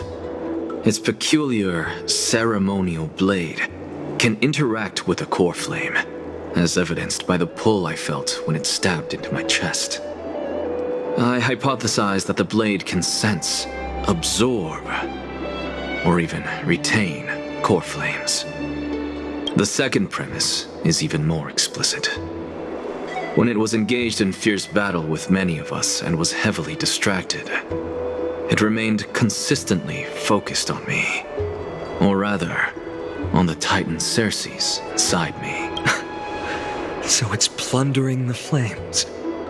But if your argument holds up, wouldn't he be headed to Akama soon?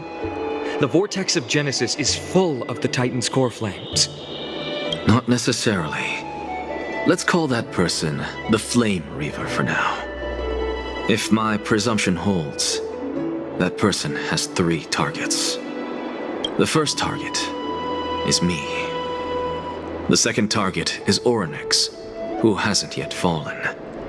And the third is Akama and the Vortex of Genesis, where the Coreflames are housed. But I suspect Akama won't be their first target. Kefali's Coreflame is guarded by the Council of Elders' arcane power. And Fagusa's water curtain should be able to block out any external perceptions. What about Thanatos and Aquila? Their Coreflames are yet to be restored. The whereabouts of Thanatos remain a mystery to all. As for Aquila, can you fly? No, I can't. Why are you asking that?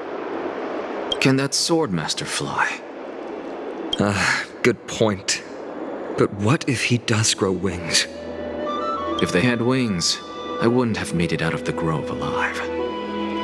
That's a relief. Anyway, since the Flame Reaver has 2 targets, we need to move fast. With the distances between Akama, the grove, and these potential targets, I believe we should bolster our defenses and...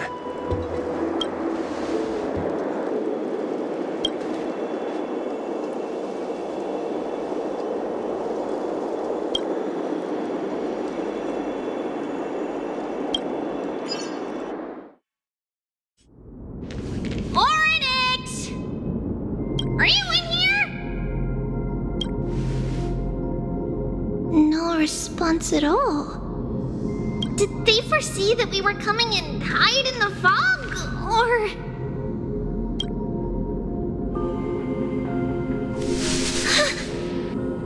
Trebi, we should leave. This temple has other people in it. What? Oh. Listen, footsteps. Fast ones. 3 or 4 people coming this way. Come on, we need to hide.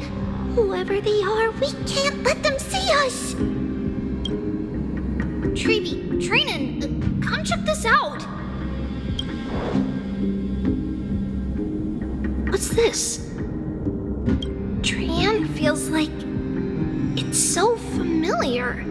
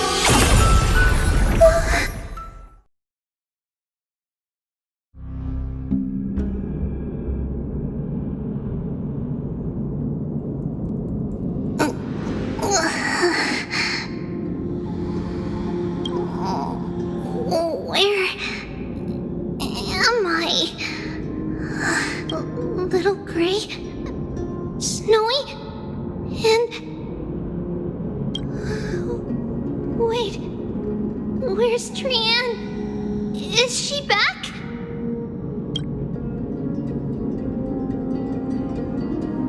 We only saw the two of you collapsed on the side of the road when we arrived. Danny and I looked around, but we couldn't find any traces of Lady Trianne. What about the black-robed swordmaster? Blast it! Of course it's him. We were still too late. I fear something bad has happened to Orynyx's Coreflame. Then Lady Trianne... She doesn't have much divine power left. We can barely sense anything. That you're both safe is already a blessing. Everyone, we must take action now. We should split into two groups. One group will stay in the Abyss and meet up with Aglaya's reinforcements, then search for Trianne's whereabouts. The other group will come with me to pursue the black-robed swordmaster and recover the Coreflame. I didn't get to tell you this before, but Anaxa and I already have our misgivings about the Black Tide, so we've made preparations. I'll tell you the details as we move. Opportunities are fleeting on the battlefield. We should hurry. Lord Phainon! Lady Trebe and Lady Trinan. I'm glad you're all right. Did Aglaya's people get here? Yes. Lady Aglaya already knows about the situation and sent along a message. Phainon, I understand that Swordmaster is of great importance to you. But if you charge in without a plan, I fear that you won't be the only one who dies in vain. I understand. Hatred is a hero's deadliest poison. I have no intention of fighting alone. If that Swordmaster really is related to the Black Tide, the Chrysos heirs must not take them lightly. I have indeed planned to return to the Holy City and discuss the strategy with Aglaya. We'll need all the help we can get for this encirclement.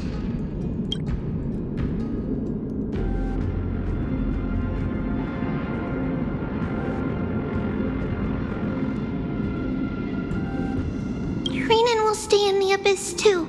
That way, both sides can communicate with each other if anything happens. Thank you, everyone. Partner, Trebe, let's go.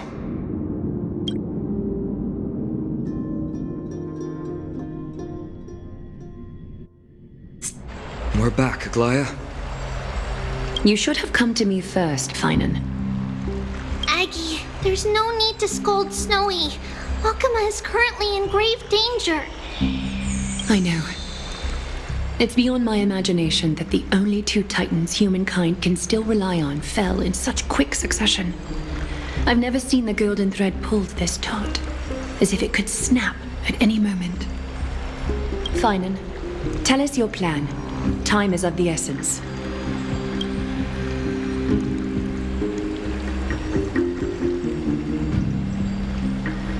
This being is not just hunting titans, but taking the Coreflames too? Yes, just like the Flame Chase journey is doing. Professor Anaxa thinks the Flame Reaver's arrival is likely a sign the Black Tide has spread further. Regardless of whether you're right, this being is still far more aggressive than we expected. But its madness is also an opportunity for us. If its goal is the Coreflame, then that means us humans can lure it into a trap. Anaxa had already left the Holy City with Cersei's Coreflame while we were on our way to the Abyss, so he can make preparations for the battlefield. Tell me, what makes you think this won't end with us losing another Coreflame? Because this time, the power from beyond the sky is also at our side. She is the key.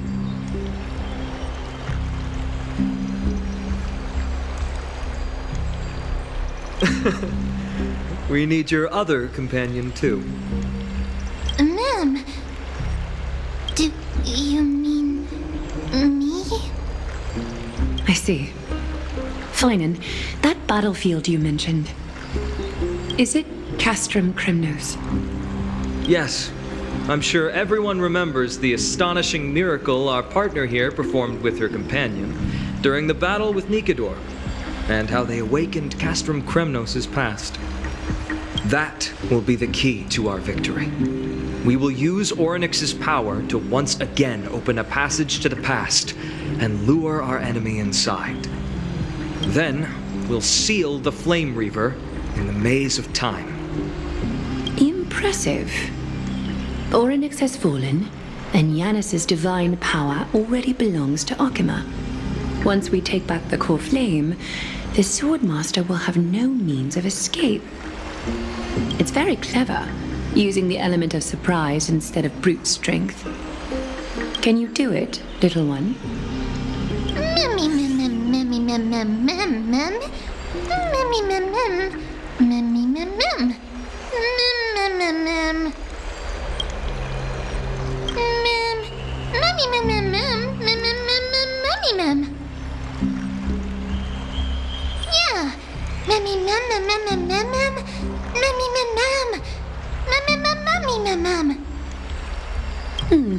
Such enthusiasm.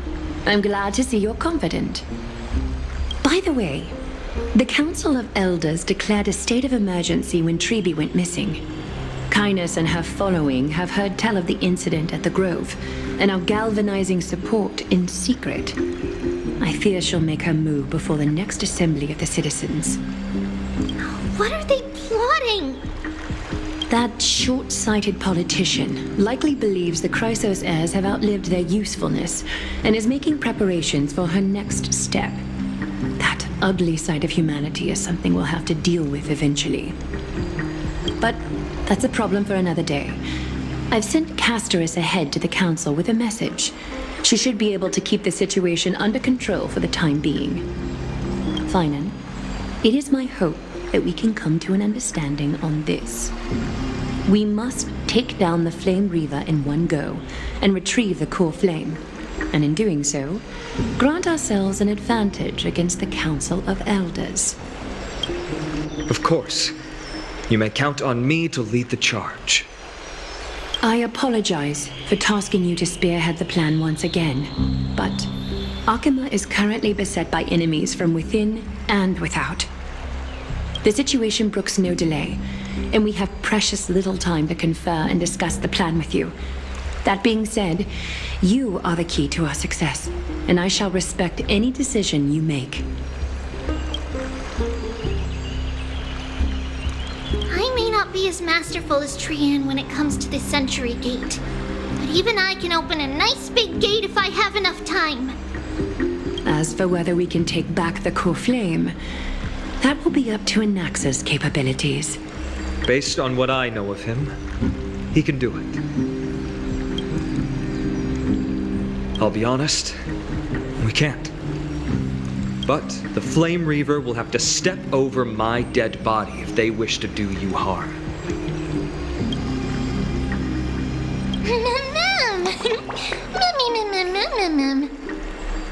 We are grateful to you for your aid, and to the rest of you as well. Now, let us be off to begin the hunt. May carefully sharpen our gaze and grant us victory over the enemy. You mean Mydei? He's dealing with a different problem. Don't worry, that man would never miss out on this fight.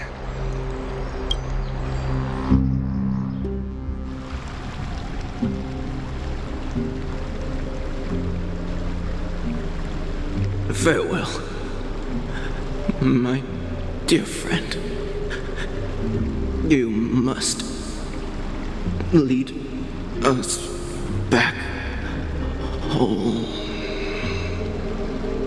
You and I, we're both the same. We feast on strife and fear. If you're truly capable of leading our people beyond this blood-stained fate, then prove it to me once more, Mighty Mos.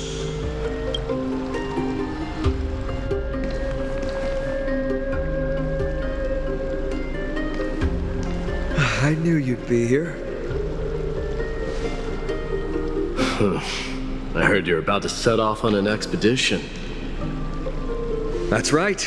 It's going to be a tough battle, and our destination is turns out to be Castrum Kremnos. Is that why you're here? To pray to the dead Nikador? No, just the opposite. I'm here to tell you, you can entrust the front lines to us this time. You can't afford to lose your upcoming battle either.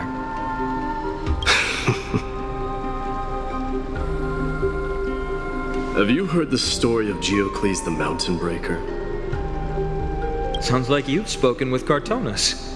That's the name of the legendary mountain dweller, right? Let's have a chat before we go our separate ways. Cartonis told me that back in ancient times, the mountain dwellers lived in seclusion. They spent their days quarrying and gathering, living a simple and peaceful life away from strife. But Geocles was different. He resisted their traditional way of life, yearning for the world beyond the mountain. They're safe, but humdrum culture was like fetters around him. He sounds a lot like you. Yes, that is why he too faced the same dilemma as I do. One day, during one of Geocles' many ventures beyond the mountain, he spied a battalion of Laedonians stationed at the foot of the mountain. The Laedonians were at war with their arch-enemies, the Companions, and they used the mountain as a base to carry out guerrilla warfare operations. When Geocles, who had taught himself the common tongue, approached a soldier, he learned a shocking piece of news. The Laedonians were planning to plant mines and explosives all over the mountain, and then lure their enemies within. With danger lurking with every step, the mountain dwellers' homes were no longer safe. Geocles quickly returned to his village to bring the news to his people. But... let me guess. They refused change and chose to put up with the situation instead. That's right. The mountain dwellers were fearful of even the smallest change to their lifestyle, let alone leaving their home. Despite the imminent war, the elders would rather negotiate for peace instead of leaving the mountains. This made Geocles both angry and sad. But he didn't give up. If you were in his shoes, what would you have done? Lead my people on a resistance, perhaps. I'm not sure. I can't think of a solution that would make everyone happy. A solution that would make everyone happy, huh? That's how naive we are. Well, let me tell you what Geocles did. He took the mountain dwellers' store of gemstones and traded them with the Laedonians for a massive amount of gunpowder. But he didn't do this to fight the Companions. Under the cover of night, he set ablaze the forest surrounding the settlement, forcing his people to flee the mountain. That great fire marked the beginning of mountain dweller history. Since then, their people became part of civilization, and giants became a common sight in the holy city. Meanwhile, that mountain they once lived in has turned into little more than foam inside the black tide. But leaving their homeland also brought many mountain dwellers misfortune.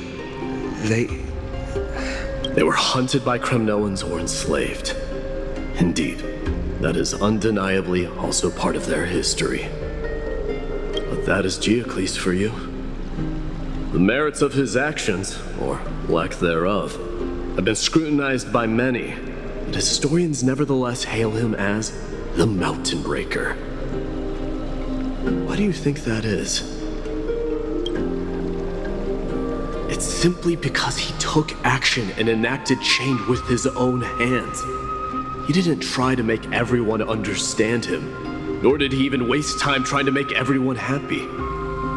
He started a great fire and burned the shackles of tradition to ashes, and then forced everyone to march toward the coming of a new era. You've made up your mind, haven't you? I'll be leaving Akama soon to fight the great darkness of this world, to shoulder Nikador's destiny. So, listen well. If there comes a day when we meet again on the battlefield, that I stand opposed to the flame chase, remember to stab your sword into my back through my 10th thoracic vertebra. That's my weak spot, and the only way to kill me.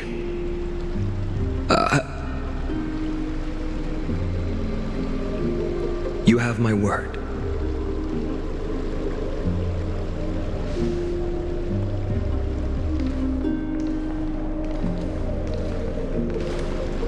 Go now. The battlefield calls. Send that flame-thieving hyena to their death.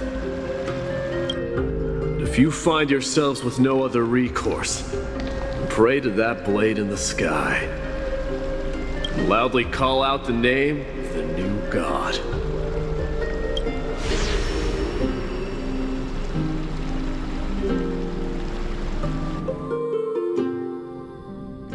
That's the sound of an all-out war. Not the kind of ruckus Professor Anaxa can raise on his own. Let's hurry. The battlefield is just ahead.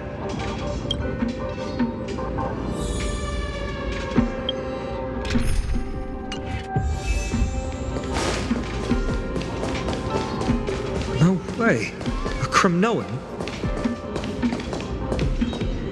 I didn't think she'd manage to send the Kremnoans to assist.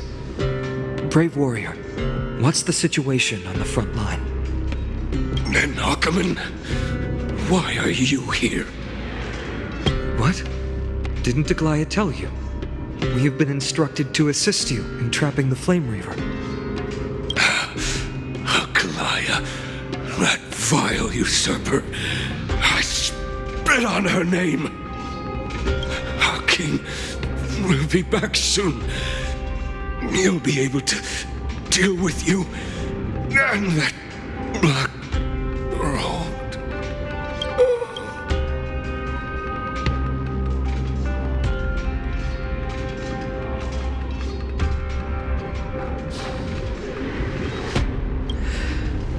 The Kremnoans really are just like their king.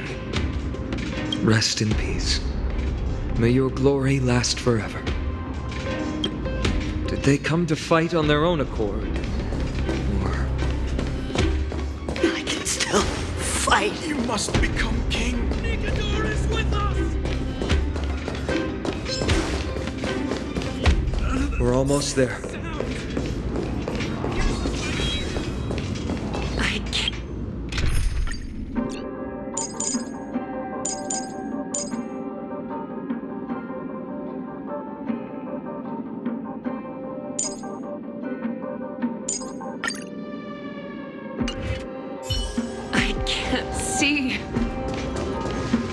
Once we take back the Coreflame, Yanis's passage will open. When that happens, you must evacuate immediately. Don't stay behind. The rest will be up to how well we work together. But remember what Mydei said before? Cast aside all distractions once you're on the battlefield. Let's go, partner. Today, destiny shall stand with us!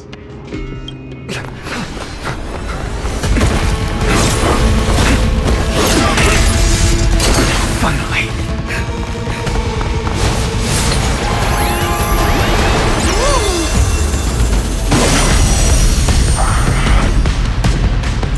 Pent in the memories of the dead! Executioner!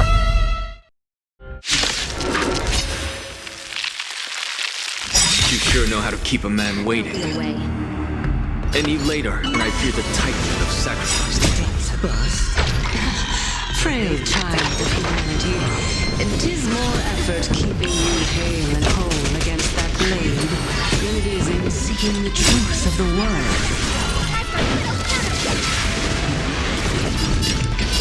No water to the flame. Enemy targets detected. I weep for the departed. It takes my fall. Ready for another? Hedge your bets on me. No dream vanished. Watch your head.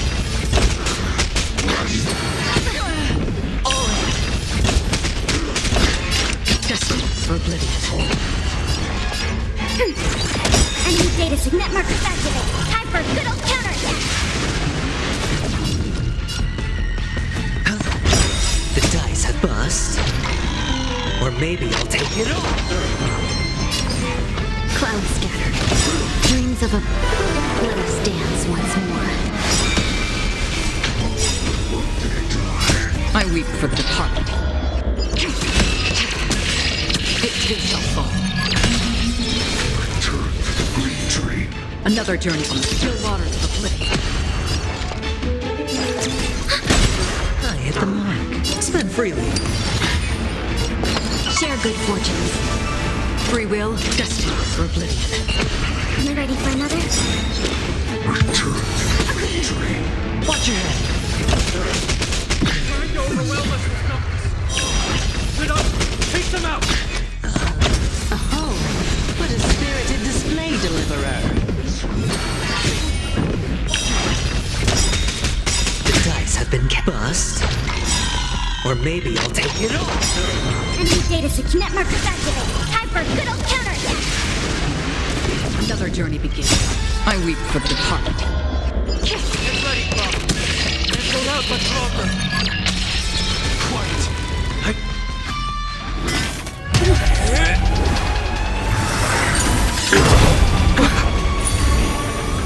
At long last.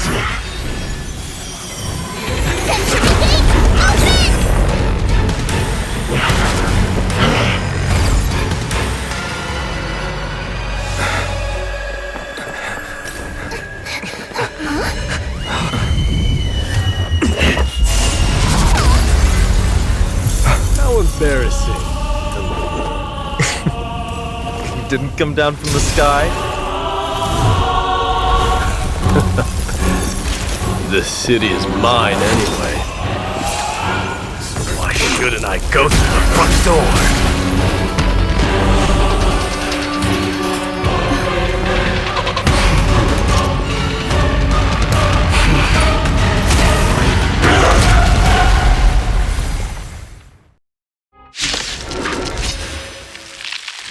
Minion of the Black Tide, I, King of the Kremnos Legion, will be your opponent today. Long time no see, Nikador.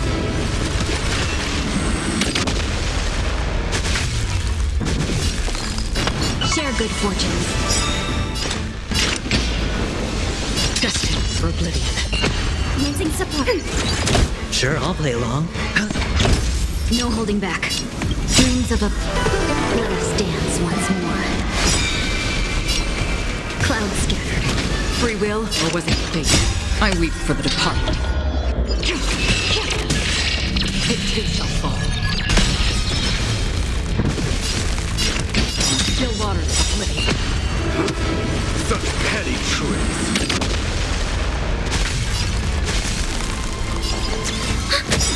Hedge your bet. It's on me. Remedy leads to self-destruction.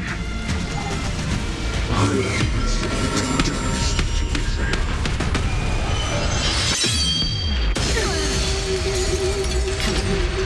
Well fought. That was a good opener to the ceremony. We honor the fallen gods with this fight to the death. Enemy data signet markers activated. Time for a good old counterattack. I grant you the honor of sharing your final resting place with Kremnos' departed heroes. Commencing support. I weep for the departed. It's time to end this.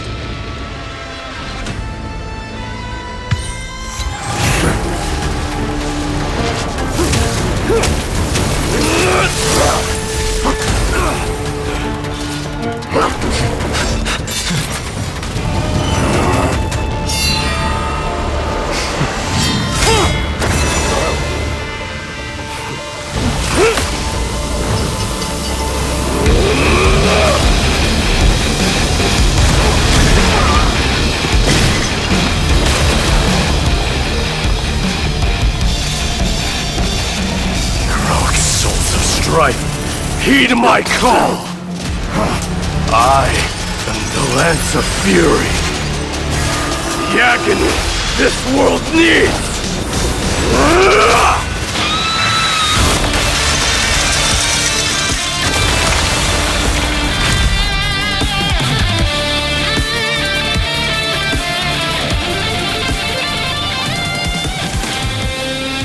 Witness this. New God has come to Castro Kremnos.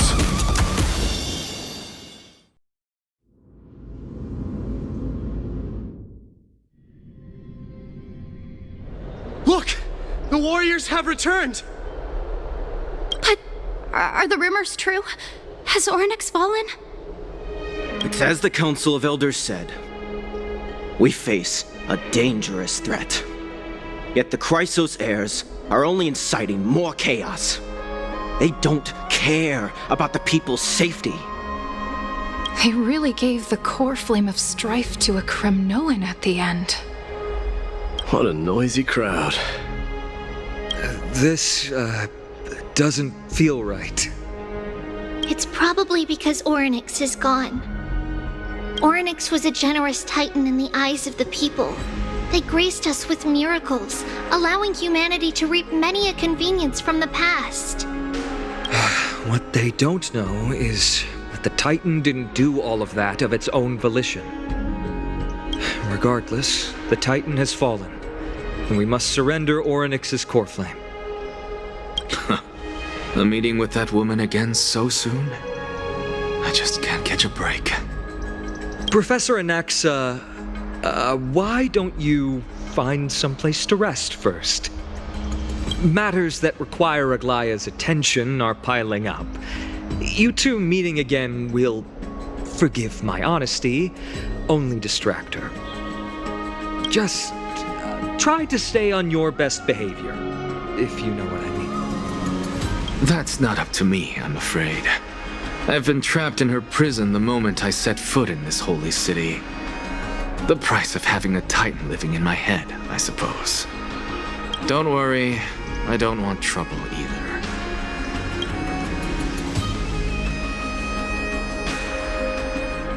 They have differences in ideology. All right, I suppose that's putting it lightly. Don't worry, you'll figure out the intricacies of these relationships sooner or later. I'm sure you don't need my help handling Orynyx's Coreflame. So I'll be off. I have some personal matters to attend to.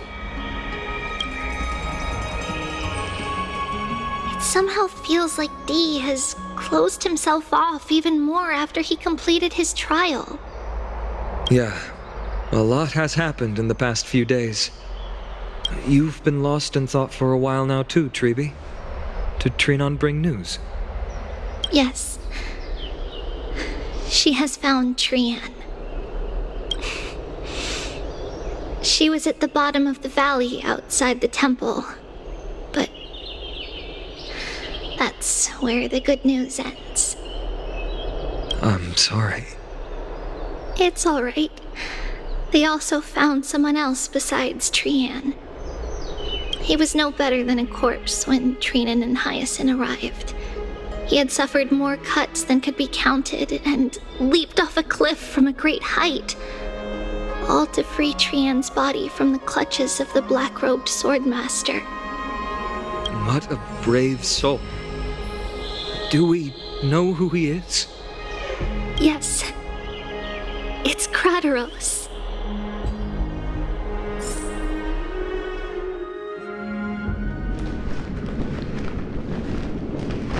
Stop!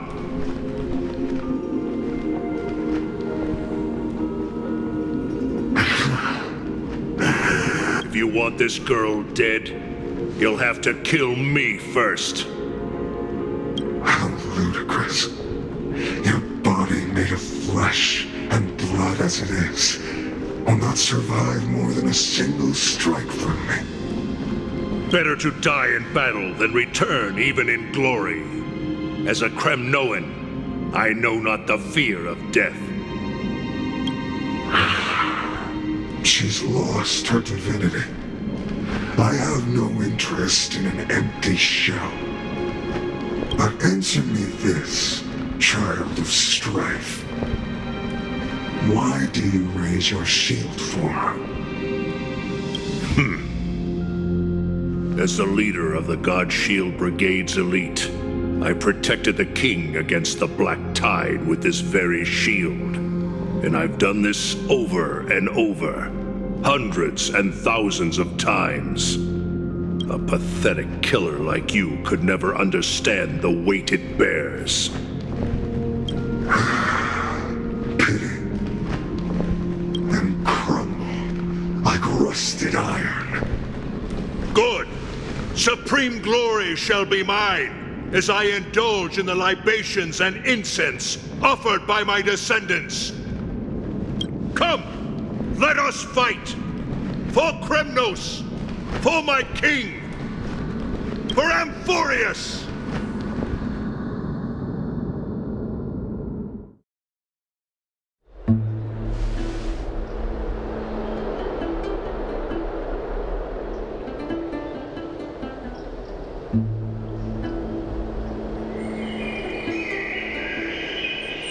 We foresaw this cruel parting 1,000 years ago. Today is but a reminder of that bitter taste. But Lady Aglaya, I don't understand. It wasn't life itself that Lady Trian lost. Why does she look like she really turned into a doll? I don't understand. Don't be sad, Hyacinth. Trian has used up her borrowed time from Yanis, that's all. Her spirit is now riding the west wind, flying ahead to a world free of sorrow. If a world like that truly exists, does that mean everyone from the Grove is there too? It exists, Hyacinth. Do you not remember? The prophecy that guides the Chrysos heirs is the voice of Kefili before it fell silent. It loves all of its creations dearly and would never bear to lead us astray with lies.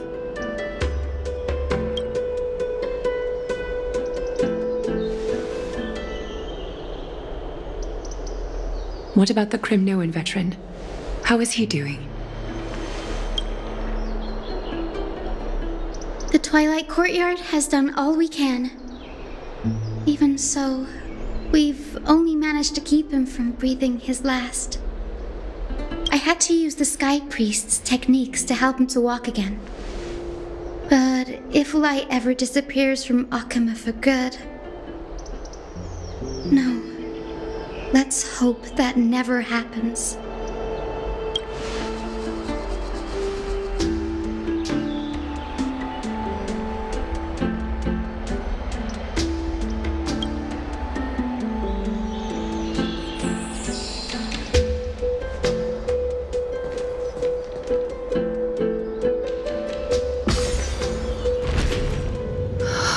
The parting hour is upon us.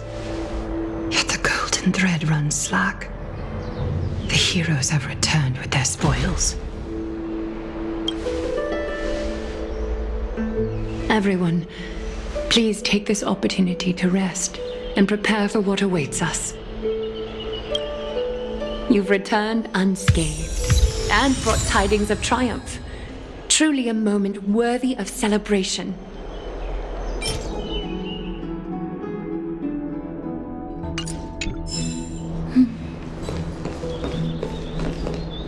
It's incredible to think that we returned Nikador's Coreflame not so long ago. It wouldn't be an exaggeration to say that you and your friend's arrival has melted the glaciers of history. You could say this is the true face of history. It slumbered for 1,000 years, only to awaken for this one moment. Alas, now is not the time for a study of history. I do not see a Naxa around. Was this under your instructions, Phainon? Yes. It just seems much more efficient than letting you two go at it endlessly. A rash decision. After all, he still bears a Coreflame with him. I do concur with your assessment of efficiency, though. Now, let us table the issue concerning him for the moment. The more urgent matter is the Coreflame of Orynyx. The Chrysos heirs had initially crafted a plan regarding the order to return the Coreflames, for titans like Orynyx and Circes, who harbor no intentions of harming humanity. Our strategy entailed assuming their divinity only at the very end.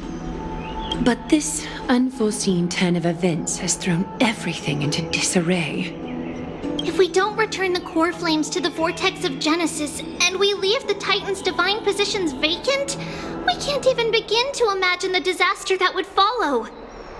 But the most pressing issue at hand is that we haven't found the Chrysos heir capable of bearing Orynyx's divinity.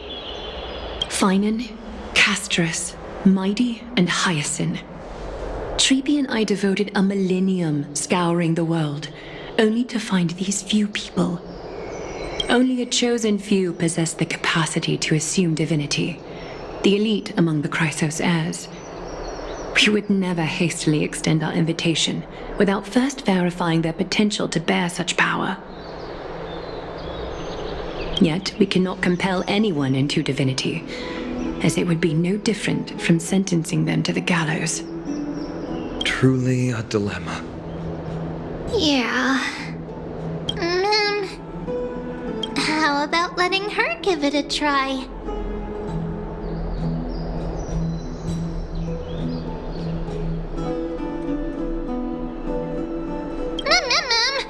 Mem special mem. Mem.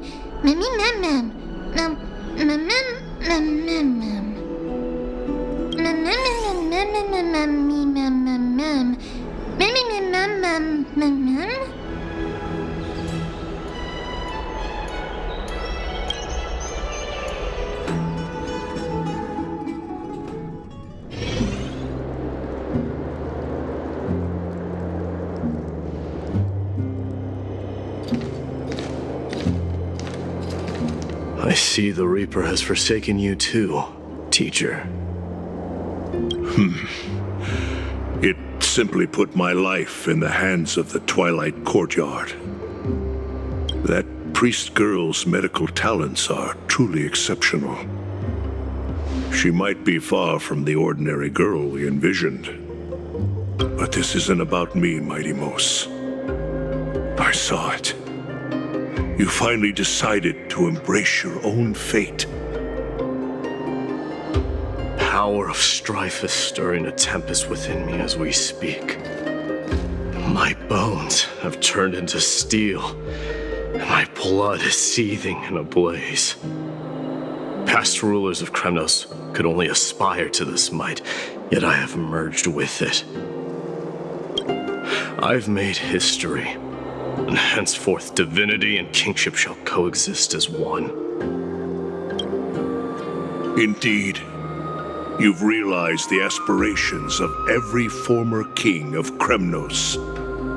And now, you can at last bring our people home and reforge the glory of Kremnos.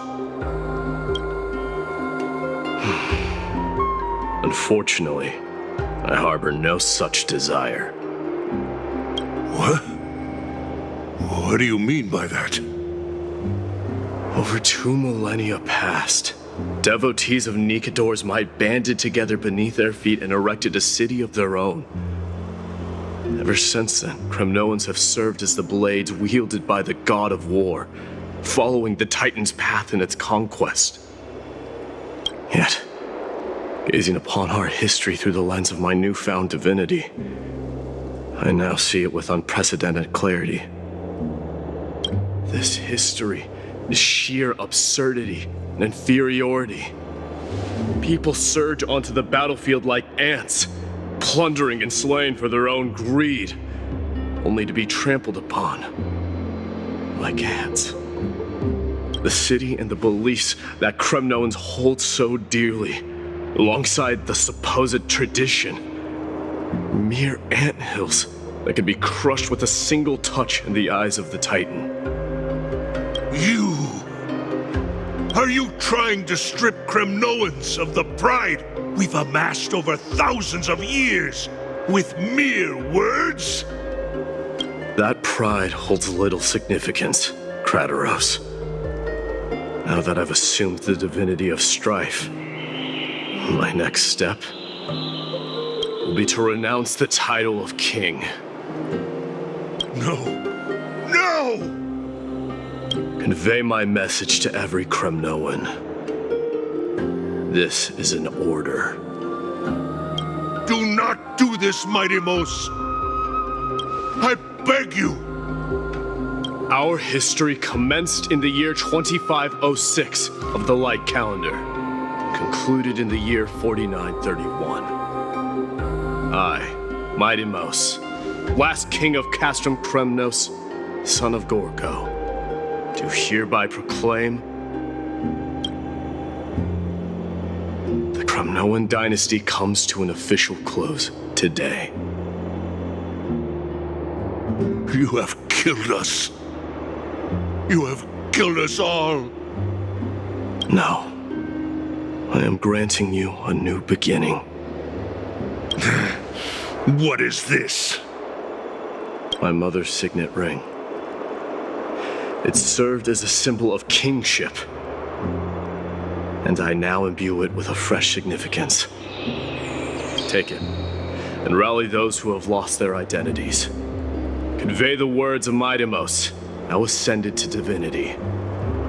You no longer need to chase fleeting honors or face death on the battlefield as if it were your sole destination.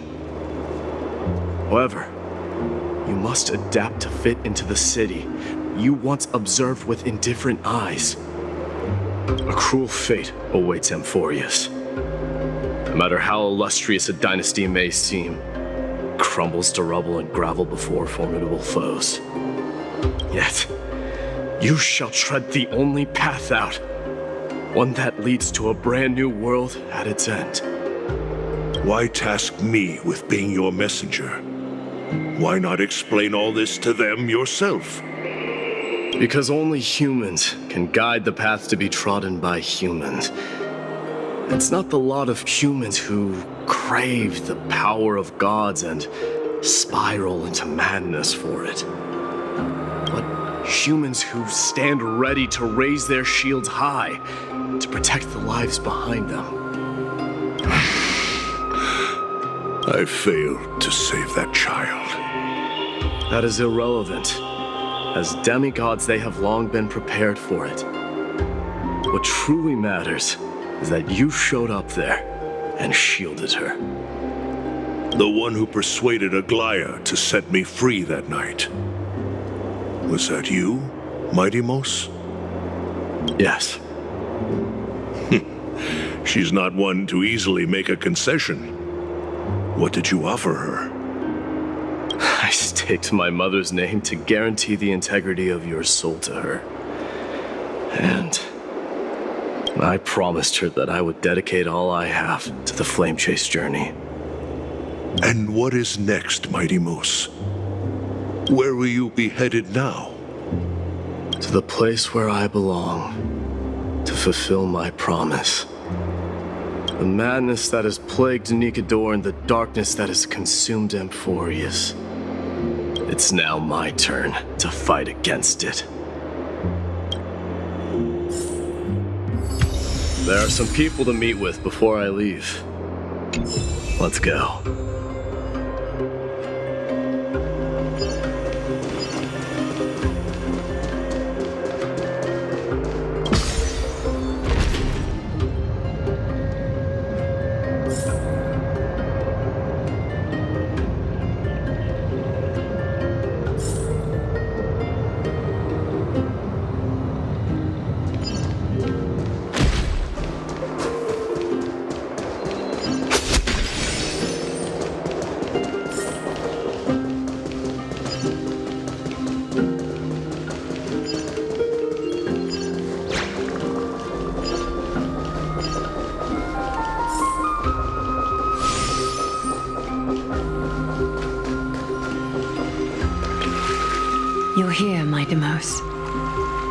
seems that you are prepared.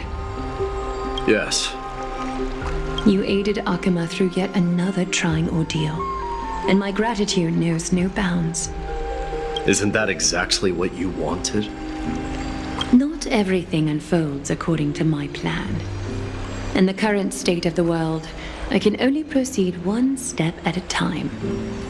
Furthermore, you are ready to dedicate all that you have, regardless of the promise you made to me, aren't you? Throughout my time in the Holy City, I've gleaned valuable lessons from you.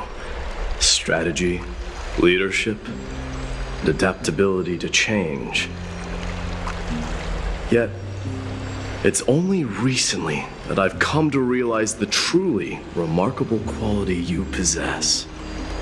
And what is it? It's the magnetic allure in your presence. It draws people to gather around you willingly, to seek your guidance. They strive not to disappoint you, not due to fear of repercussions, but out of sincere alignment with your ideals. That is precisely what every ruler of Castrum Kremnos has been missing. I am truly honored to hear that. And now, Mydei, you have risen as the most powerful demigod in the world. How do you intend to wield this newfound power?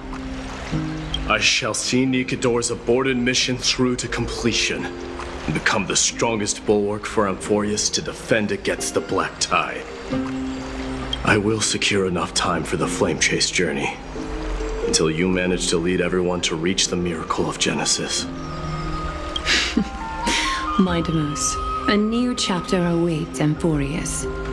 Yet, the one who guides the people to the destination need not be you and I. Huh. What did you see after assuming Nestia's divinity? Despite the passage of 1,000 years, every word of that prophecy remains as vivid as ever. You shall have your final bath in warm and radiant gold. Just as cryptic as all the other prophecies. What's the reason for the laughter? I was just thinking, if an ordinary person encountered these words, they would probably stay away from the baths for the rest of their life. But I cannot forgo the delightful experience a bath offers. So, I assume you also glimpsed yours, Mydei? One day, you shall die with a wound in your back. Well, that is a rather straightforward scenario. If I were to be terrified by drivel with no basis, I would not have attracted your gaze and joined the flame chase journey in the first place. You speak the truth. May you be destined for a powerful fate, and may we reunite in the promised new world. Farewell, Mydei.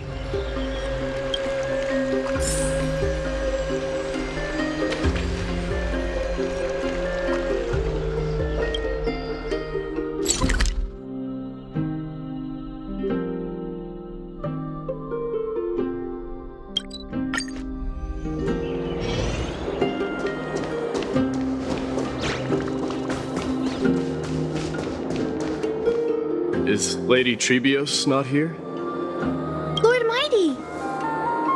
Hyacinth. So you are the physician Kradaros spoke of. It's no wonder then that he was pulled back from the brink of death.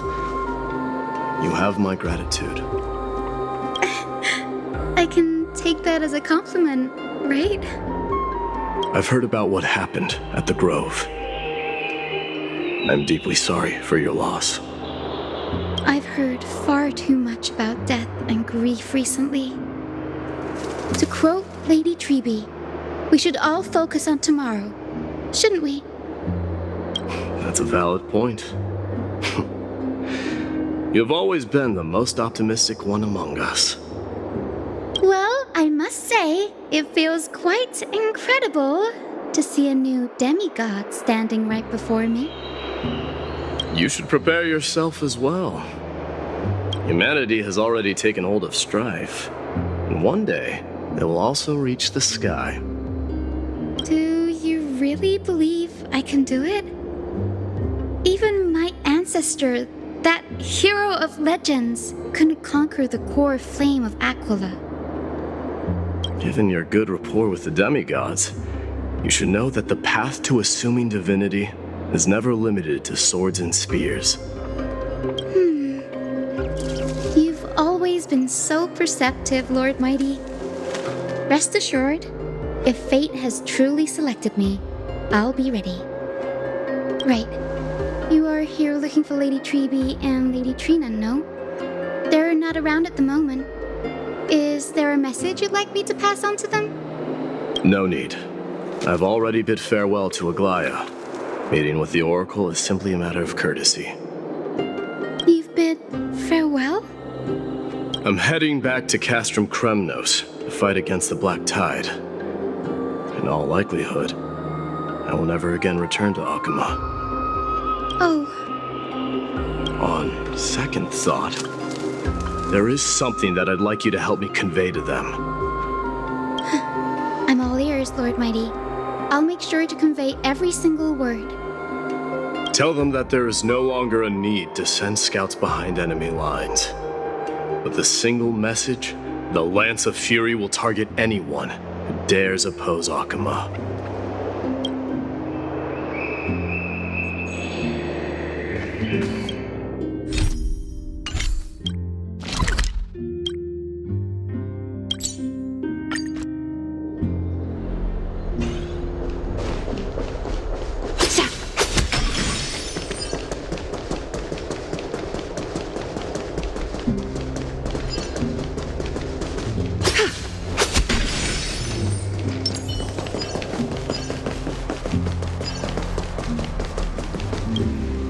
Lord Mighty. I'll be embracing my destiny before you do, Castorus. Can you feel Thanatos right now? I don't feel them at all, regrettably. You have been painstakingly seeking that Titan for so long. But have you ever considered reaching out to me for help? You mean? Death refused to ferry me. If you were to send me to the Netherrealm, I may uncover clues along the way back. I would never do that, Lord Mighty. Death is not a game. You're right. That may very well be the reason why my people have struggled for millennia. They underestimated the significance of death. So, are you returning home alone, Lord Mighty? Returning home, you say? Maybe. At this moment, Castrum Kremnos is not just my birthplace, but also my fated destination. Work harder, Castorus. Go and do what you have to do, so that the trials we have endured may have meaning. I will, Lord Mighty. May we reunite on the other side, where the warm west wind blows.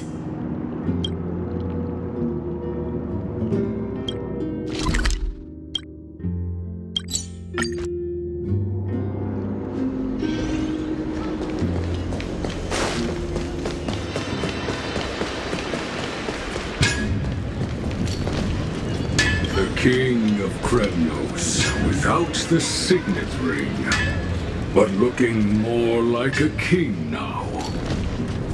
I'm no longer the king, Grand Craftsman. Matters not the title. Surpassed all former kings your achievements have. I will honor your trust and liberate the world from the clutches of fear. Nevertheless, I must request that you continue to watch over Phainon, Cartonis. I have a feeling that his fate will weigh heavier than all of ours combined. Keep Phainon in mind, I will. Return to your home, brave king. Together with everyone, I shall remain here. That thunder from Castrum Kremnos we wait to hear.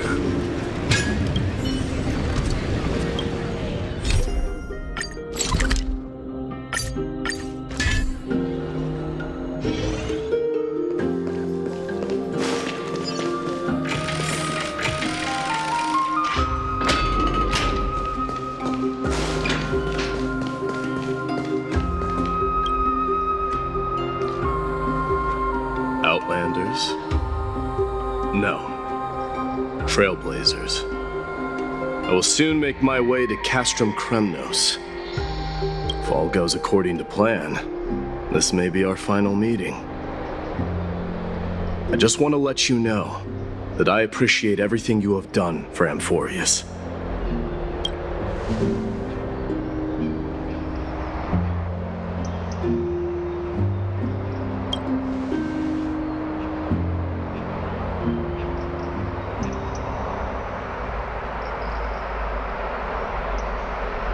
That means a lot to me. May success accompany your trailblazing wherever it leads. How about you let me guess what's on your mind?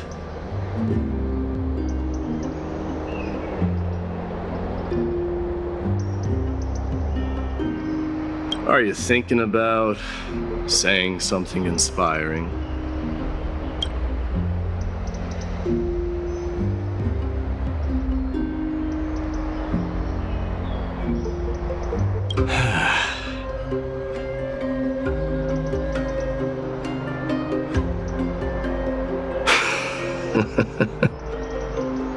Now that I bear the divine within me, I can get the vague feeling that you have a great significance for the future of Amphorius. With this departure, fear that I will never again return.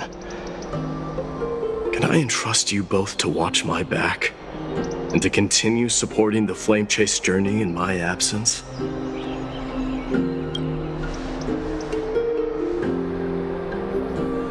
You have my gratitude. Then, farewell. Yes?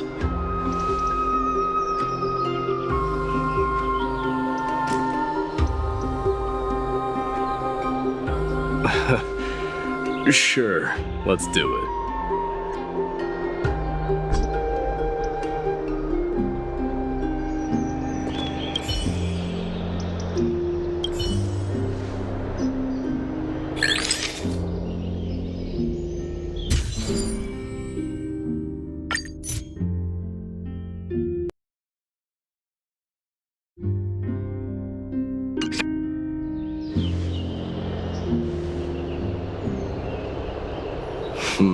Well, feels peculiar, I suppose. I'm not talking about your photographic skills. It's just that I rarely take photos. But this one, it's pretty good.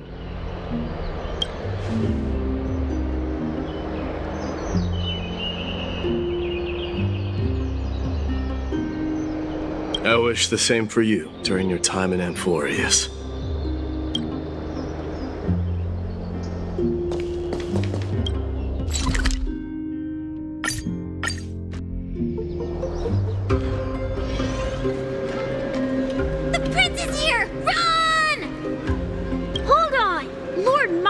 Isn't the prince anymore. He's now the guardian of Amphorius. What's going on?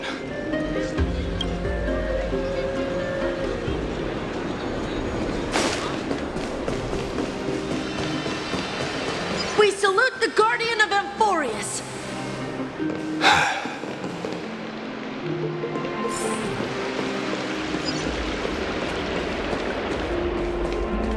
We salute you. Farewell, savior of Kremnos. It's been a while. I should have known you were the mastermind behind this. Hey, don't go pointing fingers without cause. I swear I'm innocent this time. See those kids over there? They're the ones who brought everyone together. I admit, that took me by surprise. Were you seriously just going to sneak off without a word with me? Well, I was actually on my way to bid farewell to you, but ended up running into this.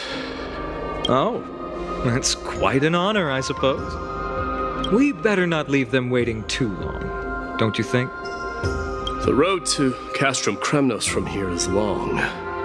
Perhaps it wouldn't be a bad idea to take a moment and etch their faces in my memory one last time.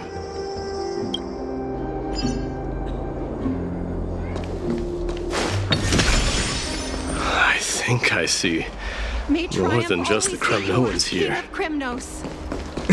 I'm thinking maybe it's about time the god of Strife gets a new name. How about the god of solidarity or preservation? Dong Hung mentioned that one to me. I recommend that you steer clear from any situation that calls for naming things. I suppose Strife still fits you better. Send off the black tide. Farewell! Please send off the black tide.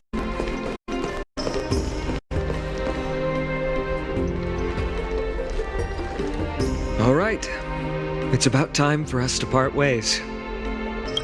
Any final goodbyes you want to share? This might be your last chance.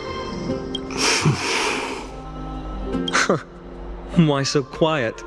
I thought divinity would wash away some of your sentiments. Do you truly feel as carefree as you seem? Or is this just a facade you wear? You know what? You sound just like a Glai at this moment. But you're not off the mark. I just thought that putting on a nonchalant front for this occasion might help us preserve some dignity. I can see through your deception, even without the power of mind reading. Am I really that terrible at controlling my facial expressions? Well, with that said, thank you for aiding me in defeating my archenemy, Mydei. No need to thank me. This triumph brings no delight, nor does it signify closure. You understand that more than me. Indeed. In the end, I still haven't unraveled the mystery behind that black-robed swordmaster. And I can't even ascertain their demise. Maybe I've never managed to cut off my destiny. But that matters not. Pain may be cured, but scars remain. This should not be effaced. Even with the divine might of Ornyx, you cannot stop the past from leaving its marks in our blind spots. Can you genuinely let go of everything as soon as that swordmaster is dead? That's impossible. Revenge is merely an obligation that must be carried out, and no one can find mental fulfillment through it. You're right. Look forward. Chew up and swallow your past. And make sure emptiness and bitterness are not the only flavors you know. Remember that there is a whole world behind you waiting to be saved.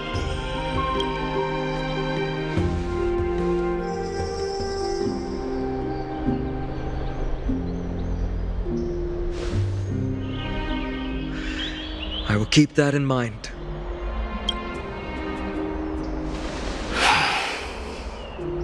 I have a final favor to ask. Please look after the Kremnoan warriors in my absence. They will undoubtedly face challenges while assimilating into Akama. It is my sole regret that I cannot stand by them during this time. Do not worry. Leave it to me. And, while I'm at it, I'm going to find out if the Kremnoan language is really missing that many words. The Kremnoan philosophy can never be encapsulated in a mere dictionary. But if there's a chance in the next life, you should come visit my library.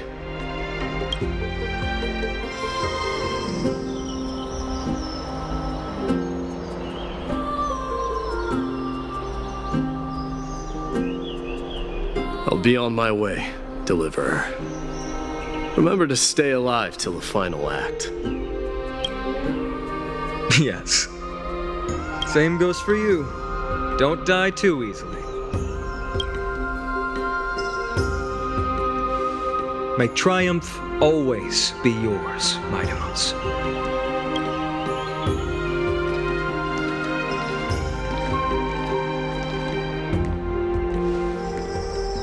Oh, right.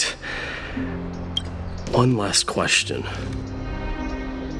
Go ahead. You better not leave any regrets behind. Are you the one who told Cartonis about the signet ring? Well,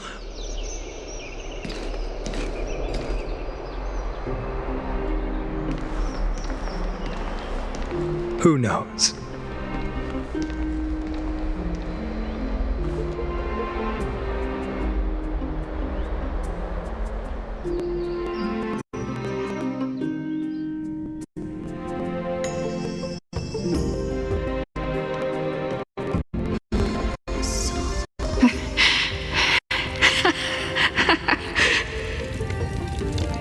Get up, my son. You showed great courage in today's training. Let's wrap it up for now. Yes, Mother. Mother, there's something I want to ask you. What is it, Mydei? Why must we learn to fight?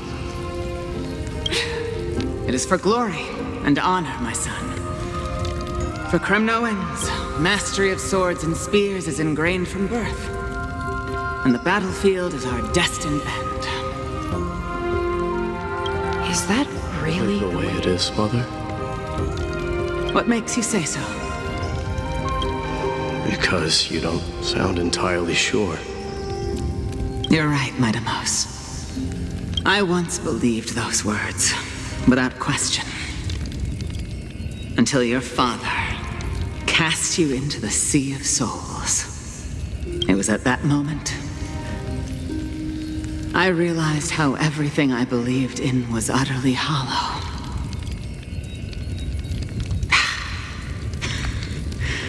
Perhaps the spirit of Kremnos had once existed.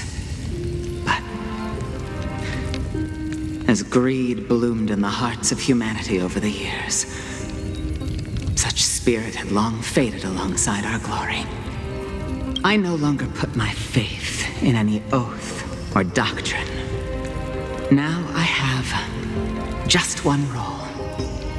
That of your mother, Mydei. Your guardian. That dream always ends there. The journey back to Castrum Kremnos is proving to be longer than expected. Nikador said that shortly after my fall into the sea, my mother challenged my father to a duel. She died through father's treachery, and I never saw her face. Yet each night she would show up, waiting by the flickering firelight. I always anticipated the sequel to that dream, believing she had more words of wisdom or guidance to offer. But now, I think I finally come to understand. That is all she wished to tell me. And now, I too am left with but one role.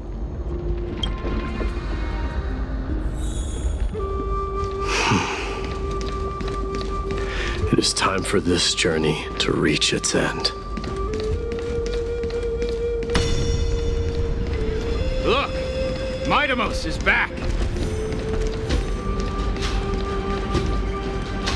We've got fresh pomegranate juice. Want to try some? Welcome back!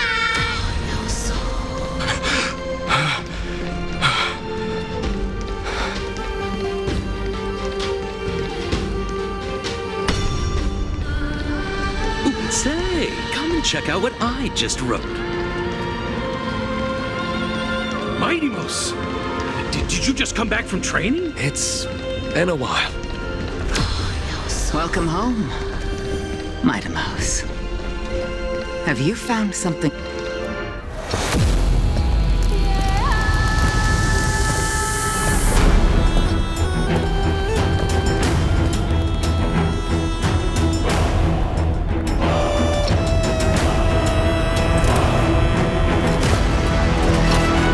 The son of Gorgo will be crowned in blood! The son of Gorgo will be crowned in blood!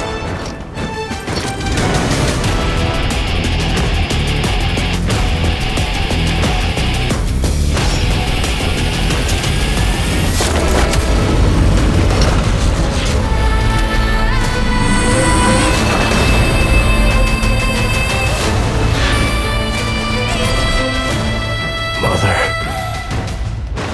I am home.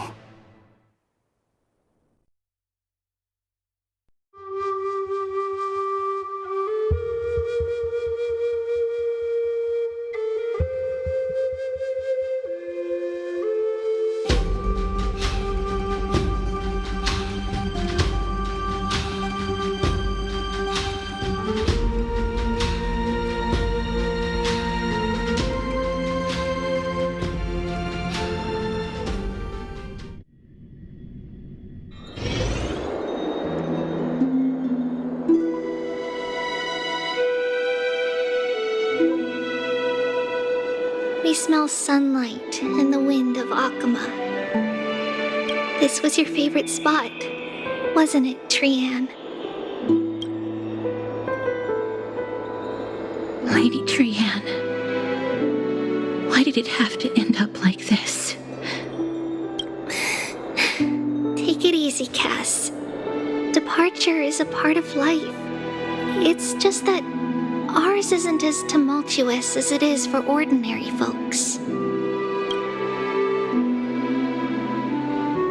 When we started our journey, Yanis had already provided their prophecy. Just like how that Titan divided themselves to create the countless passages in the world. It's only natural for us to follow the same path since we inherited their destiny. If you don't mind, Treeby, are you still willing to unveil that past for us? The past regarding the prophecy?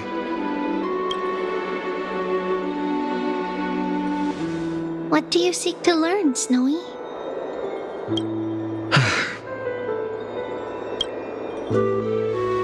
Mydei has left the city to face his own fate. That is, the fate of every demigod. We will all eventually let go of our past to follow the same path as his. So, what I want to know is, as Amphorius' first demigod, what compelled you to take the first step on this journey? And what has sustained you to make it this far without looking back? Despite the fracturing of your body and the numerous departures you have endured.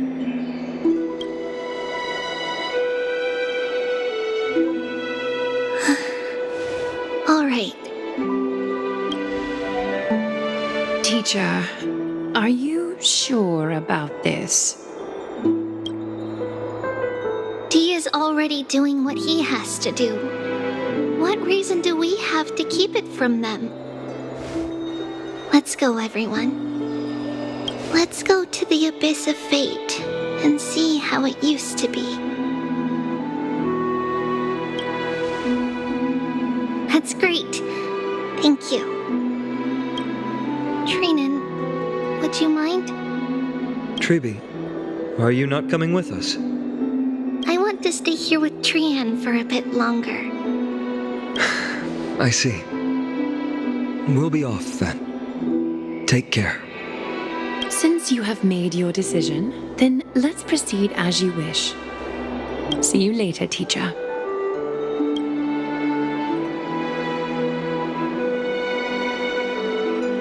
Cass, are you not going with them? No. I'd prefer to remain here to accompany Lady Trian. She hated being alone.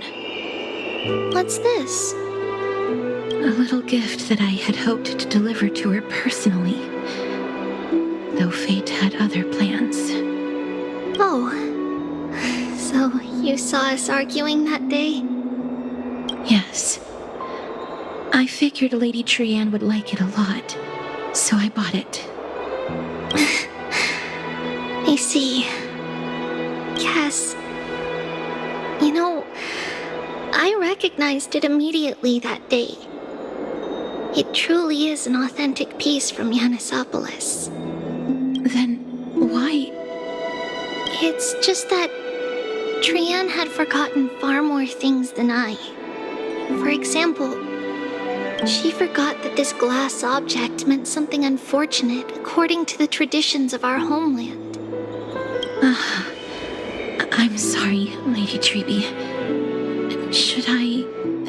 No need to apologize, Cass. At that time, I simply didn't want her to be trapped by our past, especially considering how much time had passed since we left home. But now... it might just be the perfect gift for Trianne. All shall bid farewell to one, and that person alone will witness the miracle. While you and I have long accepted this absurd fate, they remain fresh and inexperienced. Teacher, don't let the weight of that cruel prophecy crush their spines.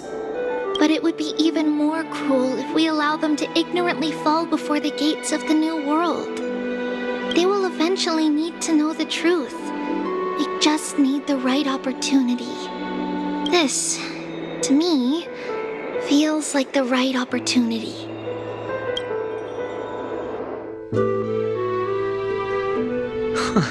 So, this is how the Temple of the Three Fates looked back in the day.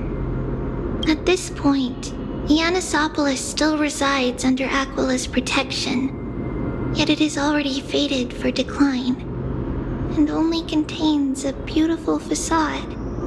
Is it because Amphorius has entered Era Bellica?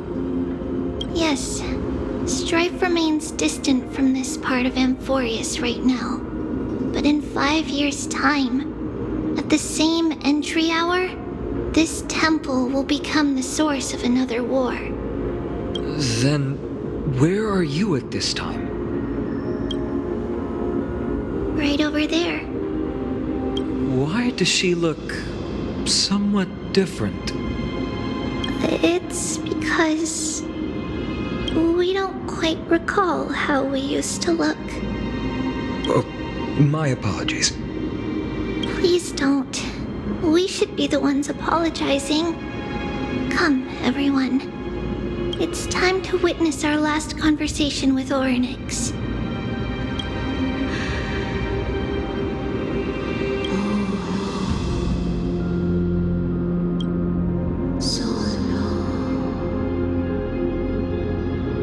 You're here, Orynyx.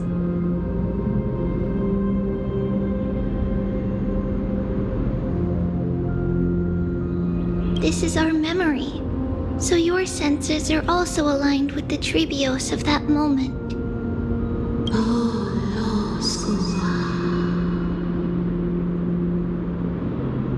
False prophecy, huh? So you still think that way?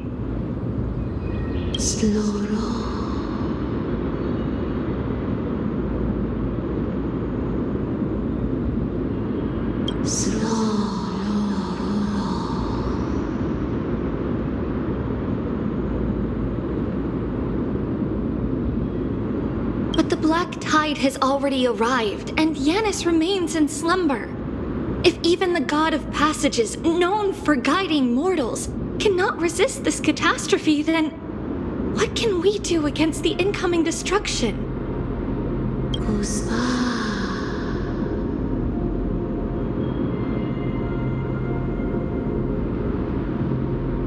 Those chosen by fate would never have their family taken from them. And how can I alone remain safe and secure while watching the entire world crumble before my eyes?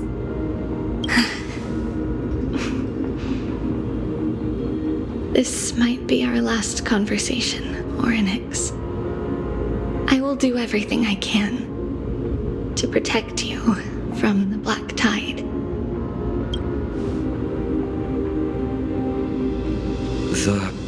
The family she just mentioned. It's our mother. She fell from the spot into the valley a long time ago. It was during a grand ceremony held to seek Yanis's guidance. But things took an unexpected turn. It was Kefali who responded instead. Did something go wrong with the ceremony?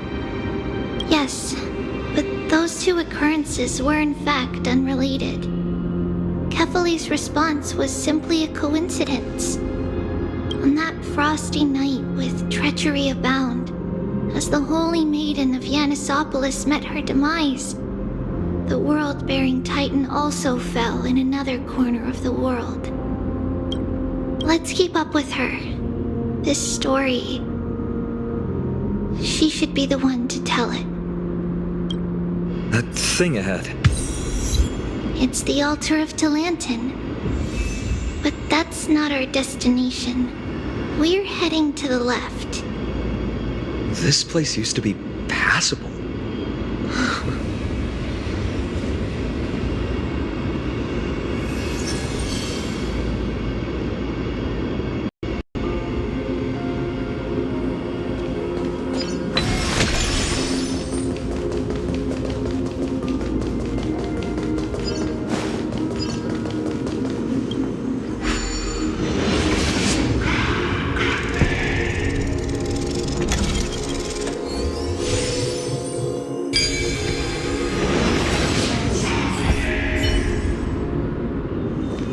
No match for me.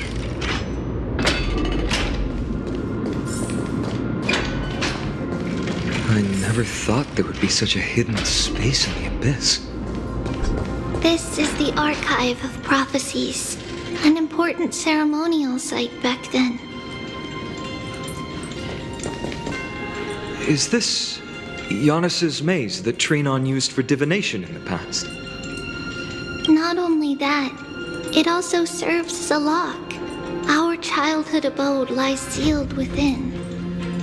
This is the largest puzzle I've ever laid eyes on. And it even acts as a door lock. Should have expected something like this in the homeland of puzzles, I suppose. So, how are we going to solve it? Just follow the designated path and let the stone ball fall into the pool twice. Seems pretty straightforward. Even Mydei might be able to complete it in a single try. That's not talking smack. It's clearly a compliment. Mydei. If he were still here, we'd probably take a lot fewer detours to solve our issues. Enough with the talking. Let's just get started.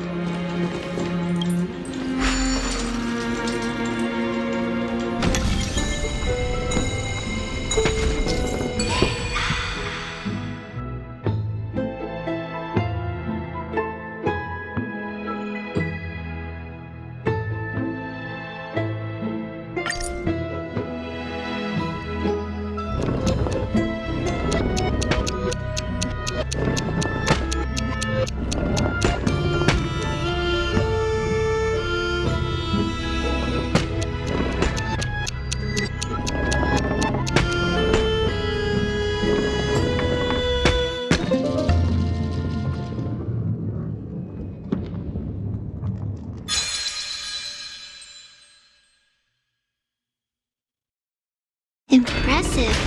You too have the makings of a high priest now.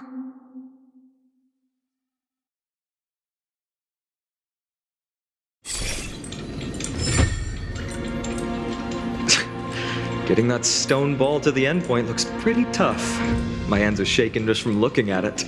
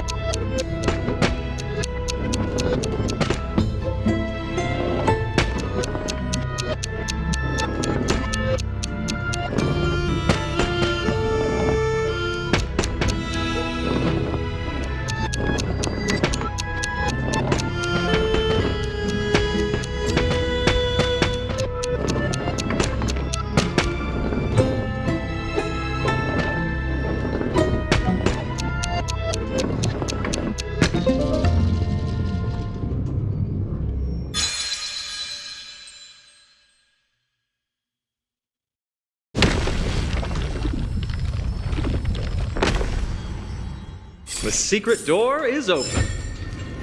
Go inside, and you'll see the place where we grew up.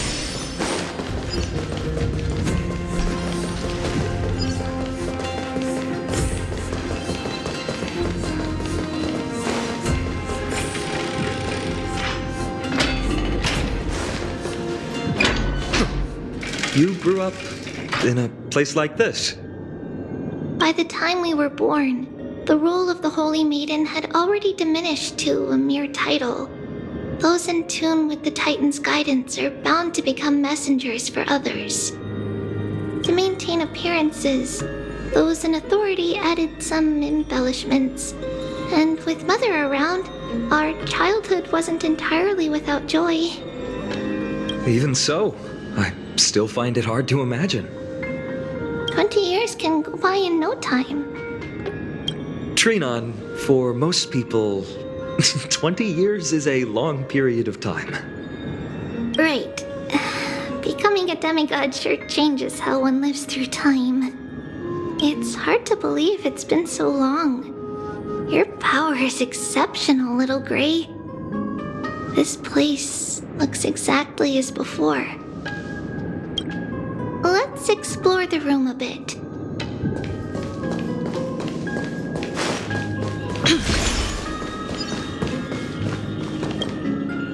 There are so many boxes here.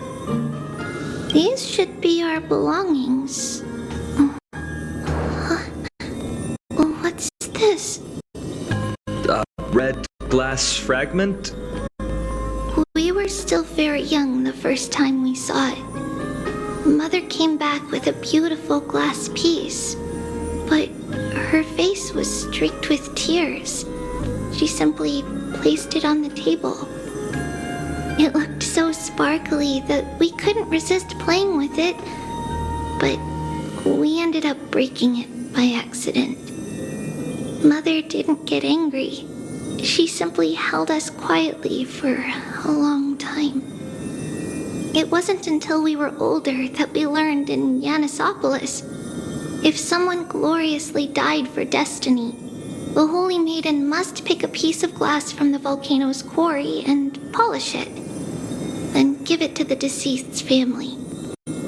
On the day Mother returned with the glass, her friend lost his life on the battlefield. Since he had no family left, Mother had to keep it herself. Later, on the eve of the ritual, Mother also gave us a beautiful piece of glass. Let's move on to the bedroom.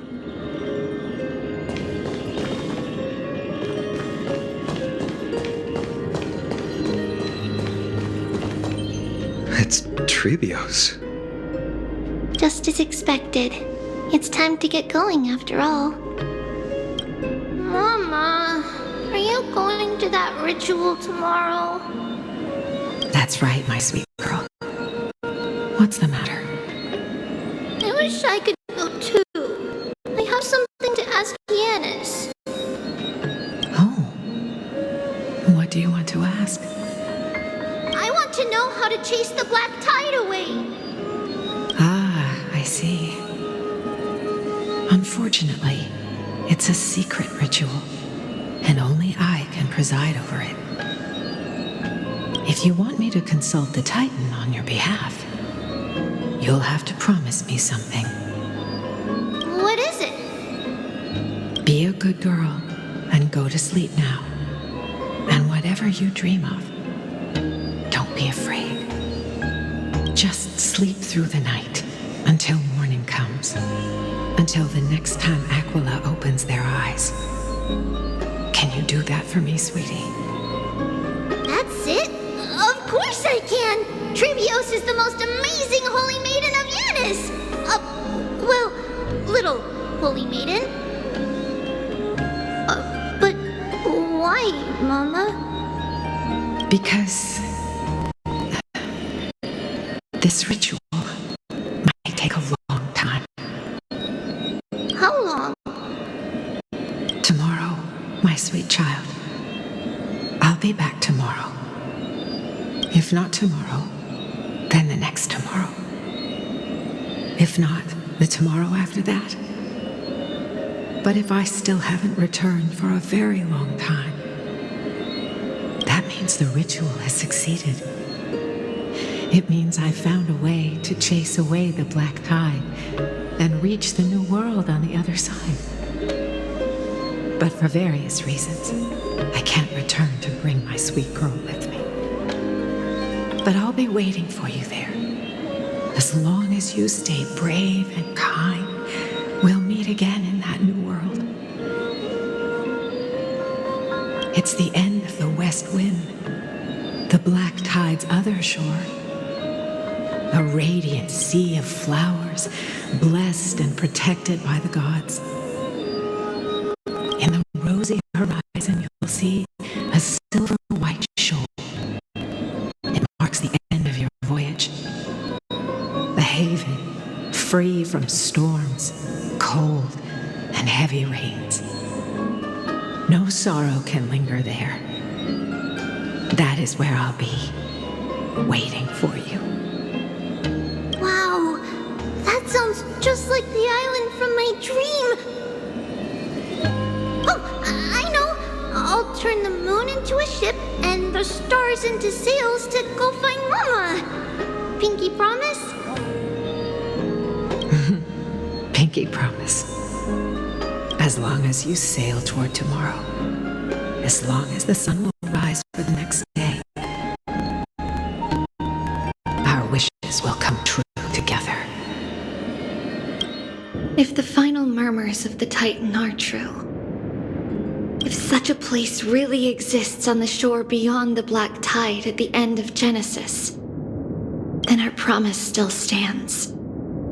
Please, wait for me, Mother.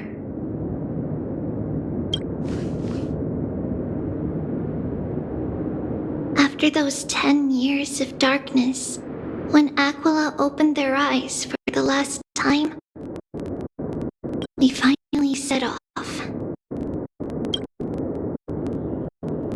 Where did she go?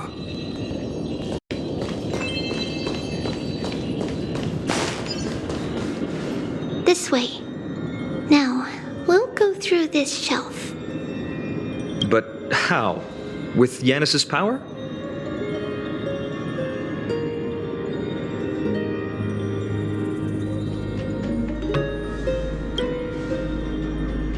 Indeed, we hadn't acquired their power back then. So this obstacle, it was simply a mirage? Yes, the answer is right on the shelf. Go ahead and give it a try.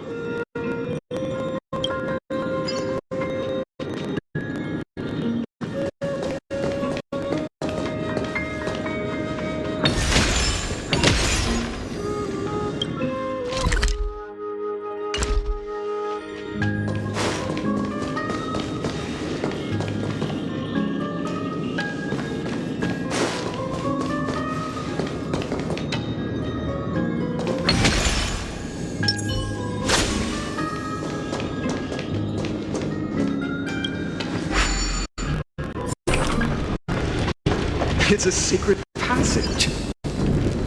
It was a secret passage prepared by the Holy Maiden's supporters for Mother and me as a precaution. And now, it is turned into our passage to escape, just as anticipated.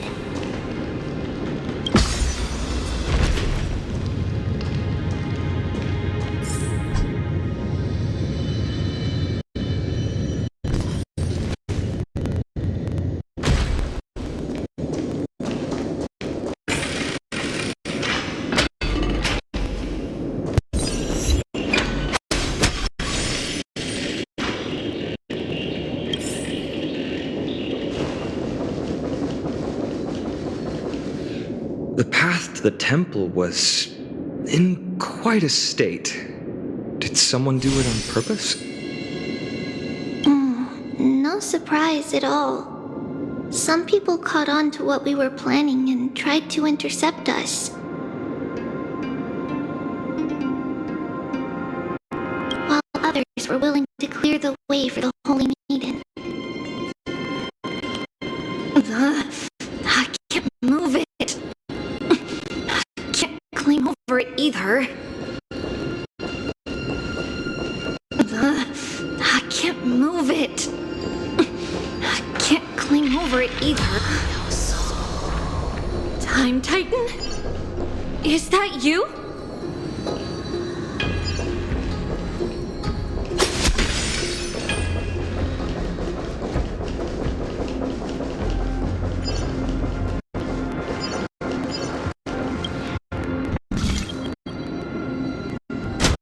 Just like this.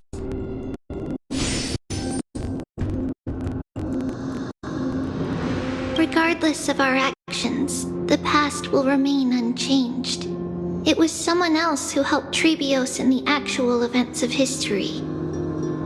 We don't remember the details.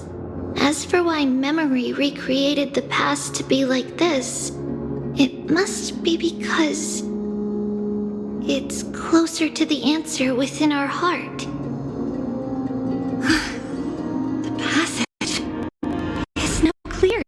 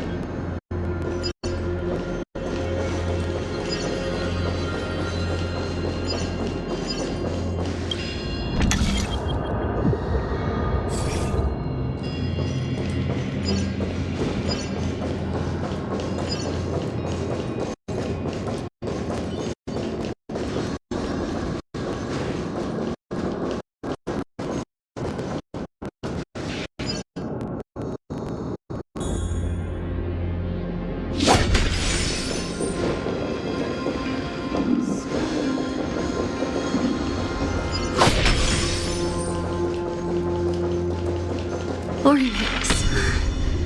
Thank you, nameless god.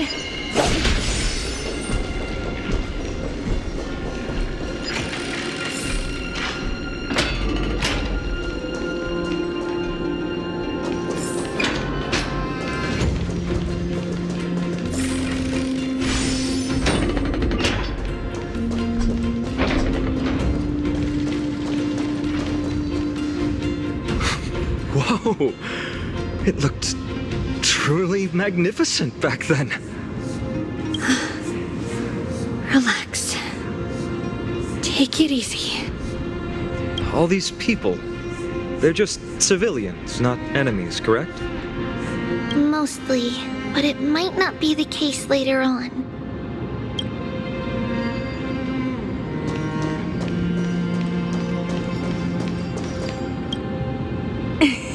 Hey, little ones. How did you sneak in here? Shh! Please keep it down. You have to be really sneaky to get in here. Okay. But what did you sneak in here for? I heard there's a lovely holy maiden living in the temple, and I want to meet her. I couldn't stop her, so I had to think of a way to sneak her in. Oh, really? I was here to meet the Holy Maiden as well, but the guard said she had to go somewhere far away today. Huh? What a bummer. Mommy even asked me to bring her gift to the Holy Maiden. It's getting late. We couldn't go home now, okay? Okay then. We'll come back next time. Thank you. By the way they are dressed, the siblings look like civilians living outside the temple. Mother mentioned that when she was a holy maiden, she caught a girl sneaking into the temple to steal the tributes. Stealing from the temple was punishable by death, but that poor girl had no family and just wanted something to eat. So Mother took her outside and even gave her some food. Perhaps these two children are the descendants of that girl from back then.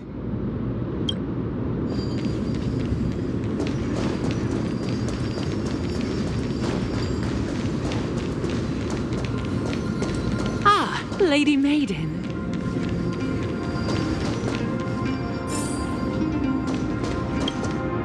Lady Maiden, you need to dress warmer. It's pretty cold out. Let me get you a blanket. No need to trouble yourself. I'm just going for a quick walk. All right, but please take care of yourself. Your mother made us promise to look after you before she left. It's been a while since I last saw you. I just realized you've grown into such a beauty, just like your mother. Oh, here, have some of my sweet pastries. She used to enjoy them, so maybe you'll like them too. What's wrong, Lady Maiden? I'm fine. It tastes really good. This lady is Mother's old friend. When we were little, we sometimes got to eat the sweet pastries she brought back. We've always remembered the familiar taste, and only now do we learn where it came from.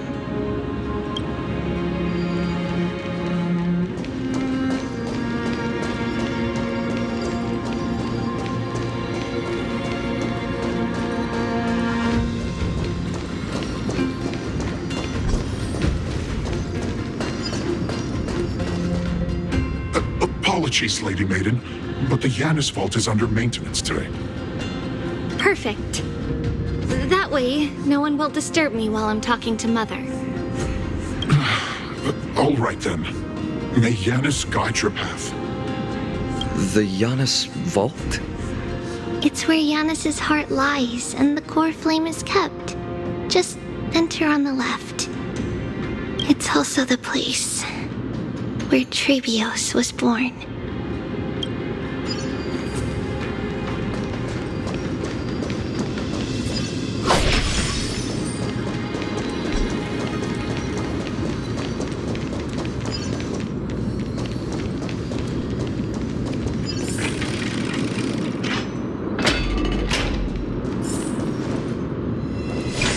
Trebios. What does that name actually mean? The one with 3 lives. Mother believed our birth was blessed by the 3 titans of fate. She named us thus to express her gratitude. Looking at how things have unfolded, fate might have had a role in it.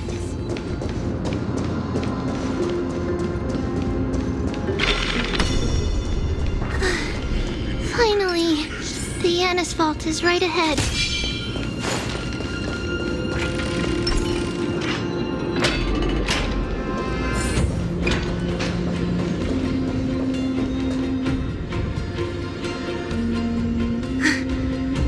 At long last.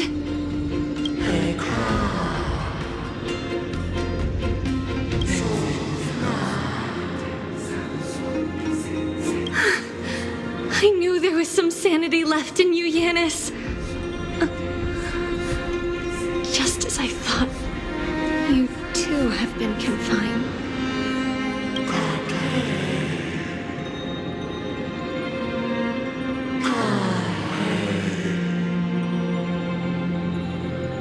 No, Janus. I've come here to take on your fate.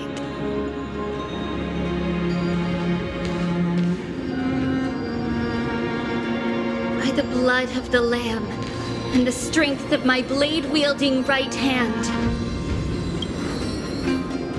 I am Trebios, the listener, the announcer, and the witness of the prophecy.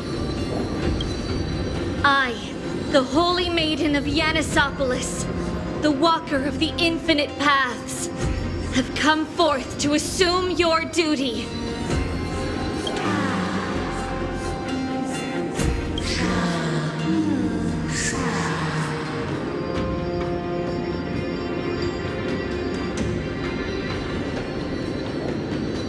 Just as I wished. This journey promises to be a long one, with 1,000 selves to accompany me. I'll never be lonely.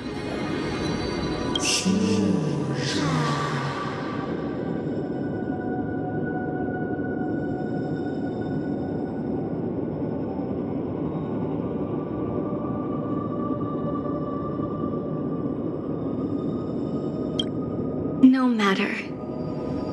My hands are not made for bearing arms. But my feet are destined to embark on a journey for the benefit of all.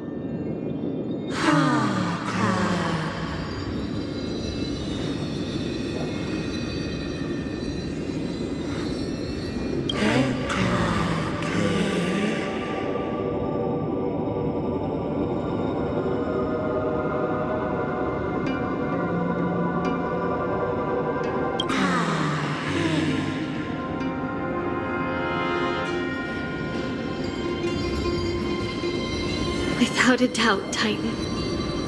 Let the prophecy shatter me, so that I may open a myriad of paths for this imperiled world.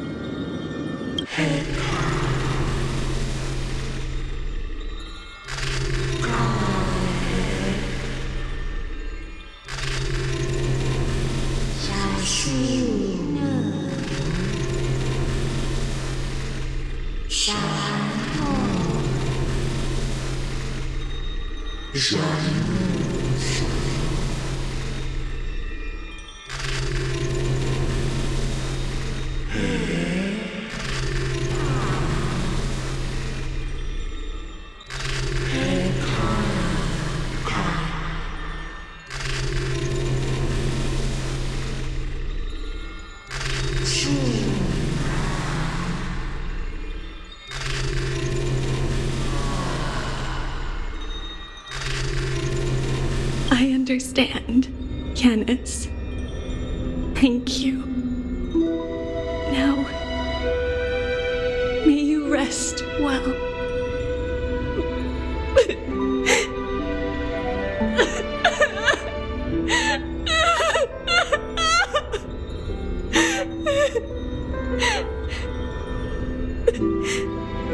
Mother, did you see that? I have assumed my duty and stand ready to set out. We will step over the gods' corpses and wander among humanity, and thus we shall sweep apart Amphorius's pitch-dark fog. May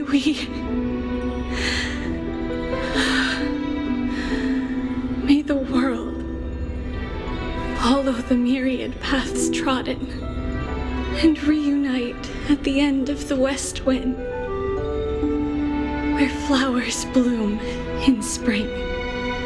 Mother, I shall see you tomorrow. Who dares lay hands on the Coreflame? Drop your weapon and surrender at once! I knew this would come. It's opening up! Move aside and get ready! The Holy Maiden?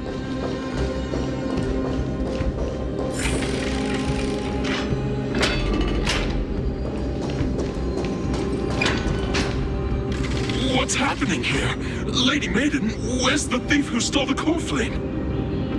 Look at what she's holding, you buffoon! She is the thief! Take your positions and ready your arms! We're taking back the Coreflame! Bring it on! What? Come forth, loyal guards. At least do it properly. Pierce me in the chest. What are you scheming? This is your last chance. If anyone wants to earn a promotion and rise through the ranks, I'm right here. You all know who I am. Go ahead.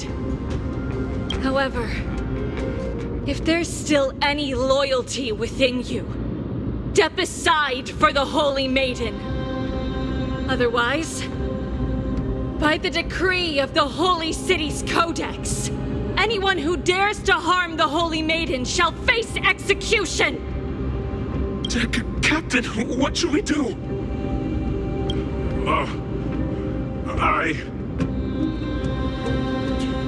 Do it! Kill her! If any of you want to get rich, then come with me. Take this traitor's head and wealth will be ours!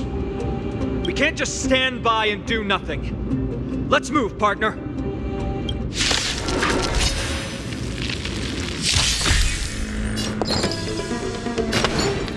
Unite our goals. Free will, or was it fate? Still waters of oblivion. Ready for another? It's on me. Dreams of... Let us dance once more.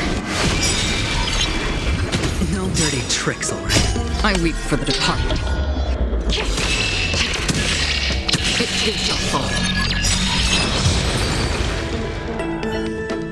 How's that possible? Could the Titan actually be on her side? Get her! That woman is the traitor!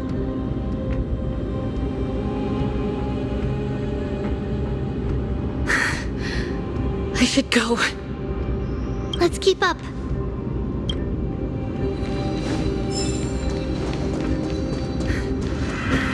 The path is opening up for me. Oh, Yanis, protect me.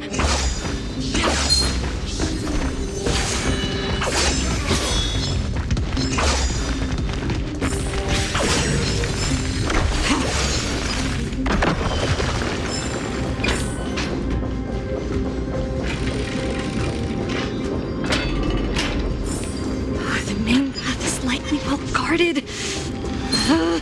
What do? Just as I thought. Inside.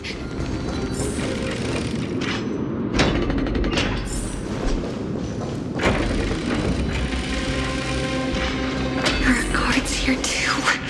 Don't alert them.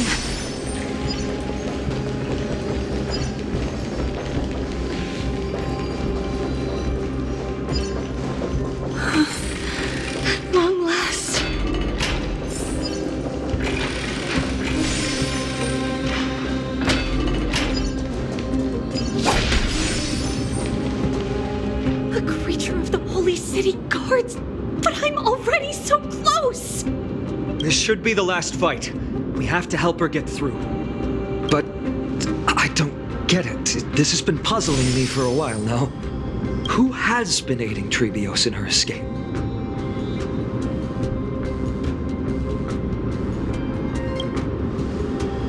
While history might be blurred by memories, seeing how the whole city is hunting her down, she clearly had no allies. If she pulled it off alone, were we too involved in this process? Trebios had been on her own since she entered the vault. But what did we truly mean to her? You'll find that answer at the end of this memory. In that case, let's focus on the mission at hand now. Let's do this, everyone!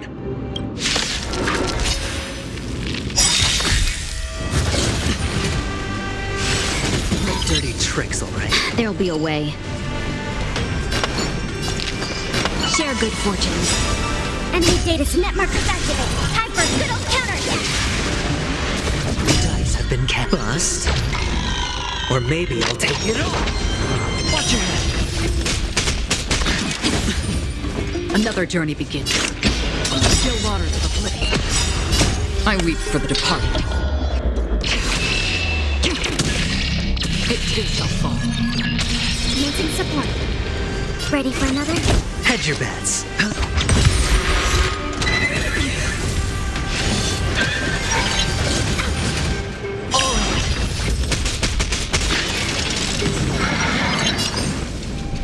Clouds scattered. Destined for oblivion. Enemy targets detected. It's on me. Enemy data net markers activate. Time for a good old counterattack.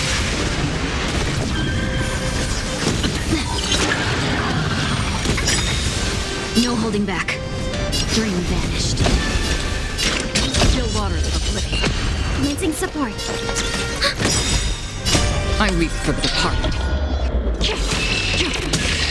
It too shall fall. Watch your head.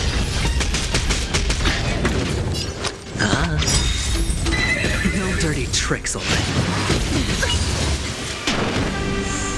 Have we met? Unite our goals. Free will destined for oblivion.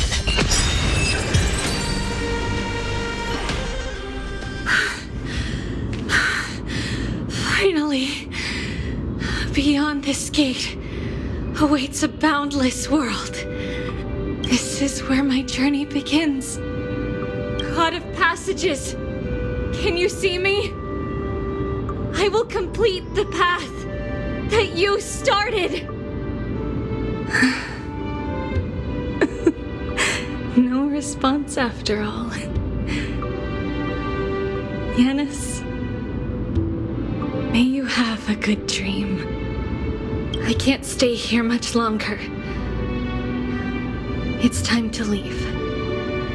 Well, looks like this is the end of the memory. Not yet. The question that has been puzzling you. She's about to reveal the answer.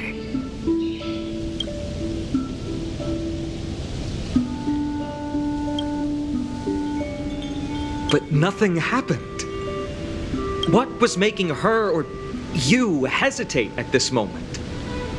If she had known this flame-chased journey would proceed as the Titan foretold, bringing about great suffering and fatalities, including her own, would she still have chosen to walk through the gate and start her journey? I think the answer is already within you. And you've made your own decision. What? You can hear us? Not really. She can neither see nor hear us. Yet she knew that one day, someone would return to unveil this dust-covered memory. We can never know for sure who helped us back then. But that kindness was forever engraved in our hearts, motivating us to move forward. Time has modified this memory into a special letter, so that we do not forget our original intent. It's a letter written by Trebios of the past and sent to her future self. In this memory, it is Trebios of the future who overcomes all difficulties for her and sends her on a long journey toward the tomorrow where we are. Yes, you'll remember it all. And then find your way back to the gate where everything began. Here, I will set sail toward the distant horizon. Here, you have traveled far on your way home. Such is the maxim that unveils Trebios' fate. You shall shatter into 1,000 fragments and wither on the soil of foreign lands. So, if you ever feel lost, return to this place. I'll keep this memory here for you. Or for me, to embrace it again. Worry not. Though loss is something we've grown used to, our resolve and our pledge are what Trebios will never forget. Each one of us has never failed to remember. Losses are a constant on the flame chase journey, among which even life itself holds little value. The hot blood of the sacrificial lamb will not be spilled in vain, like my mother and I. The libations poured are guaranteed to bear fruit, just as my blade-wielding right hand is not a hollow formality. Surmount the myriad passages of Yanis, and we will once again ride the west wind and let the wings carry us far away. So, this is your answer? That's right. In the name of the three fates, I stand by my answer with no regrets. Now, with or without the god's blessing, I run towards the world's agony. If I can truly pierce through the utter darkness, we will meet again at the end of the west wind, where flowers bloom in spring.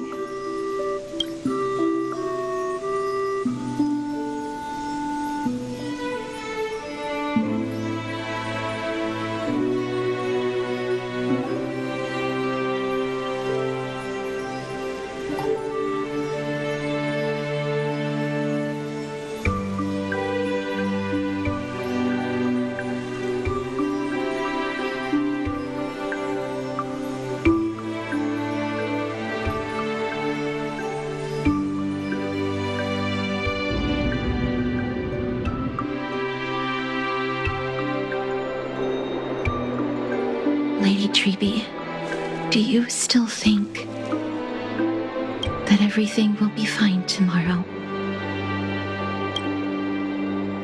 Yeah, that's what Trianne would say as well. With all due respect, Lady Trebe, you know perfectly well that see you tomorrow is nothing but a white lie. I hope your toughness is not a mask hiding a lonely heart.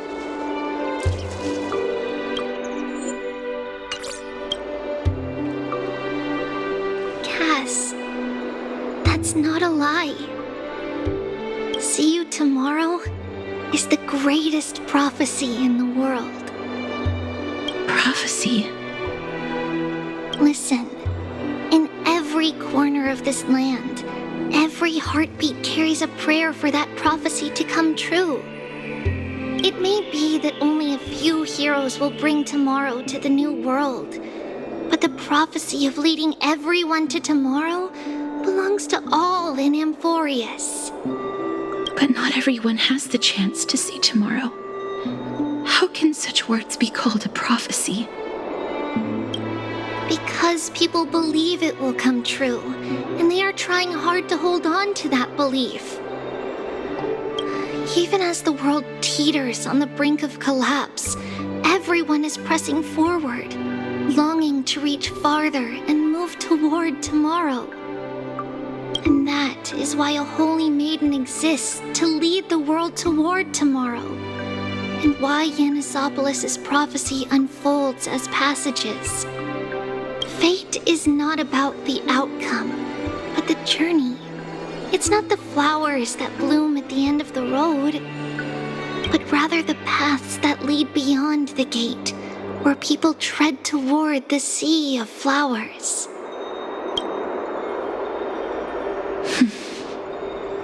So, Cass, if anything is troubling you, just set it aside for tomorrow. There's no difference between demigods and mortals. The troubles we encounter can only be resolved by our future selves. Reflect through the long night. Wait for the dawn as you think. Then set off at daybreak. The hesitant part of us will be left behind in the dark, while the determined side of us will know no fear.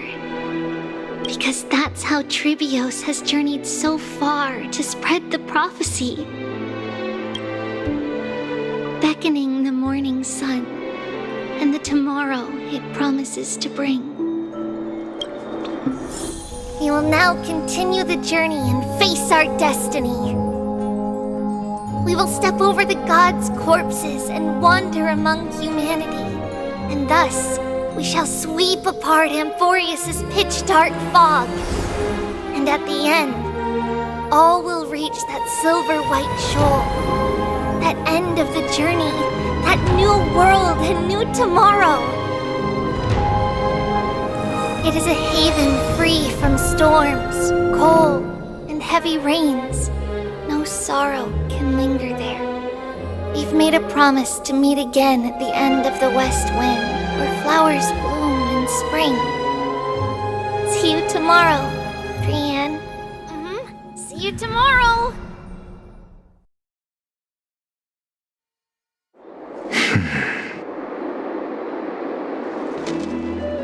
Child of humanity, surely you are not waiting for the arrival of night. Nights do not fall upon Akama. That's why it's futile for you to wait here. Honestly, I didn't expect the renowned Reason Titan to behave like this. And that's all thanks to you. If your soul weren't as prickly as a hedgehog, I wouldn't have to act this way. If you were more accommodating, you wouldn't be opposing me all the time, and I could teach you more freely instead. It was you who insisted on implanting the Coreflame in me. Forget it. Cut the sarcasm and just say what you need to say. Fine, fine. All I want is to remind you, there's not much left in your soul. If you don't do something soon, I will have to take over this body. If I'm not worried, why should you be? I know what you're planning. You just want my help answering the question. What exactly are we? Correct? It's good that you remember. Thus, equivalent exchange. It's only fair. Then rest easy. The answer will soon be revealed, and you'll have to return my body shortly. Is that true? Certainly. I initially thought this extremely frail state would hinder me from getting my body back. But I didn't expect the answer to be right within it.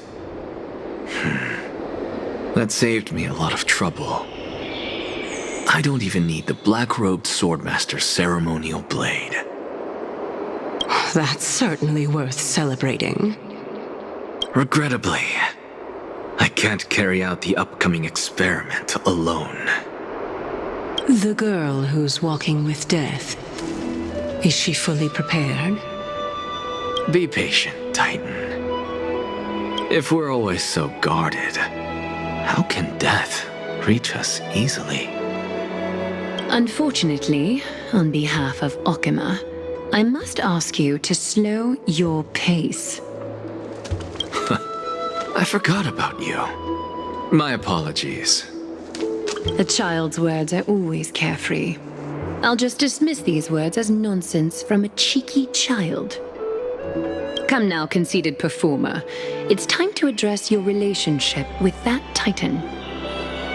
What if I refuse? Provocation will only tip Talantan's scales further toward your demise.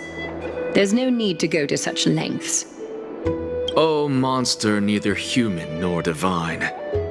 Don't forget that you won't dare kill me. If you snuff out the Coreflame of Reason, what else can you use to stand against the Council? Do you two mind if I cut in? I warned you. Do not interrupt me.